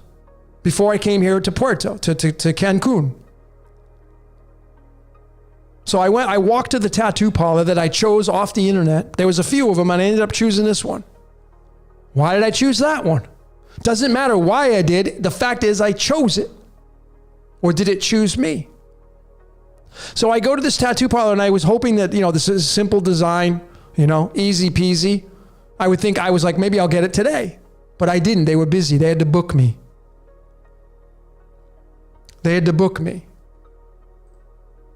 And let me just double check what the date. It was May. Yeah, it was it May 23rd? It was May 23rd because I left. Yeah, it was May 23rd because I got my first rental here June 1st. So I went a week prior, and then they had to schedule me in to get my tattoo, this one, on May 23rd, which was the 6 of clubs card. May 23rd, 23 being tied to the Royal Star of the Lion. Where the hell is it? Here it is. Here's the card that was linked to the day that they booked me to get this tattoo on my hand, right here. This is the 19th card in the deck. 19. 19, 37, 46. What's the 19th card in the major arcana? See the laughter? I started laughing. Then I go to get the tattoo. I had no idea. They just randomly chose me a guy to do my tattoo. And I'm like, you can't really screw this one up. It's black lines with yellow filler. Guess what the guy's name was? Leo. Leonardo. Yeah, Leo's going to be doing your tattoo. And Leo in astrology is the 5th house, and it's ruled by the sun. So, ladies and gentlemen, that's a true story. Those are absolute facts. Is that all coincidence? Do you think that's just coincidence? That's how scripted my life is. And it just keeps getting more and more tighter with the script. I'm telling you, if you just start to buckle down and take a look at your life, start to take a look at the code, it'll be relevant in your life as just as well as mine.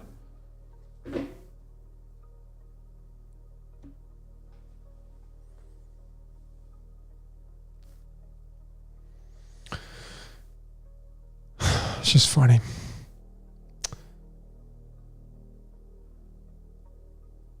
St. James 46. I got my first tattoo with you. I don't know what that means.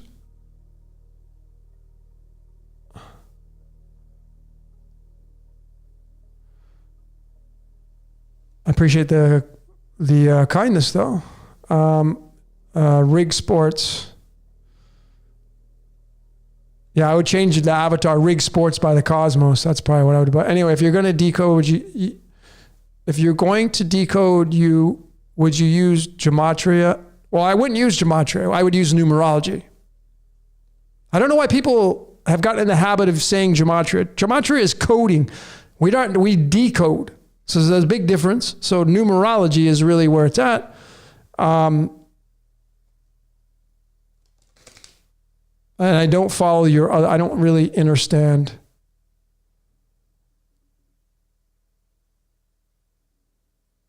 I'm not really sure what you mean by your question.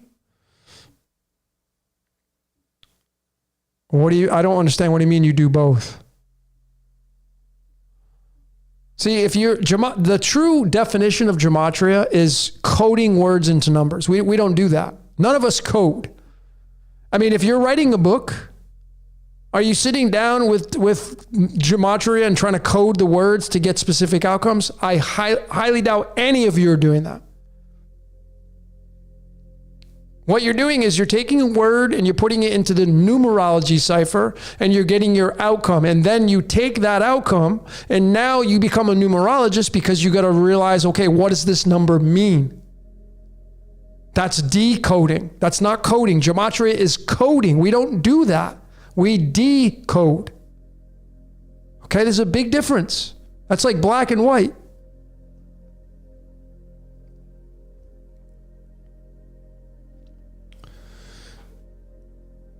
So Rig Sports, numerology is gematria. Gematria, they're different, of course, but you don't use gematria unless you're coding words into numbers and using that for specific outcomes, and you're not doing that. No one uses it to do that. It's just that's what the word, and it's a Hebrew practice.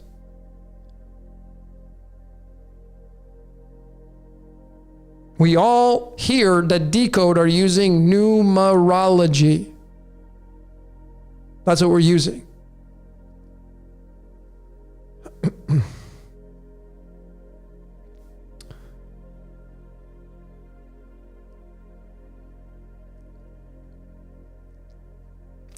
Have I decoded aliens?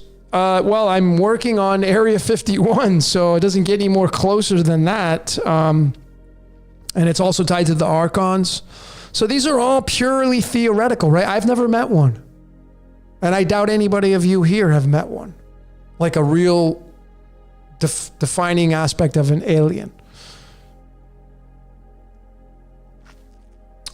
What religions don't celebrate holidays? Well, there's several. I mean, I was raised as a JW, and the only holiday they celebrate, which is not even a holiday, is the anniversary.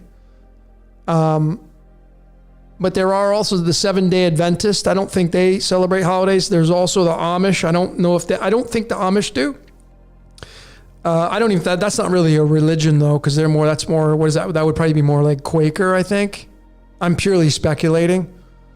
And then maybe like Jainism, if I had to guess.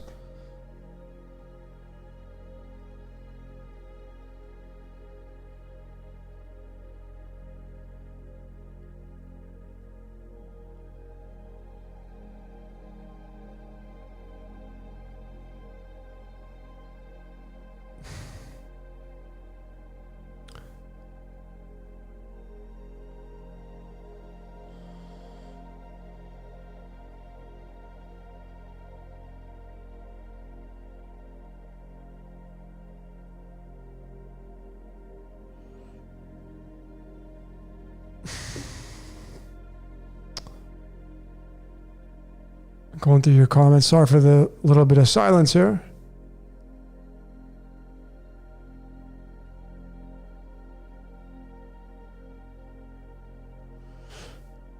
So Leo, what honestly is going on? Tired of all the rabbit holes and twists and turns?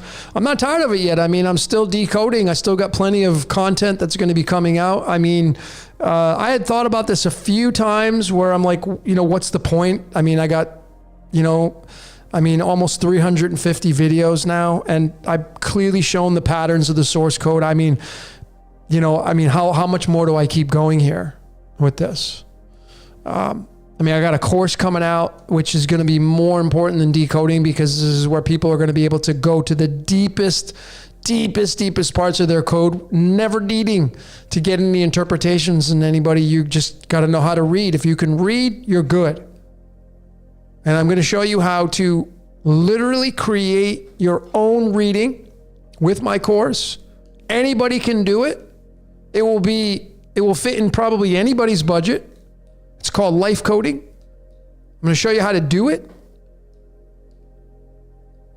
And then you can start life coding other people, like your partner. And it's really good for partnerships, because if you have a partner, you're going to see some things in them that they don't see.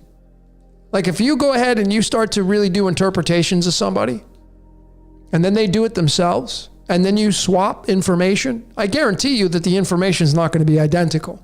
How's that possible? Because you see, your significant other, your husband, wife, your boyfriend, girlfriend, partner, whatever, they're going to see some things in you that you don't see. That's called your blind spots. Do you think that's valuable? Of course it's valuable. It's important.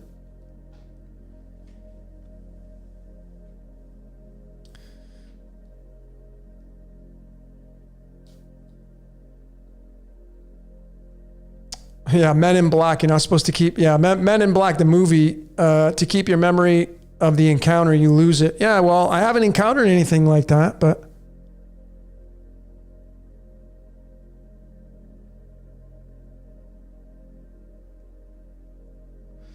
Oh, I see, Leo. So you're tired of all the rabbit holes and endless cycles. Well, I mean, you got to then just move into gratitude. How grateful are you in your life? Do you give thanks for everything in your life? Are you a gratitude junkie, as I like to say? Have you become that? See, I'm not tired of it. I don't get in those mindsets. Like, I still encourage it. I still bring it into my life. I'm constantly looking. I can't help it. Once you become a decoder and you start to become aware of the numbers and what they mean, you start to see it all around you. It's inescapable. And it's always been there. Tired of being stuck in the infinite loop. Well, again, these are theoretical. We don't know if this is true. I say that, remember I said I'm 50-50. I said earlier, like, I don't know for sure if you're stuck in a loop. I don't know. And the thing is that if you are, there's nothing you can do about it. So you might as well make peace with it. Give it gratitude. You know, I read somewhere, it made a lot of sense. And again, I'm not saying this is true, but I was reading on Yaldabaoth, the Gnostic demiurge, which in the Quran, it's Allah. If you want to know what Allah is, it's Yaldabaoth. It's right on the tarot card, but the Cruelty deck. It's the tower. It's got Yaldabaoth right on it, tied to Sirius. Anyways, I was reading in some kind of context that when you stop blaming things, when you stop pointing the finger, when you stop being angry at other things on the world stage for what they're doing, you're free. When you stop doing all those kinds of things, you cut the symbiotic relationship that you've created, and you're free. And you know, that made a lot of sense to me. And I've done a lot of that. Have I cut all the cords? Well, I don't know. If I consciously sat down, maybe there was a few that I can cut, but nonetheless, I've made peace. I've cut. I don't do the blame game. That's old now. Blaming certain organizations for doing some things is no different than running in the water and blaming the shark for coming at you and trying to take your leg off. And then you would say, well, then you argue and you say, well, if I don't resist, man, you know, that's my compliance. No, it's not. That's not necessarily true. And again, if everybody were just to turn off the news, it would disappear. Which means it wouldn't affect you anymore.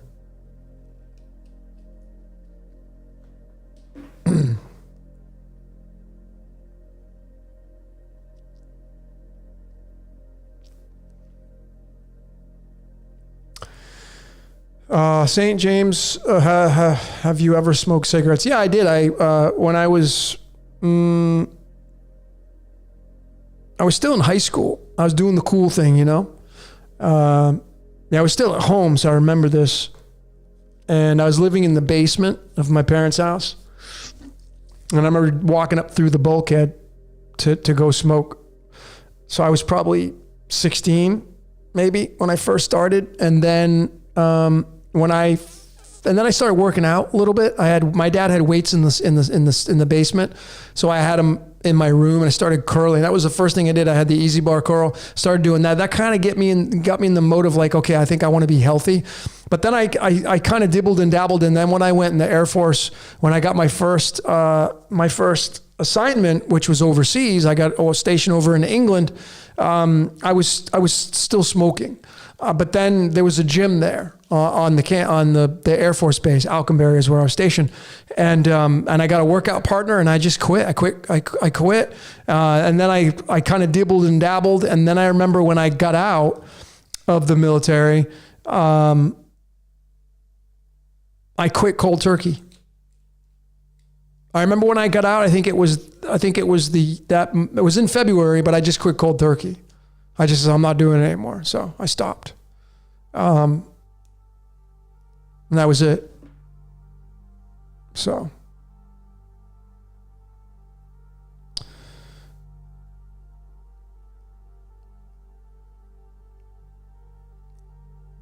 That's right. Steven says, what you pay attention to eventually pays attention to you. Exactly. That's my take on it. So when you make peace and you be at least neutral to the things that you despise and hate and get rid of all that anger and resentment. And like I said, ladies and gentlemen, if the home team showed up and the visiting team didn't show up, the home team would win. But if every team did that through every game for the NFL, and it happened every week, the fans wouldn't have it. They'd be like, I'm not watching football anymore. And you know what would happen to the NFL? It would be gone. So this is the same concept that we need to take into consideration for the game that we're playing out. If you want to dissolve, if you're a fan of having governments being dissolved and the things that are influencing you being dissolved, stop paying attention to them. That's the first requisite. I know. And the thing is, you know what's going to fight is your identity is not going to want that because it's maybe in the habit of doing it. And the thing is like, is there going to be enough people to stop paying attention to it for it to dissolve? Because if everybody took their attention and put it on things that were made for the forward progression of this reality, it would change this reality. That's what would happen. Well, people aren't interested. People, as Neville Goddard said, people would rather have the things created than the power to create. That's the truth.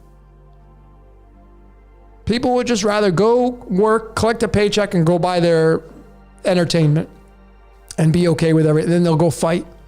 They'll go, I'm going to go fight for my freedom.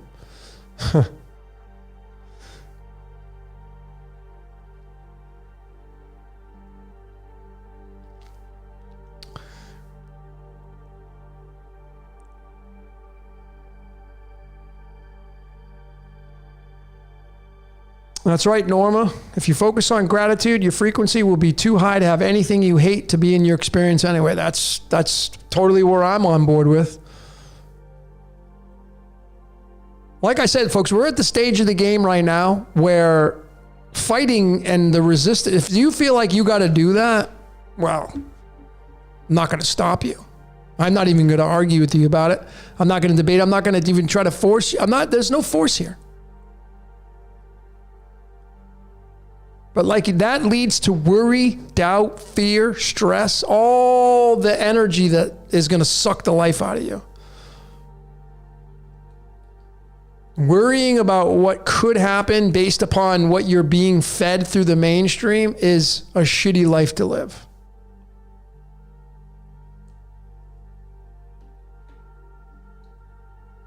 I mean, at this stage of the game, it's already been written. So I'd rather just enjoy my experiences. Have the most pleasurable experiences. Not have the stress and the worry and the doubt and the fear. It's going to happen anyway. It's going to happen. With or without my consent. With or without your consent.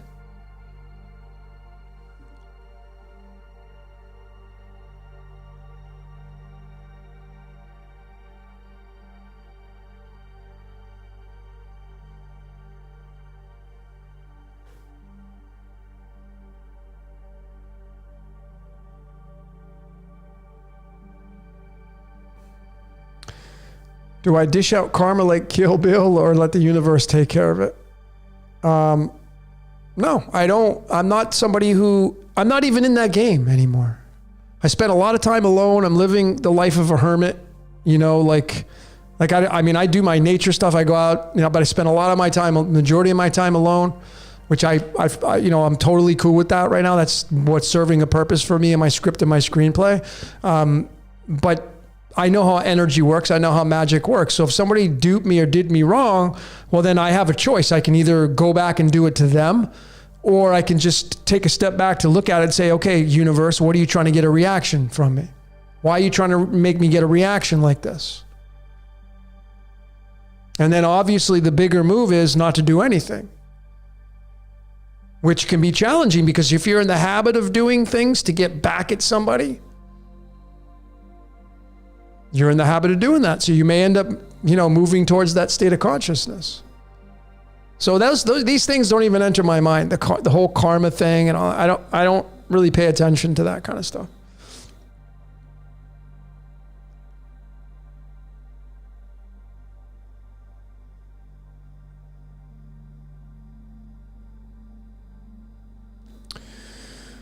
Kirk is asking, what do you think about the double eclipse on November 8th? Well, I got my eyes on it, I think what will happen is nothing. I'm not into the prediction game. Prediction, predestination. This word pre. I'm not really into that. People, I've done a few fun things over the years, but when you get things wrong, people just like to crucify you. They like to hang you up by your feet. So it's just not worth the chaos that comes with predicting things. I just don't resonate with it. So, but I'm definitely I paid attention to it. I've looked at the astrological chart. It's a very interesting chart. So.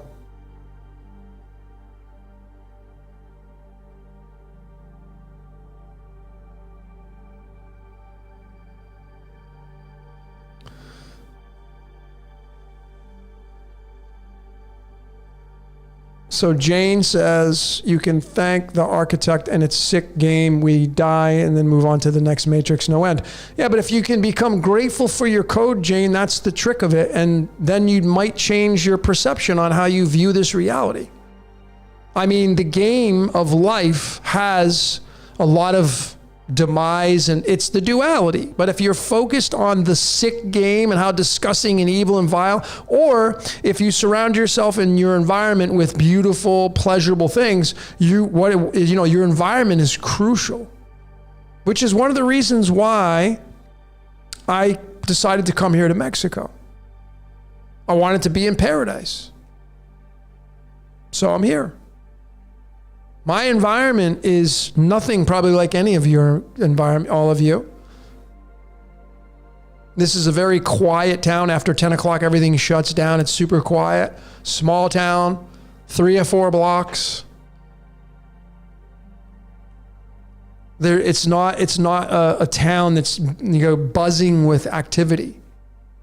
On the weekends, it has its busy stuff. But I like it because it's quiet, and quiet allows you to give introspection. It allows you to break free from the static, to see things for what they are. When life gets in the way and you're busy and life sucks at you and you're in the midst, like when I went back to the US a couple months ago, I can see why people would think this game's disgusting, this game's evil, this game's violent. Yeah, because you're in the Joneses. Get yourself out of that environment. First thing is with the choice of saying, you know what, I'm going to do that. I'm not going to call the game this and do the game that. I'm not going to point the fingers. I'm not going to look at the negativity in life. I'm going to start focusing on my gratitude and what this life has to bring me. And I'm going to stop doing the blame game because my life's beautiful. My life's beautiful. Yet I know that I could turn on the mainstream or I can go to a certain town and you're going to see a whole bunch of crime and violence and it's disgusting. I don't have that in my lifestyle. I'm grateful for it. I give great gratitude to it every day, or at least try to remind myself to do it every day. How about you? How much gratitude do you have in your life? And if we're living in this game and there is these vile, disgusting things that happen, there's nothing you can do about it. I mean, again, go watch the praying mantis on YouTube. Go watch it chew the head off of its partner after it ended up mating with it. Is that cruel? People have praying mantises as pets. It is what it is.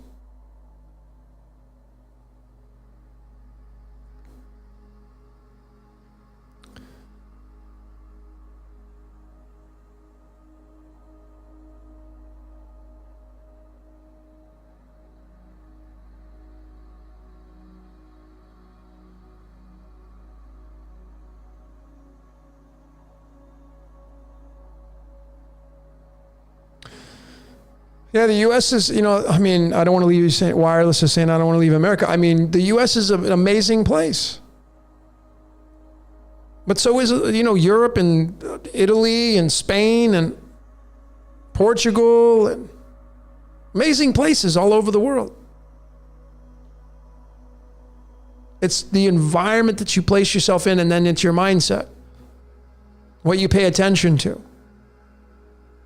Like I said, ladies and gentlemen, I don't know how long you've been here with me, but I had an issue with ants in my place. And I made peace with it. I found myself being like I'm God. And looking at the ants, and like I'm sitting here, like these ants, the trail of ants. And I can't leave anything out. And it's like, ugh.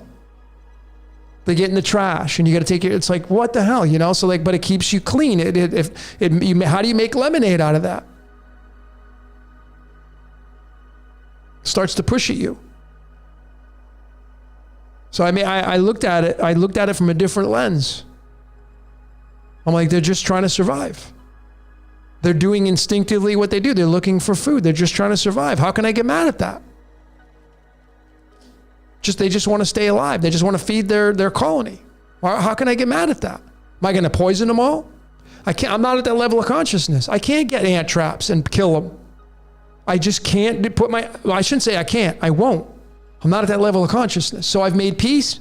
And now I just, like I said earlier, I leave granola out or whatever in my bathroom where they don't mess with me.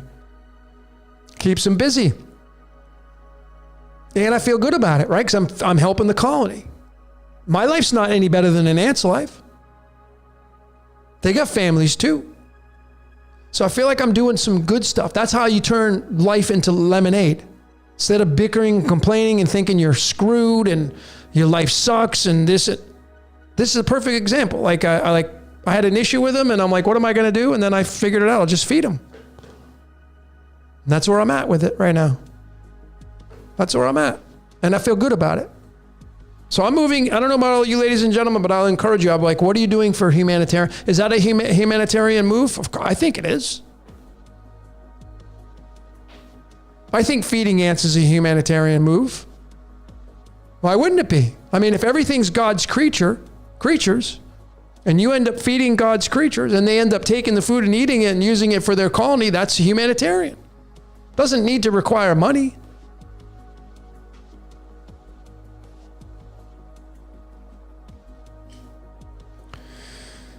All right. So I think I'm going to end the transmission.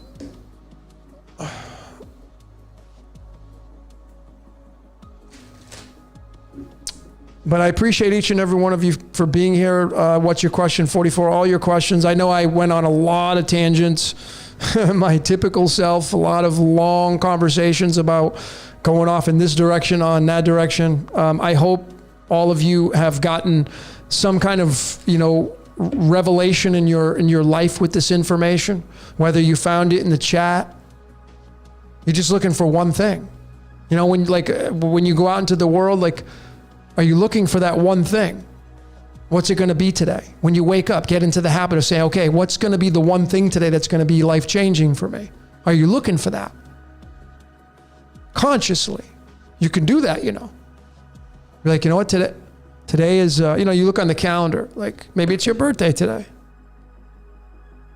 And you're like, Wow, I've been 5 hours. Whew, okay, I got to end this transmission. Almost 5 hours. That's how fast it goes. This is how fast it goes. But anyway, ladies and gentlemen, if you can wake up and look for that one thing in your life consciously, a great exercise to do, you wake up, you give thanks to your pillow, your mattress, your air conditioner, your good night's sleep, your body, your temple for giving you that sleep. Maybe you had some good dreams, some fun dreams. And then you'd be like, I can't wait to start my day today. I'm so grateful I'm alive. And then what is the one thing that the universe is going to deliver to me today? I talk to myself all the time, like a lunatic. Talking to myself all the time out loud. Like there's somebody in the room. Well, there is. Somebody's watching me all the time. Like I said, the next time you masturbate, you're not alone. You're not alone. That's the funny thing. But what's the one thing that you can look forward to when you wake up? Like, what are you going to show me today? And you start to look for it. Where is it? Maybe you might meet somebody. They may give you something. But I would encourage all of you to do that. I would encourage all of you to wake up, give gratitude to everything in your life. Give gratitude to your teeth when you're brushing them. Give gratitude to your teeth when you're chewing your food. Like, are you talking to your water bottle? Whenever I see water, I think Jesus. Because you're the Christ experience. We're made up of water. Water equals 18. Jesus equals 18 in numerology. Christ equals 18 in numerology. Water. It's the Christ. And you got to move and flow. Mutable. That's why Jesus came out in the Piscean age, because it's a mutable sign. Mutable's water. It's got to conform to the shape. Well, we're not doing that now. We're moving into a fixed sign of Aquarius. Big difference. But anyway, the water, like, do you talk to your water? Like, thank you for giving me the life. Because without this, you're dead in a couple days. 2, 3, 4, whatever. Everything that you can start to fixate on, be giving grateful for, gratitude. I'm grateful for everybody showing up for this transmission, all your participations, all your questions. All of that. I appreciate each and every one of you for coming here tonight. You could have been anywhere else today, tonight, wherever you are in the world, but you came here to join us in the decoding world, to listen to my rants, to see some people here, whatever the case may be. But you decided to show up here. I'm grateful for that. Without you, I wouldn't have a channel. I would have a channel with no viewers. And the point of this channel is to get out my research, and you do whatever the hell it is you want to do with it.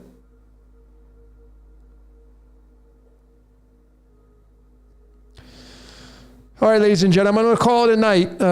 It's midnight here, and I'm going to eat. I'm going to have some pasta with broccoli.